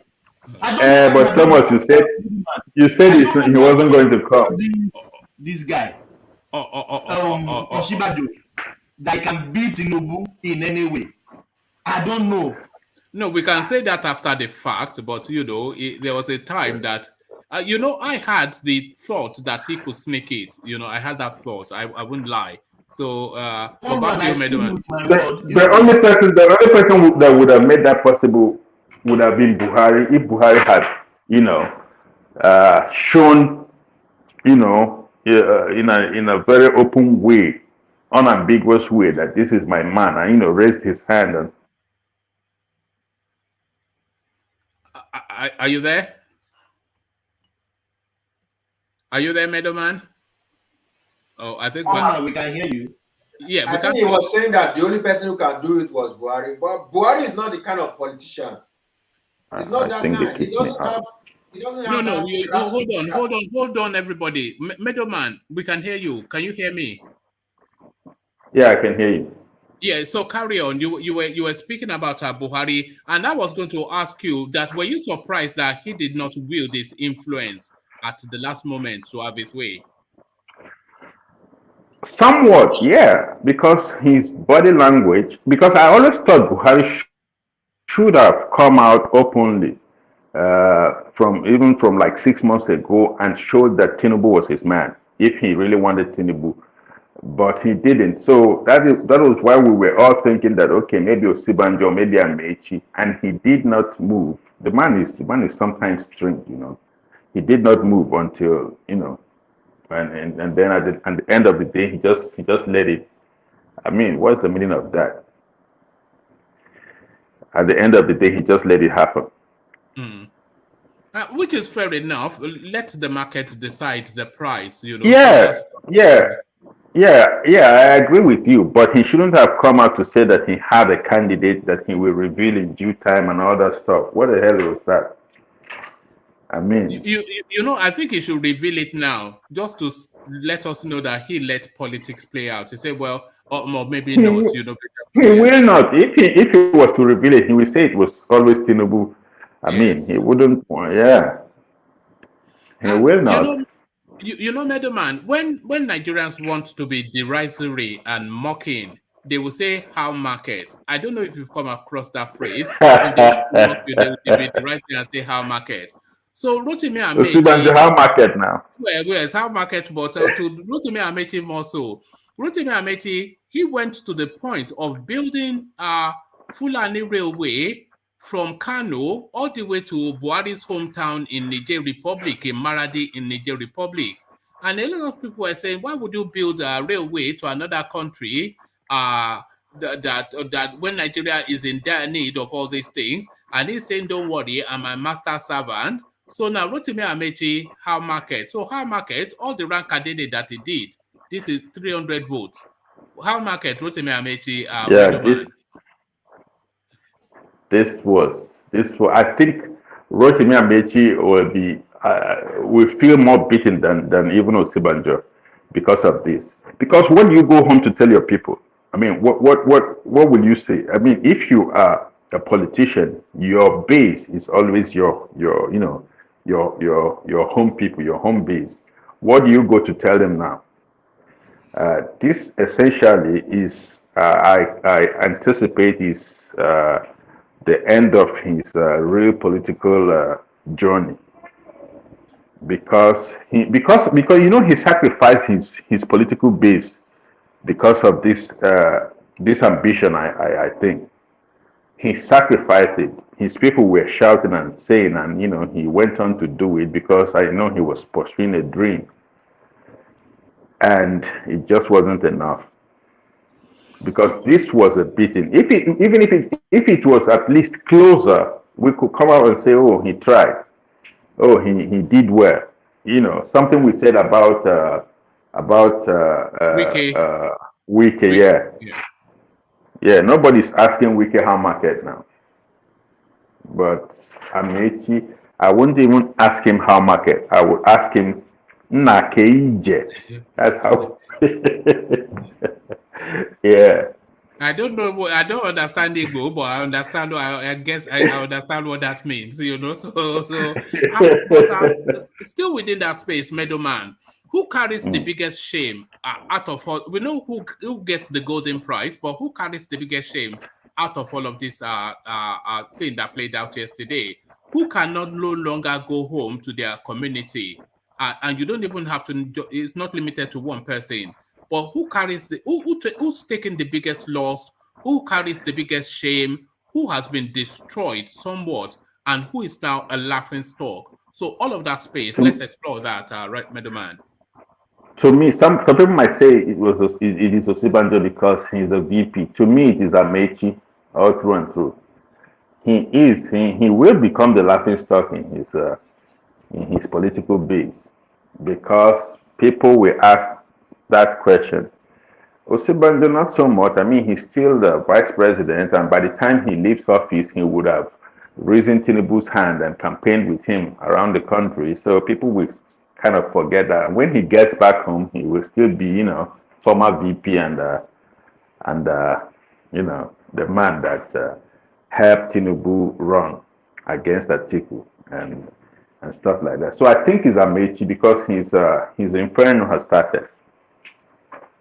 All right, but I think Yemi Osinbajo will struggle to make his way back to Yoruba land because I don't think Tinubu is ready. The only person that can lead Osinbajo back to Yoruba land is Tinubu, and I think Tinubu found his actions so treacherous that he feels that it's totally unforgivable because this is what Tinubu wanted the most in his own life. And Osinbajo stood there as a real obstacle, wanting to deny him. He tried his best to deny him a lifelong dream. So I don't think, I'm not sure that Tinubu, they say he's a forgiving man, but I'm not sure that he will forgive that. But Middleman, I'm not sure if you are in front of a screen, but I can play you just a short little clip of how Tinubu is already responding to Osinbajo. If you come up, it's just spinning.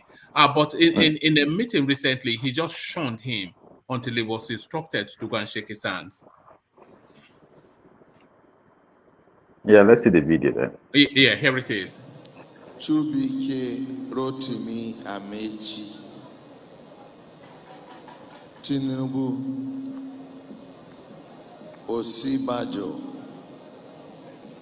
Tinubu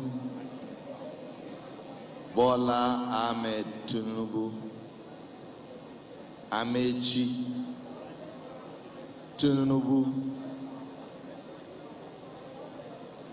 Yemi OSINBAJO Tinubu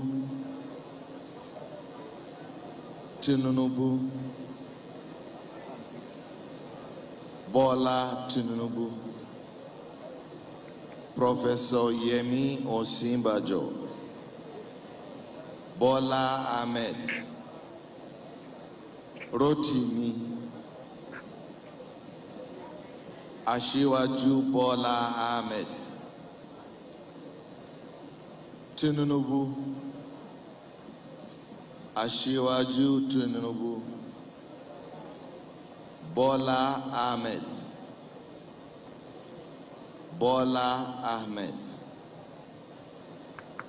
Ahmed Bola Tinubu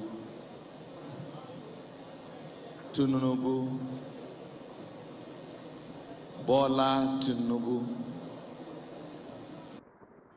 So you saw that, Middleman. So as always, at Osinbajo sits next to Buhari, but he pointedly walked past him, shook hands with Buhari, and he couldn't shake hands with Aisha for reasons of religion and culture. And then he went, but he nodded his acknowledgement, and then he went around every single person, shook their hands, and then he looked around to try and make his way till he was then sidestepped by Jabe Amila, who then said, "Oga, don't do that now. Yemi is here." And then he shook his hand and said, "You this naughty boy." They say, I'm still your daddy. I am still your daddy. So the bitterness. I think but he's still fresh now, so we have to give them some time. I think he went there to say, Yemi, call me father. Call me Baba.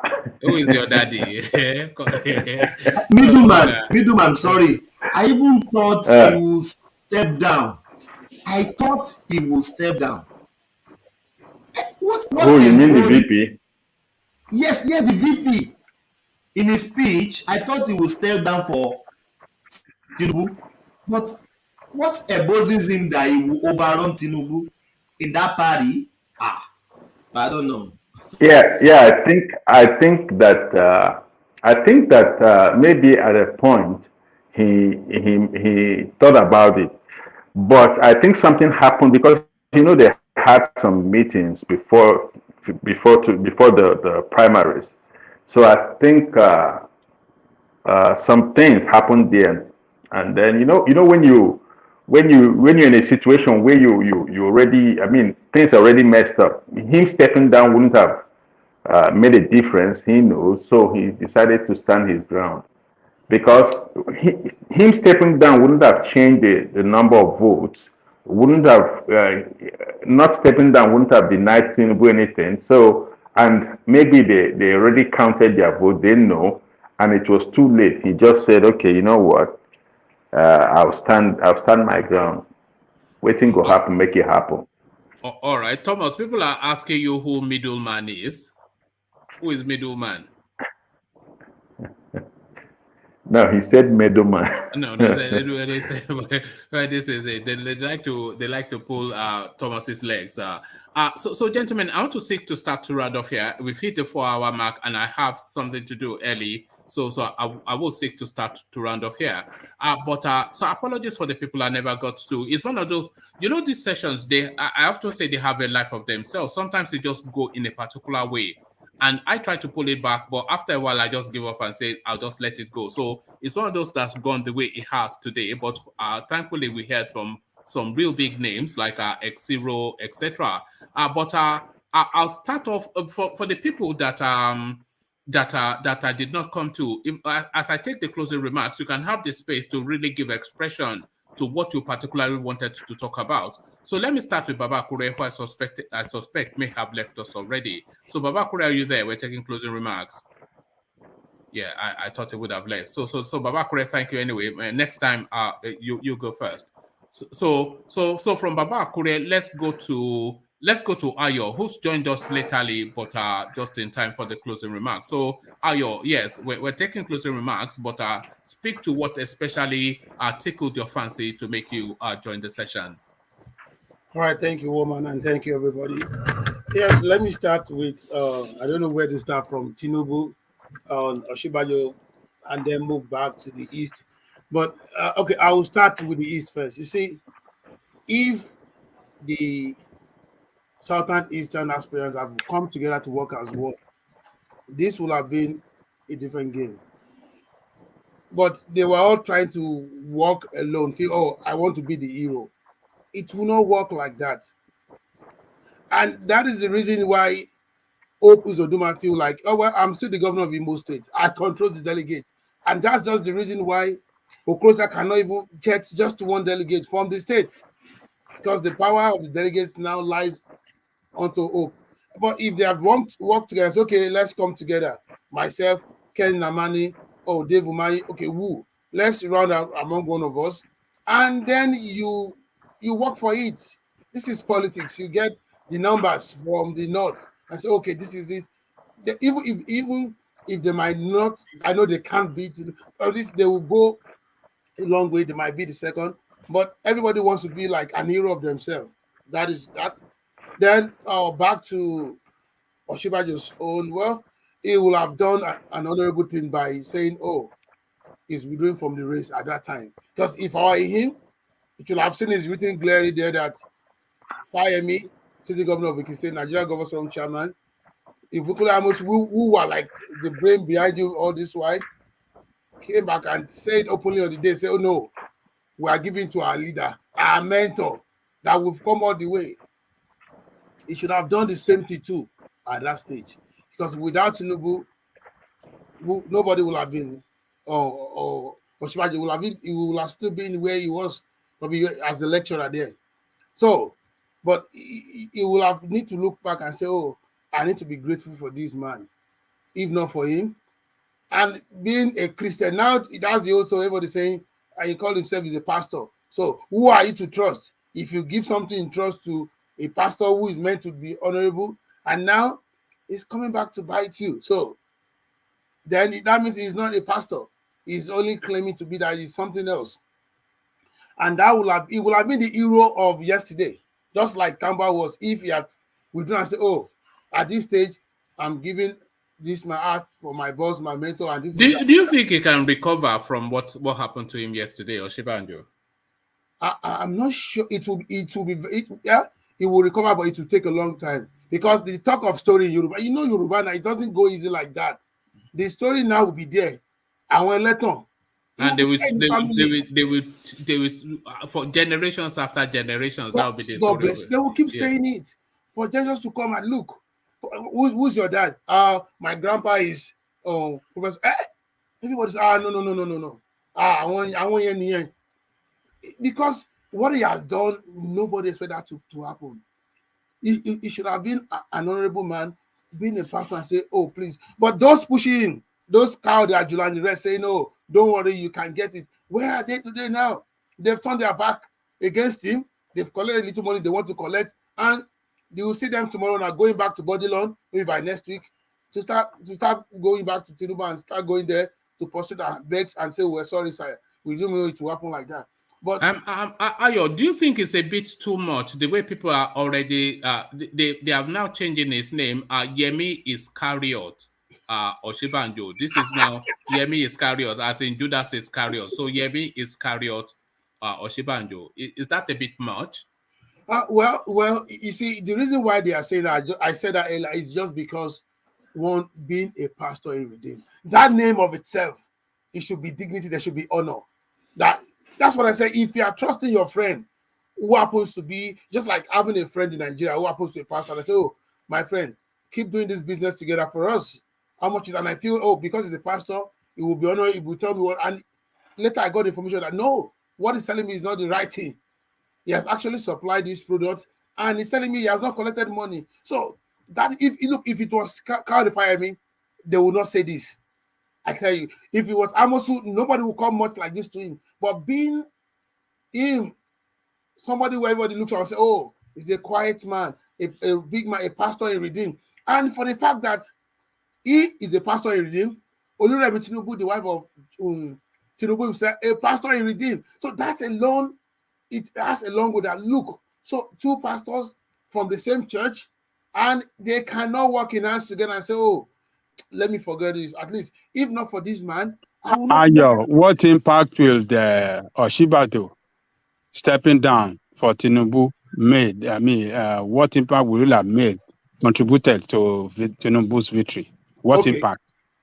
Thank you for that. I just find that his vote will not have an impact. But we are not talking about the impact. We are talking about dignity here. The honor to his name. That's what we are talking about. This is Yoruba. We know what this is. So to contest a free and fair election, or to contest for a free and fair process, why should people see him as doing anything wrong when he's doing what he really convincing is what he really believe in? He believe he have the better idea on how to solve the problem of the country, and particularly is occupying number second position. And it's the dream of every person occupying number second position to be number one after the boss is leaving office. So why should Yoruba people be doing this? I mean, be thinking that, oh, he has done something wrong. Why should we be so irrational in our thinking and trying to just carry out and shoot somebody? What has he done wrong? What has he done wrong? That is not all right. Respond to that in a short summary, Ayo, then, because I want to, so back to you. That is not author. That boils back to what I said earlier. Somebody entrusted this in your care. And I'm sure most of the reason why he did that was because of the antecedent. While he was the Attorney General in Lagos, he was loyal to him and he felt, okay, he's a pastor again. Instead of giving to this to Delalake or anybody of him, let me give this slot to Yemi. He has served me, and I think he was loyal. He did everything while I was the governor of Lagos State, and I still believe I can entrust this to on his care. So is that bad? He gave him that, okay, take. So why are you not coming back when he says, "Oh, it's my time"? That's enough for you. That is honor and dignity. If I were him, for the fact you can see Fayemi coming out and saying, "Oh, yes, we fought together from democracy. My this, he should have done the same thing." So I'm not saying his vote will do anything. He can't, because Tinubu has been playing this for long.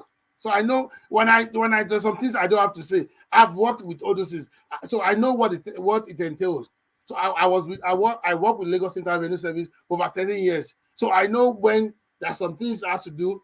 I was listening to some things I have to do with Lagos and things like that. But the structure is there. Lagos leads and every other follows. So if you had done that, that is not a shame. It means you are an hero. If you had done that yesterday, that would have been the best thing that would happen. Thinking, "Oh, don't worry, you get the votes, you get this." So it's a lesson. It's a lesson. People have been saying it as, "Oh, I need to check who I want to entrust things with." Because if you can do that, then one has to be very, very careful and watch your back. All right. Well put. So thank you. Thank you, Ayo. And sorry we couldn't spend more time, but hopefully next time we will spend more time. It's nice to be here. Yeah. All right, brilliant. All right, good to hear from. Yeah. All right, thank you. So let's go from you, Ayo, let's go to Charlie Boy, who may or may not still be with us. So Charlie Boy, are you there? Yes, I'm here, man. All right, brilliant. To you then, Charlie Boy. Yeah, I think my opinion, I think what OHANAEZE is saying. It's the usual thing. You need to speak up. I think what OHANAEZE is saying is the truth. I think some Igbo people are not getting it. They want to live in Lagos. They're not getting the truth. They're being deceived. Not me. The truth is that it only is saying the truth. The Yobos have been president for 8 years. They've been vice president. Yobo had been president in the 90s, in the 2000s. So I think Brothers Keeper. See, I think one reason why the North is so united, they're not realizing the South is united. Yobo's the problem. Yobos don't want to unite the South. You see, and that's what they're not take advantage. Tinubu's not going to win this, but bet me, he's not going to win. Atiku's going to win. The way I think Atiku's going to win this presidency, they do not realize the South is united. Because we let the Yobos causing the problem. They don't want to unite the South. You see, even Buhari to that to the governor of Borno State. You see, he told the government South united. How can South united when the Yobos won't give Igbo the presidency? See, nobody can hear a single word they're saying now, Charles. Not a single word. I'm saying there's no unity in the South. How? When the Yobos can give Igbo presidency, why should there be a port in Lagos? There should be a port in Port Harcourt. Why isn't it? You see, but Charles, I did invite you to try and evolve your narrative somewhat, because you say these things, and I know that's what you think, and of course that is what you think, but it's somewhat repetitive sometimes. I know, but the truth hurts. I know it hurts you. That's the truth. All right, okay. And the truth will set me free, Abi. Yeah. Of course. All right. One thing is, I think next president. Nobody can hear you, man. Charles, please. I think the next president should find a way to unite Nigeria. To unite. All right, Charles. All right, thank you, Charles. I just couldn't make out what you were saying, but I'm sure infinite sense as always. So thank you, Charles. Let's go next to Solomon. So Solomon, I want to show you a clip, and then off the back of that clip, I'll take your closing remarks. So this is what you have to anticipate under a Tinubu presidency. You'll be somewhat begging Buhari to come back, some people are saying, and this is why they're saying that. So this is the guy. Look at that.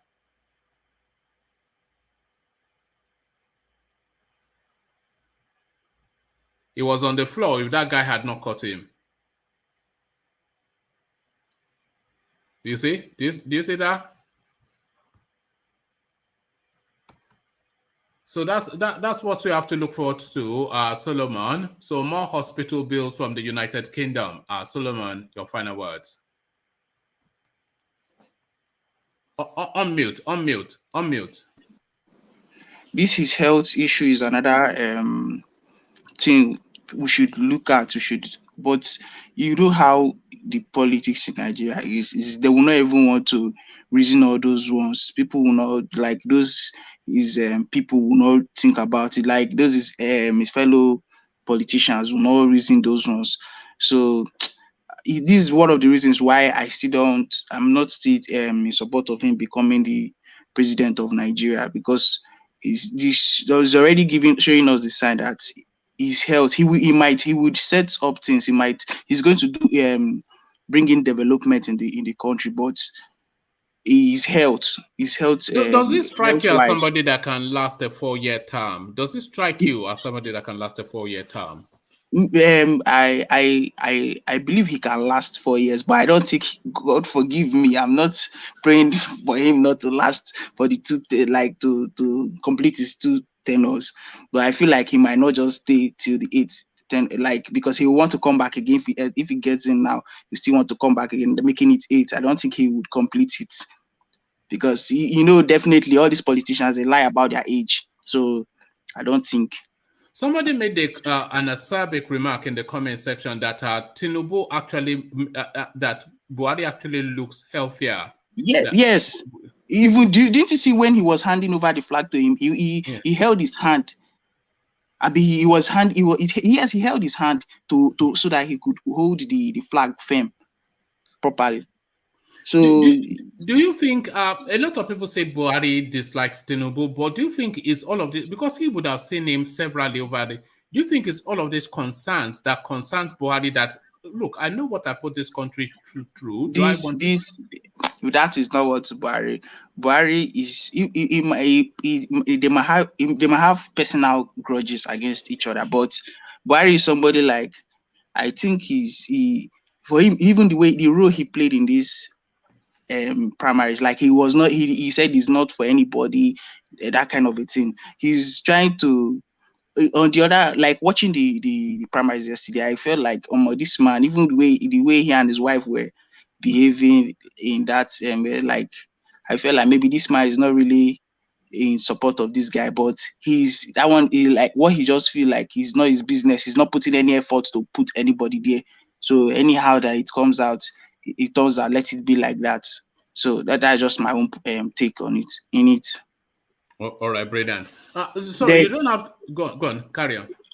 So, okay, no, go on. I wanted to. There's this other top headline you brought up about the OHANAEZE in the Igbo complaining. Saying that if the both parties, like, that there will be, I think I don't know if you can recap, recap on that. There will be consequences. Consequences. What consequences? These things. Somebody here is telling me, are you sure of yourself? Are you sure of yourself is what? This person, most of the people that come on this platform, they are not in Nigeria here. But you are in a country where people, even if is there any politics that is not dirty, that there's no dirty game. Like, what do you know what Buhari did yesterday? He played, I won't say, God forgive me, he almost played the role of Pontius Pilate, of washing his hand out of everything. And the politics is a dirty game. But we need to take the one that is fairer, like the person that we feel like. So all those ones they are saying, the way the system is, let's bring the person that is better, that we know that would help the people, help us. That's what we need to do. And OHANAEZE in the Igbo, we need to caution our people. We need to go back home and do homework. We need to do homework. So that, look at what Yoruba people, I'm still pondering on that thing they did yesterday. That I was very surprised, and I said, these people really learn, because history will always repeat, but it's your action, the action you take, that will make it not to be like, if it happened in a bad way before, it will now, the action you take will make it happen in a good way. So they did their homework well, they tried. So that is what we need to do. I'm not coming to say Nigeria that there will be consequences. What consequences? Highest, the vote from the Southeast to go to P2B. And we need to go home and talk. We need to talk. Everybody, forget about your parties. We talk as one, as Indibu. It's not to come and be doing. Look at, even when we were projecting this thing before these primaries, somebody like Ojuzokalu was saying he's standing for Ahmed Lawal to be president. Is that what somebody who your own geographical geopolitical zone has not produced any president before? Is that what you're supposed to say? So you do not see any of your brother, even David Umai, somebody that has done something, turned Ebony State that was nothing to something. You do not even project him. You're projecting another person from Northeast. Is that what a reasonable? Sorry, is that what somebody should say? So we need to go home and make, as in, build that foundation from the house. From then we now come out in the nation, as in the national side. That's what I have to say about All that. right, brilliant. Well put. So I take it you are based in Nigeria. Yeah, I'm in Abuja. In Abuja. Oh, okay. No electricity. That's what led me to conclude that you are in No, Nigeria. there's light too. I'm the one that off the light. There's light in this part. All right. Are you hiding from mommy? No. Can you imagine somebody is telling me you lost your sense of reason? Lost your sense of reason because we don't want to tell ourselves the truth. And unnecessary entitlement. That is what is worrying My us. brother, Just don't tell follow us the comment section. They bash us every time. Don't follow the comment section. And we are used to that. You know, we should. Solomon, I can hear you. Yeah, you see, your opinions, they are honest and they are the readings of everybody, but they're not the popular opinions in the Southeast. Because the Southeast, they want you to be around the sort of narrative that Charles from Australia came to give us. That's the narrative they want every Igbo man to repeat. I can't do like that. They will call you a fulefu and all we this. Tell ourselves the truth. That is when we will now know the pure love. We will know the pure. We can be able to select the reasonable ones from us when we tell ourselves the truth. Do you understand? That is when we will bring out the bears. We are clamoring on bringing out. That's when we start evaluating ourselves like this critically. Telling this person, look at your fault, look at your fault, look at. See, I listen to, I like Nnamdi Kanu because sometimes when I listen to his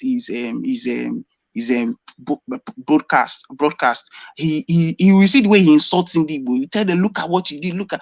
I mean myself, I will be like, why is this guy not? But I'm getting sense from what he's saying. You understand? You criticize yourself, but you stand for your people. Me, I'm a proud Igbo person. If I graduated from school, with the school I graduated from, I made sure that my person from Abia State was my class rep.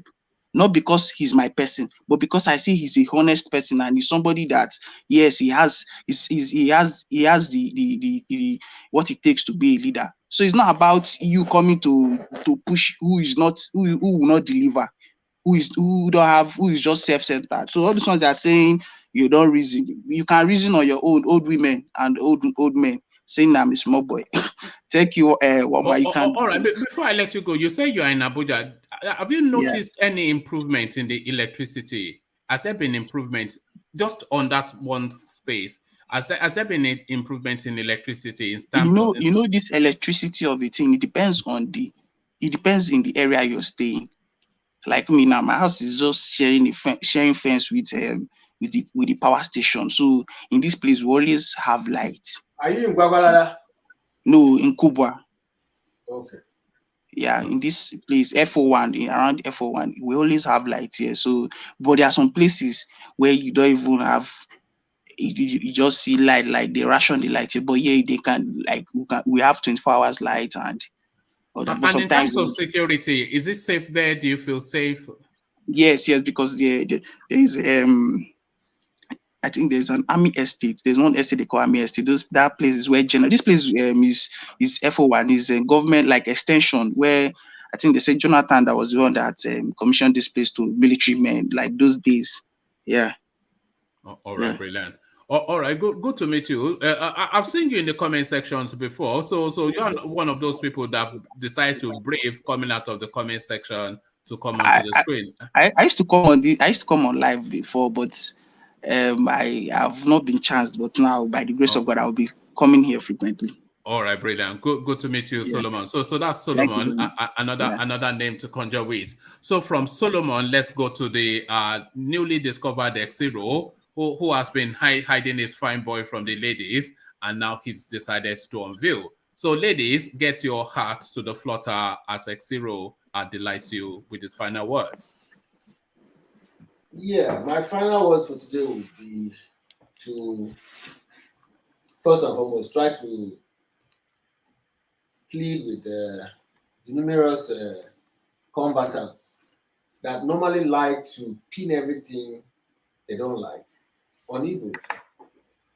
You know, the APC convention was the APC's convention. We should not pin it to the Igbos. If the Igbo man wasn't nominated or elected as the APC flag bearer, don't come back and start saying it's because of the Igbo this or Igbo faults. No. For the first, the APC is not an Igbo party. It's not a party that enjoys Igbo dominance. In all the parties, I think the PDP is mostly the one that has more Igbo politicians per se. So even in the PDP, the Igbo candidate didn't get the presidential slot. They are still influential there. But in APC, you find that they are not that influential. And even the Igbo lots in APC are not the best hands. They don't enjoy the respect from the region. They've been disgraced. There have been times without number been condemned by the Igbo people. The man on the street doesn't like Rochas. The man on the street doesn't consider Oji Lokalu as his leader. The likes of Uzodinma are being criticized every day. I mean, which of them? Ngige is just like even the it's just like a joke. So I think the PDP, the APC just selected these people so they can use them to fill up the space, and then tell us, okay, if you say we don't have Igbos, are these not Igbos?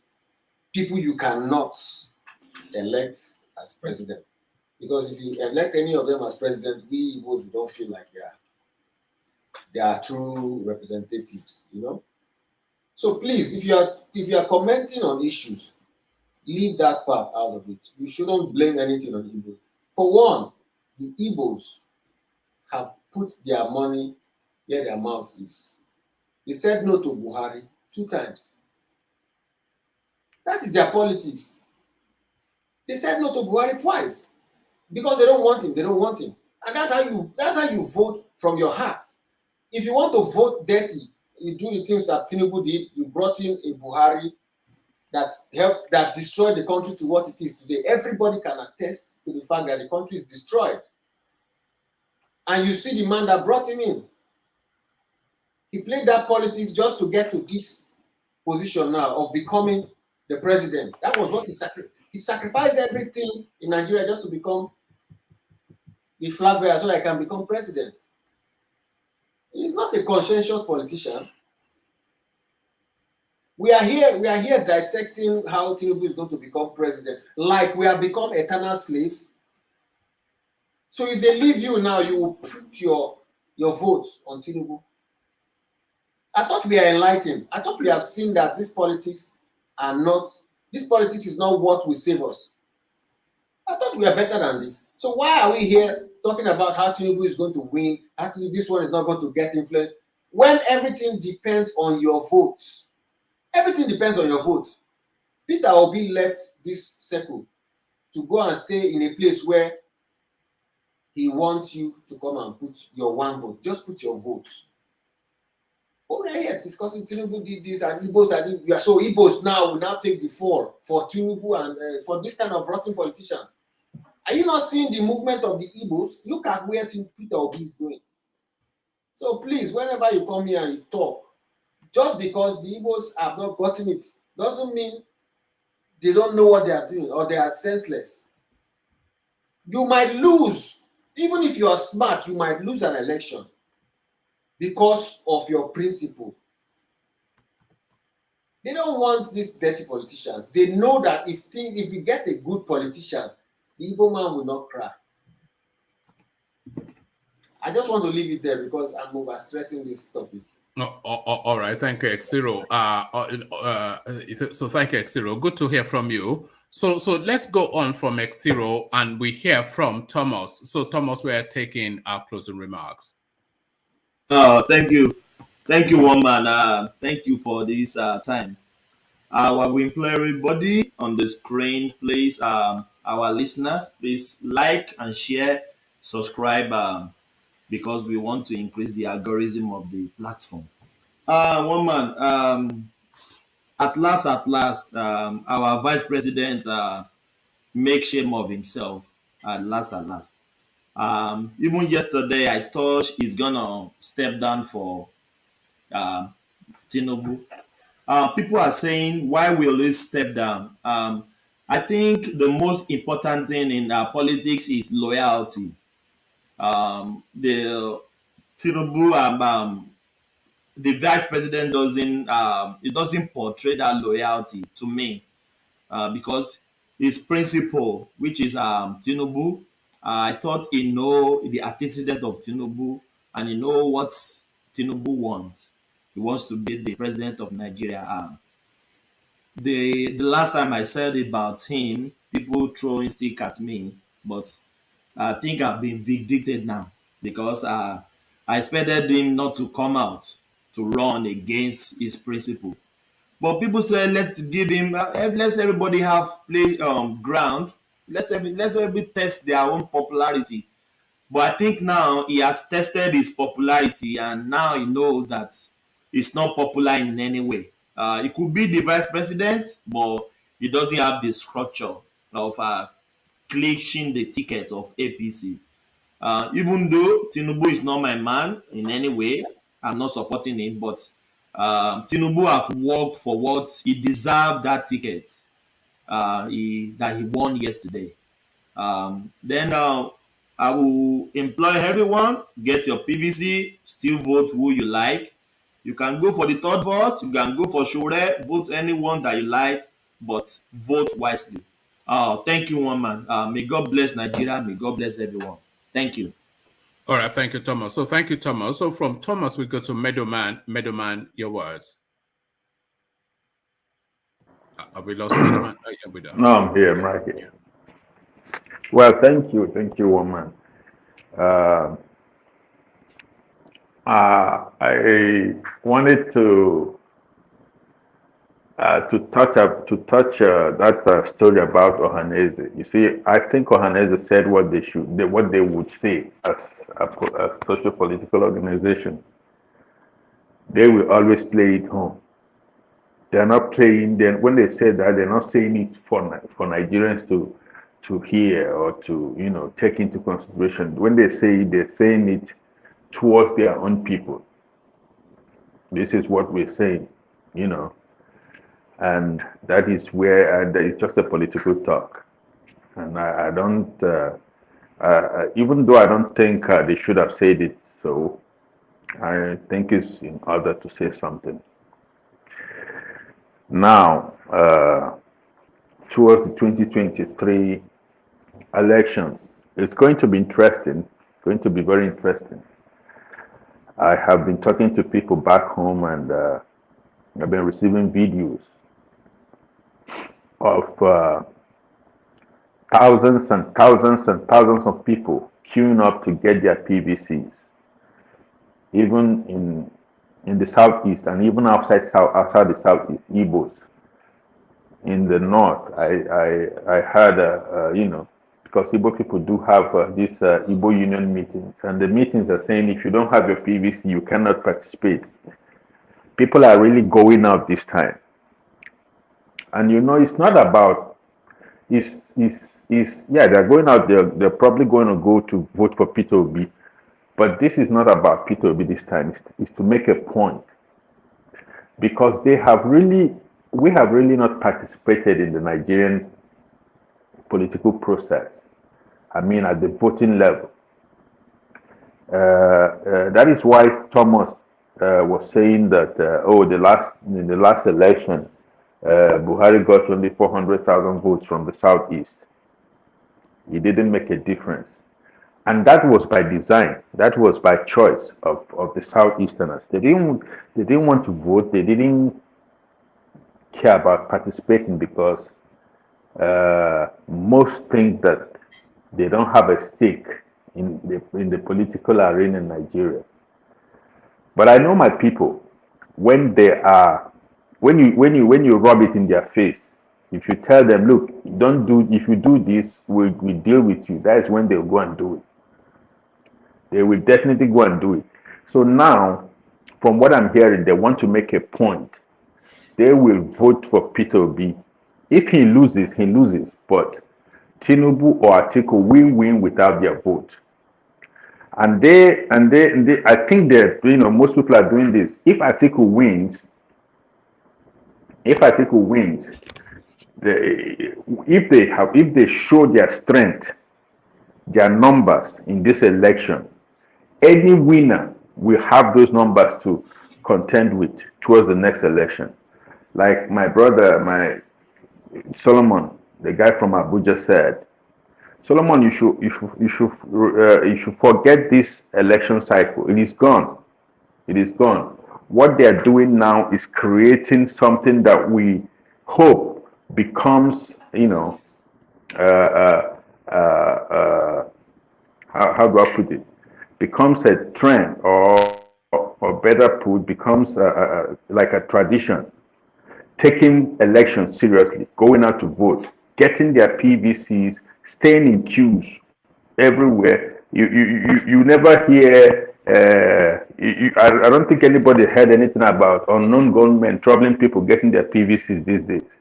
So it is something that has contaminated the region, and now they intend to go out and show their number and their strength and send a message.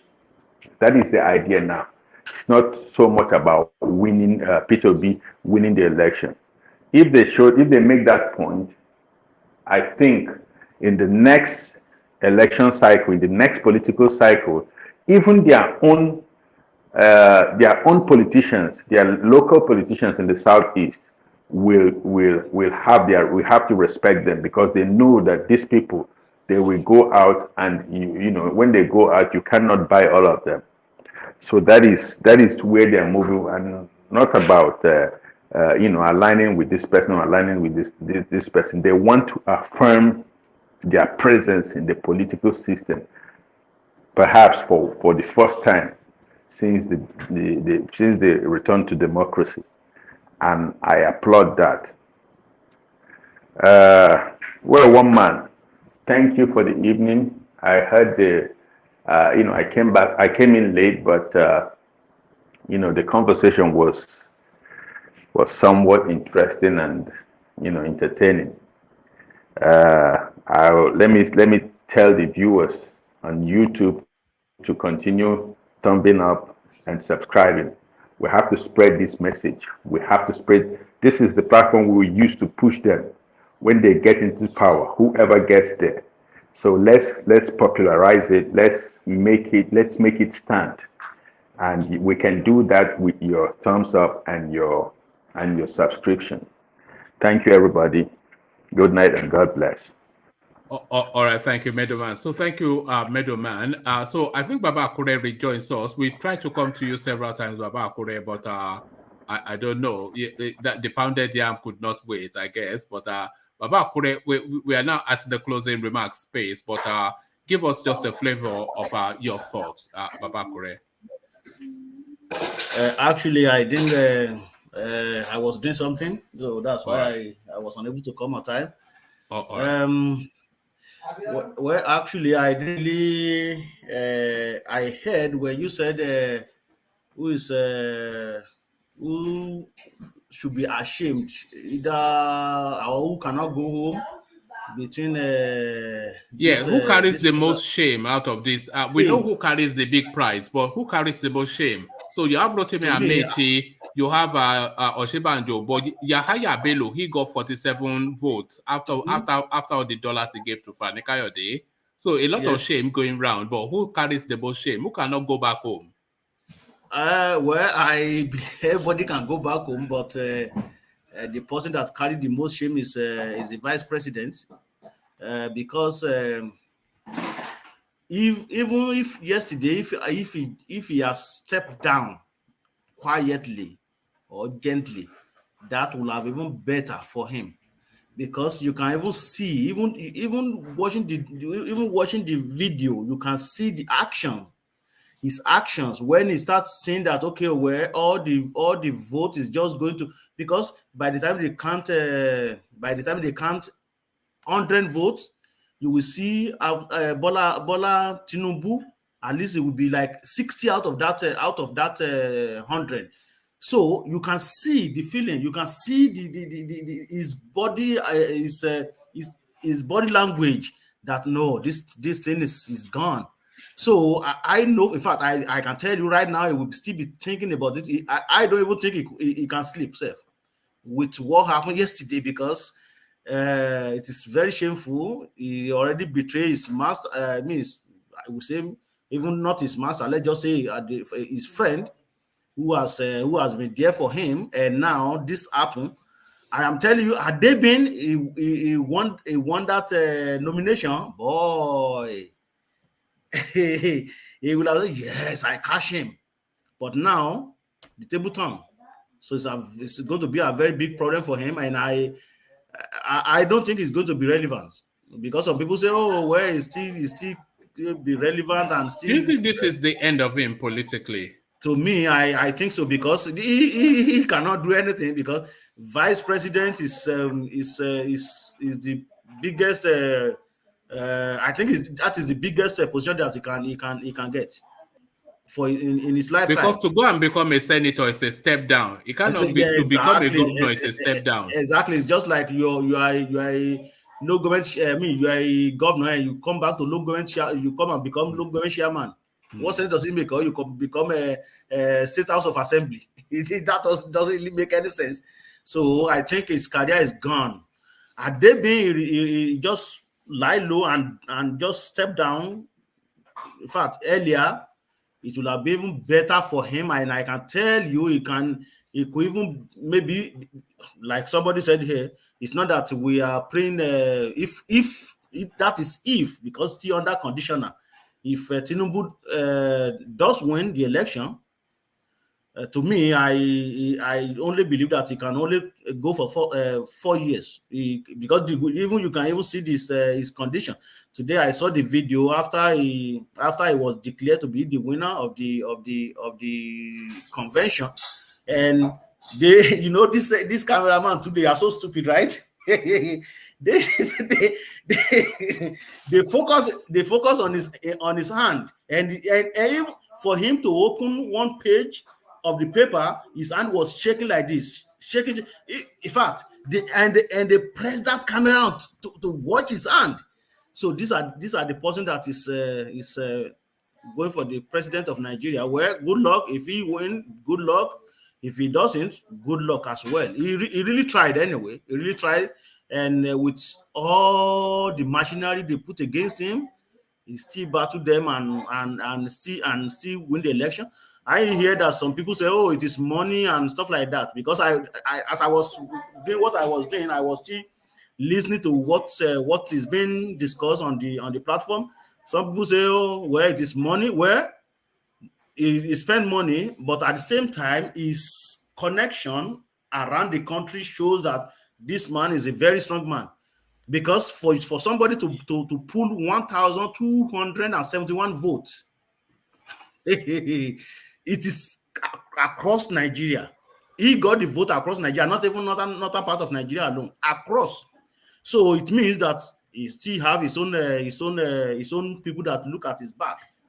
So, well, that is what we get. Do you think he should make his medical condition public? Because we know he has a medical condition, and a lot of the politics that is going to come now is going to be around his medical fitness. So do you think he should make it public so that we know that this is what he's contending with? No, I don't think so, because his health is personal to him. So because it is personal. But You know, he around the world here, you cannot disclose your health status to anybody. But That's it's not their playing out business. so publicly. It's playing out so publicly that you know you cannot not talk about it now. He's that is shaking, he's falling, he's that is unsteady. true, but They're saying Buhari looks healthier than him. Do you agree? there is no doubt about that. You said so. There it is. There's no doubt about that, woman, because when Buhari first came, he was not like he was not even his head is like 99% better than Bola Ahmed Tinubu, as we are physically, like the way we do. Although we don't know what is going on inside them, but in terms of physical appearances, Buhari is 99% better than Bola Ahmed Tinubu. But what do we? What do we get?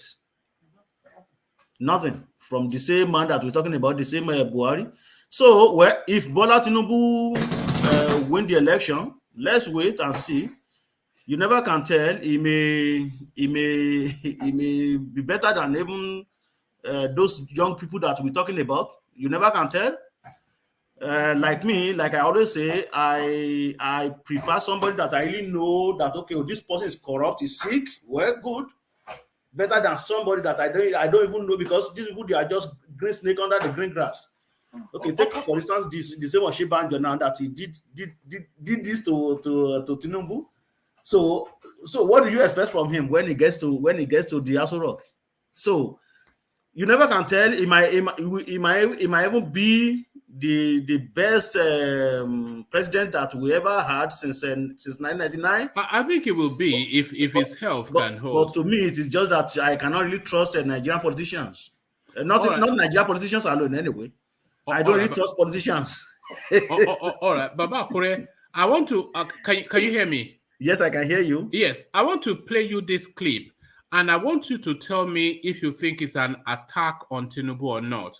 I think it is, but then you know me, I think in a funny way. But I'll play you this very short clip, and you tell me if you think it's an attack on Tinubu or not.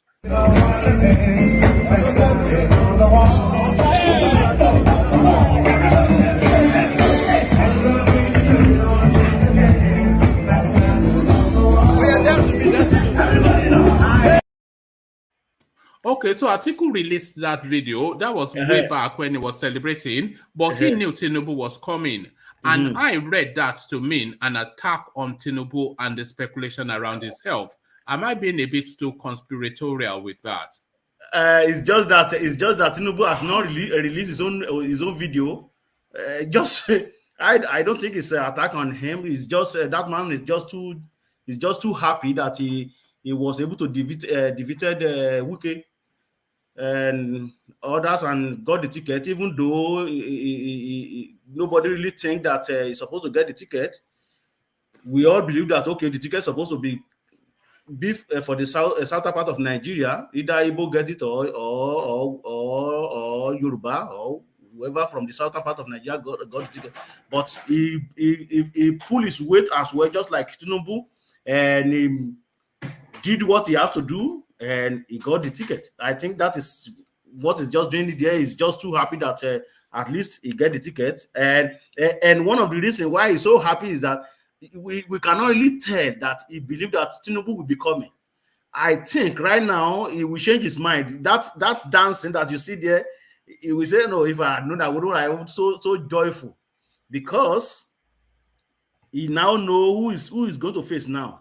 Maybe he thought before, maybe he face Amechi or OSINBAJO, but now he's going to face a big fish. So it will be very difficult for him to dance again. So that is it. All right, brilliant. Well put. Thank you, Baba Kure. So yeah, we were about to round off, but I saw your camera was back on, and of course, we couldn't go without hearing from you. So that was Baba Kure.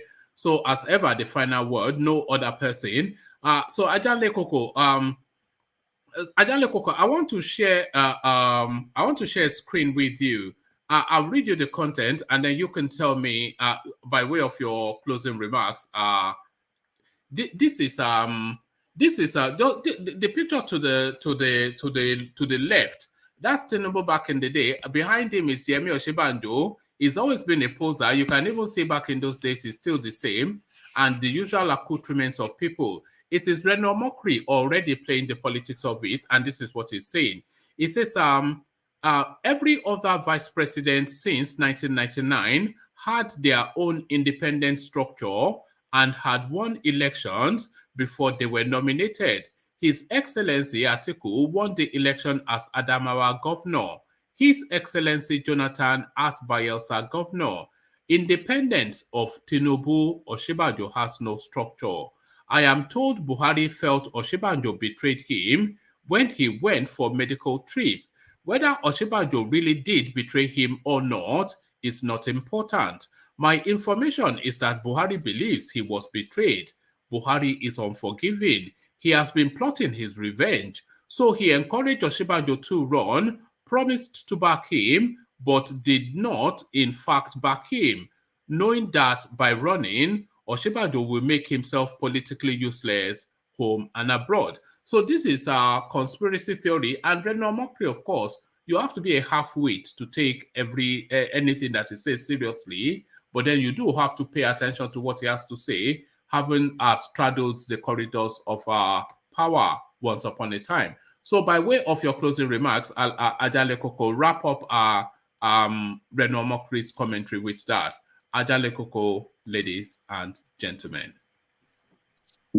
Thank you, woman. I don't want to buy into what all this narrative that Mokri is trying to play. I don't know where he got that information from, that President Buhari is mad with him, and therefore, because of what happened while he was on medical auditing, the role that Osinbajo did is trying to pay him back by setting him on to go and contest, and then withdrew his support for him. So I don't want to buy that. I believe that Buhari decided not to support anybody. He's trying to play a role of a true Democrat, a role of a father or a leader to all, which is quite admirable to me. I really admire him for what he role, well, I mean, the role he played for not supporting anybody.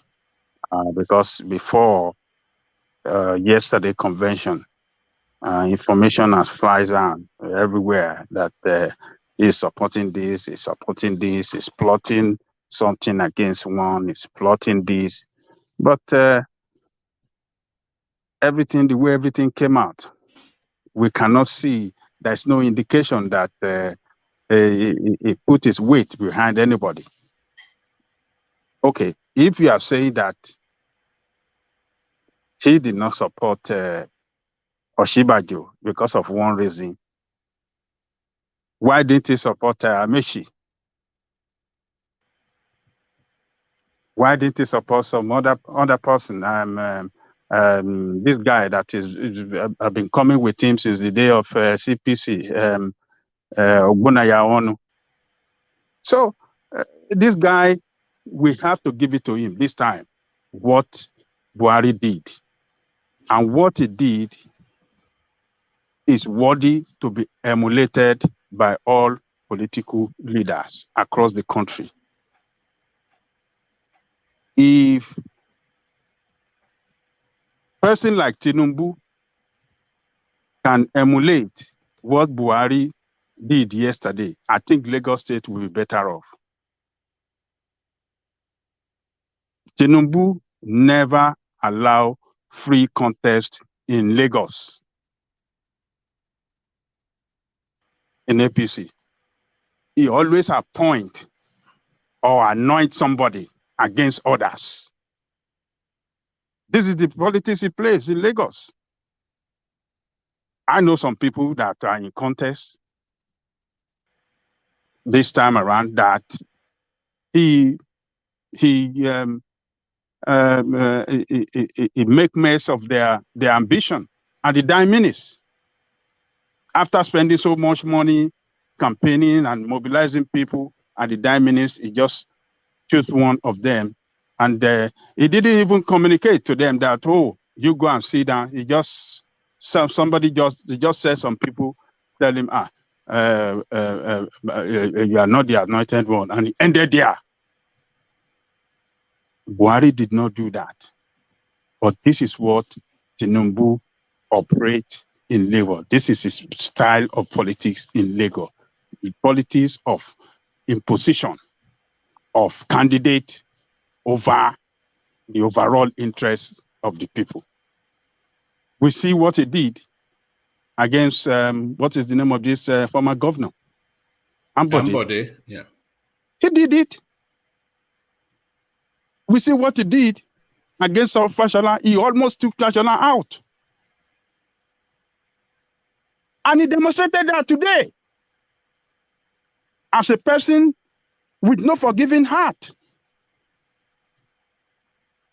The way he treated Vice President today is snubbed him. That guy was free-minded guy, a godly-hearted guy. He stood up when Tinubu approached the president to greet the president. The vice president stood up in an attempt to shake hand or to greet him. He snubbed him. He went around the other side, greeted Buhari, the wife, and the other side, and he went away. Only when what's the name of this guy? Badabia went to call him that Oga, now, and he now went to greet him. And that guy even stood up from the chair to greet him. He should have sat down, but he gave him all the respect. But our Yoruba people, with their dirty politics, with their blind support for Tinubu, have started their campaign of calumny against OSINBAJO, that is a treasurer, is a treacherous person, is this, is a betrayer, is all this nonsense. Iscariot. It's Iscariot and all this nonsense. What has he done wrong? Democracy is about contest. It's a pursuance of interest. What has he done wrong? And he demonstrated that he's a true Democrat for not stepping down. The result came out. Yes, it didn't favor him. Does it mean that that is the end of his political career? No. He can still come back tomorrow to contest. If you don't win today, it doesn't mean that you cannot win tomorrow. Others that step down are not true Democrats. A true Democrats that believe, that have the idea, have that idea of what he wants to do to transform the society, will pursue the contest to the end. And whatever he gets out of it, he will take it the ideas. I campaign hard. I struggle hard for what I believe in, for to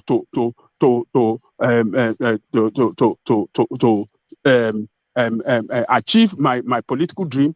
And if you cannot achieve it, if people don't vote for you, just it's about service to the people. It's not for any other thing but to serve the people.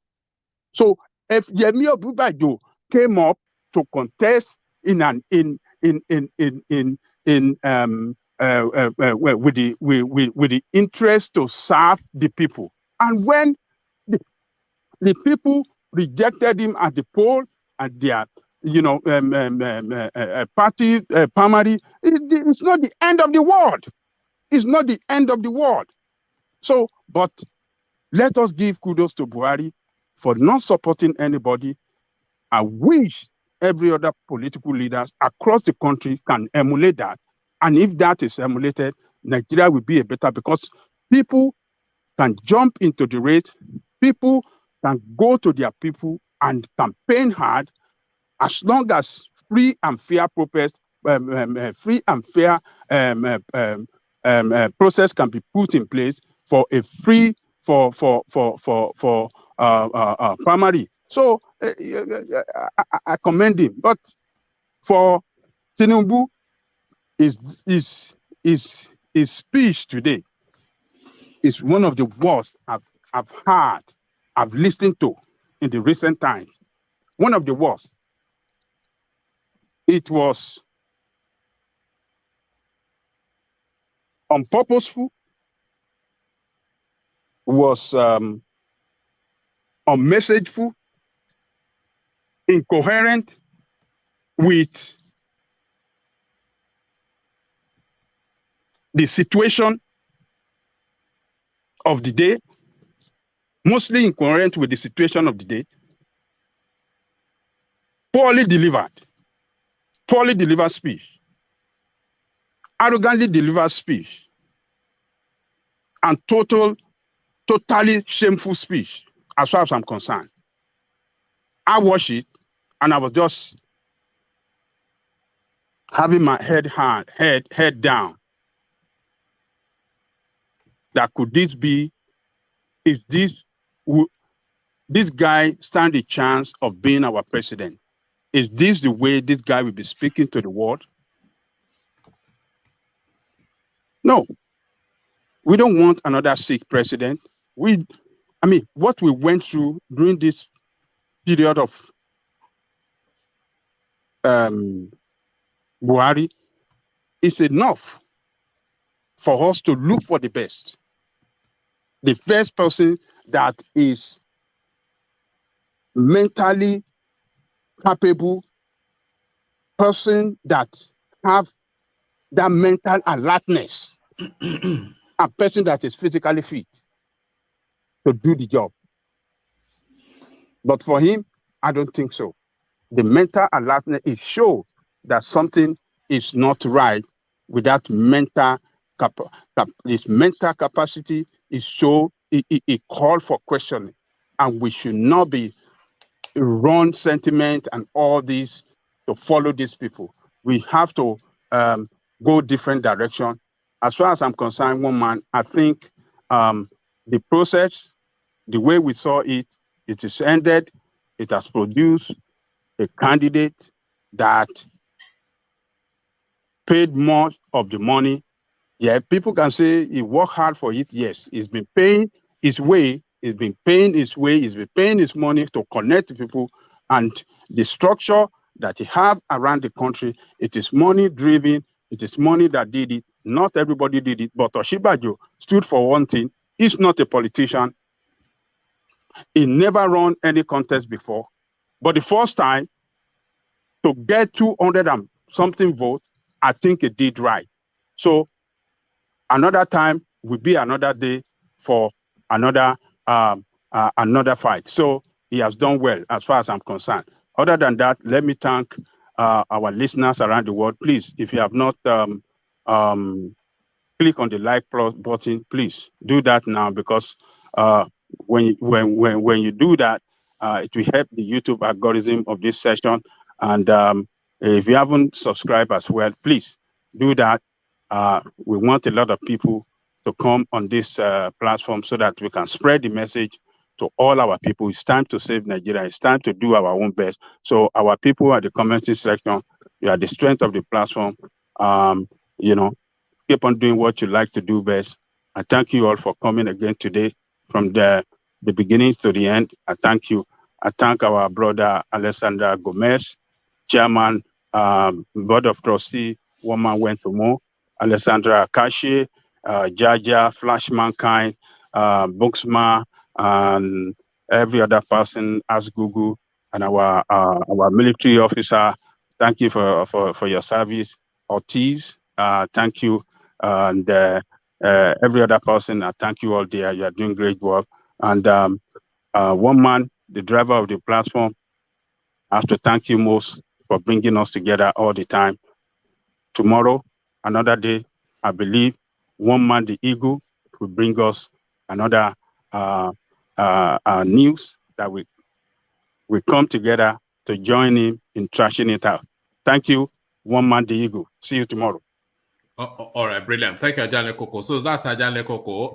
You already know the session never really ends I think if Ajale Coco is not around, I think if Ajale Coco is not around, I might well do a 24, 48-hour session just waiting for Ajale Coco to come and round things off, because only he can and only he is able to. So that has been the session, and that has been, I suspect that a lot of, going forward, it'll be all about Tinubu and not forget OSINBAJO. So he's had his day, and today probably his last day now. So I don't expect him to be appearing any much more in the headlines anymore. And the narrative now is going to be wrapped around three names: Peter Obi, Tinubu, and Atiku. So what a threesome, what a trio. Let's not call it a threesome, because people will start to impute things into that. But what three names to conjure with? So Peter Obi, of course, the dynamics around that narrative, is it the real McCoy, or is it just a rebranding of an ethnic tonality that we've heard the Efulefu chanting all the way through? Is this just Nnamdi Kanu in better suit and better language and more civilized? Is that all that Peter Obi is?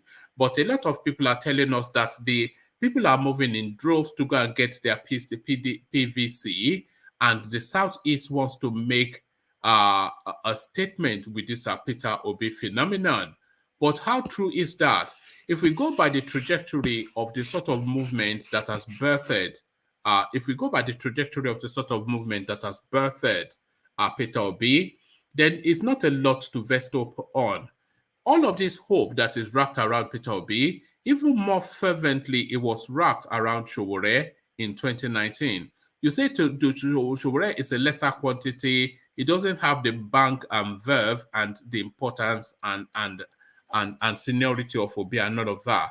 And a lot of that's true. But Sowore is not a novice. It's not an unknown. Sowore has actually been known to the Nigerian space for far longer than Peter Obi, because Sowore has been at this thing since the Abiola days. So nobody can pretend not to know who Sowore is. He's a man of good standing on his own. He campaigned more than anybody in the history of that country. He touched virtually all the 774 local government areas virtually, and all of that, we saw what that got him. Yemi OSINBAJO is another phenomenon from that hoopla sort of space. The funky, the psychedelic, the online, the eloquent, and all of that hoo-ha.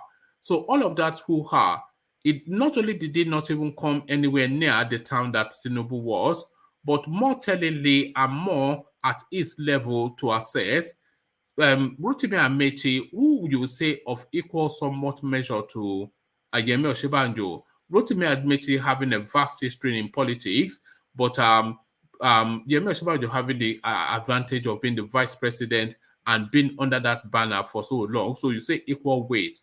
Rotimi Amechi beat him quite comfortably. So that tells you that all that hoopla and all the brouhaha that you're hearing on social media, all the shouting and just the categorical assurance that this is something, it all amounted to nothing. So is that going to be the narrative of Peter Obi in 2023? Is that going to be the narrative of Peter Obi in 2023?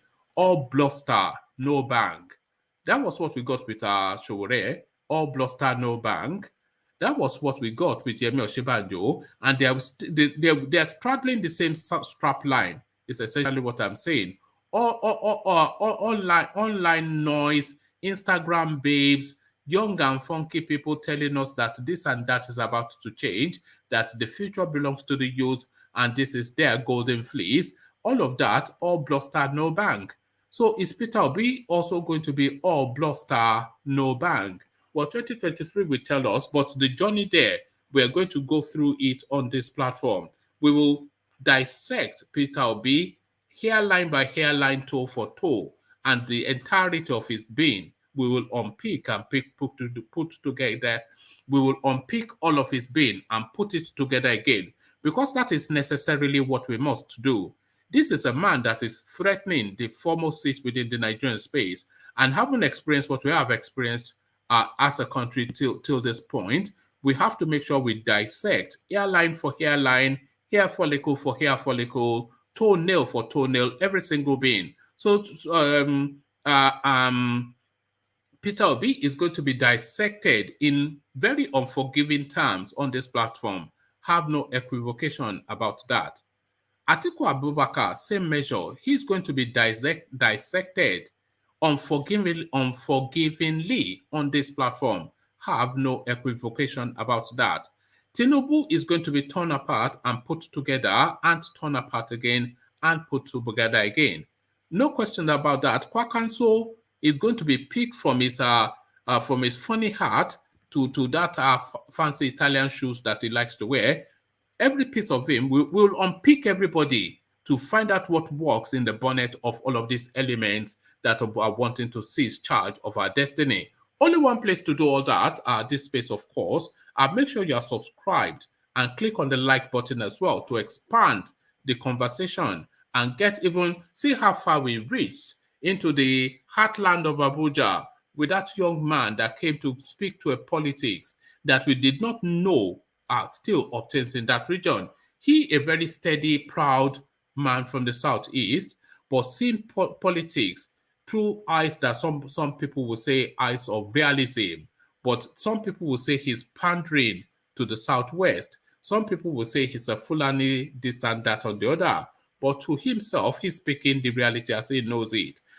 People like Medoma will condense it to you in real actual terms that make sense, and Nadia Lekoko will give you the details and background to it all. I, in the middle, of course, just try to hold it steady and make sure that there's some semblance of senility and logic to the conversation. So that is the potpourri that mixed to make the dish. That is the one man went to more platform. So make sure you are subscribed. Make sure you have thumbed up the like button. All of this and all of that to repeat tomorrow again. It never stops. We're going all the way to 2023 February as we start to unpick now the people that portend to seize charge of our destiny. So I'll leave it there. Carry conversation on within the comment section, but here I say peace.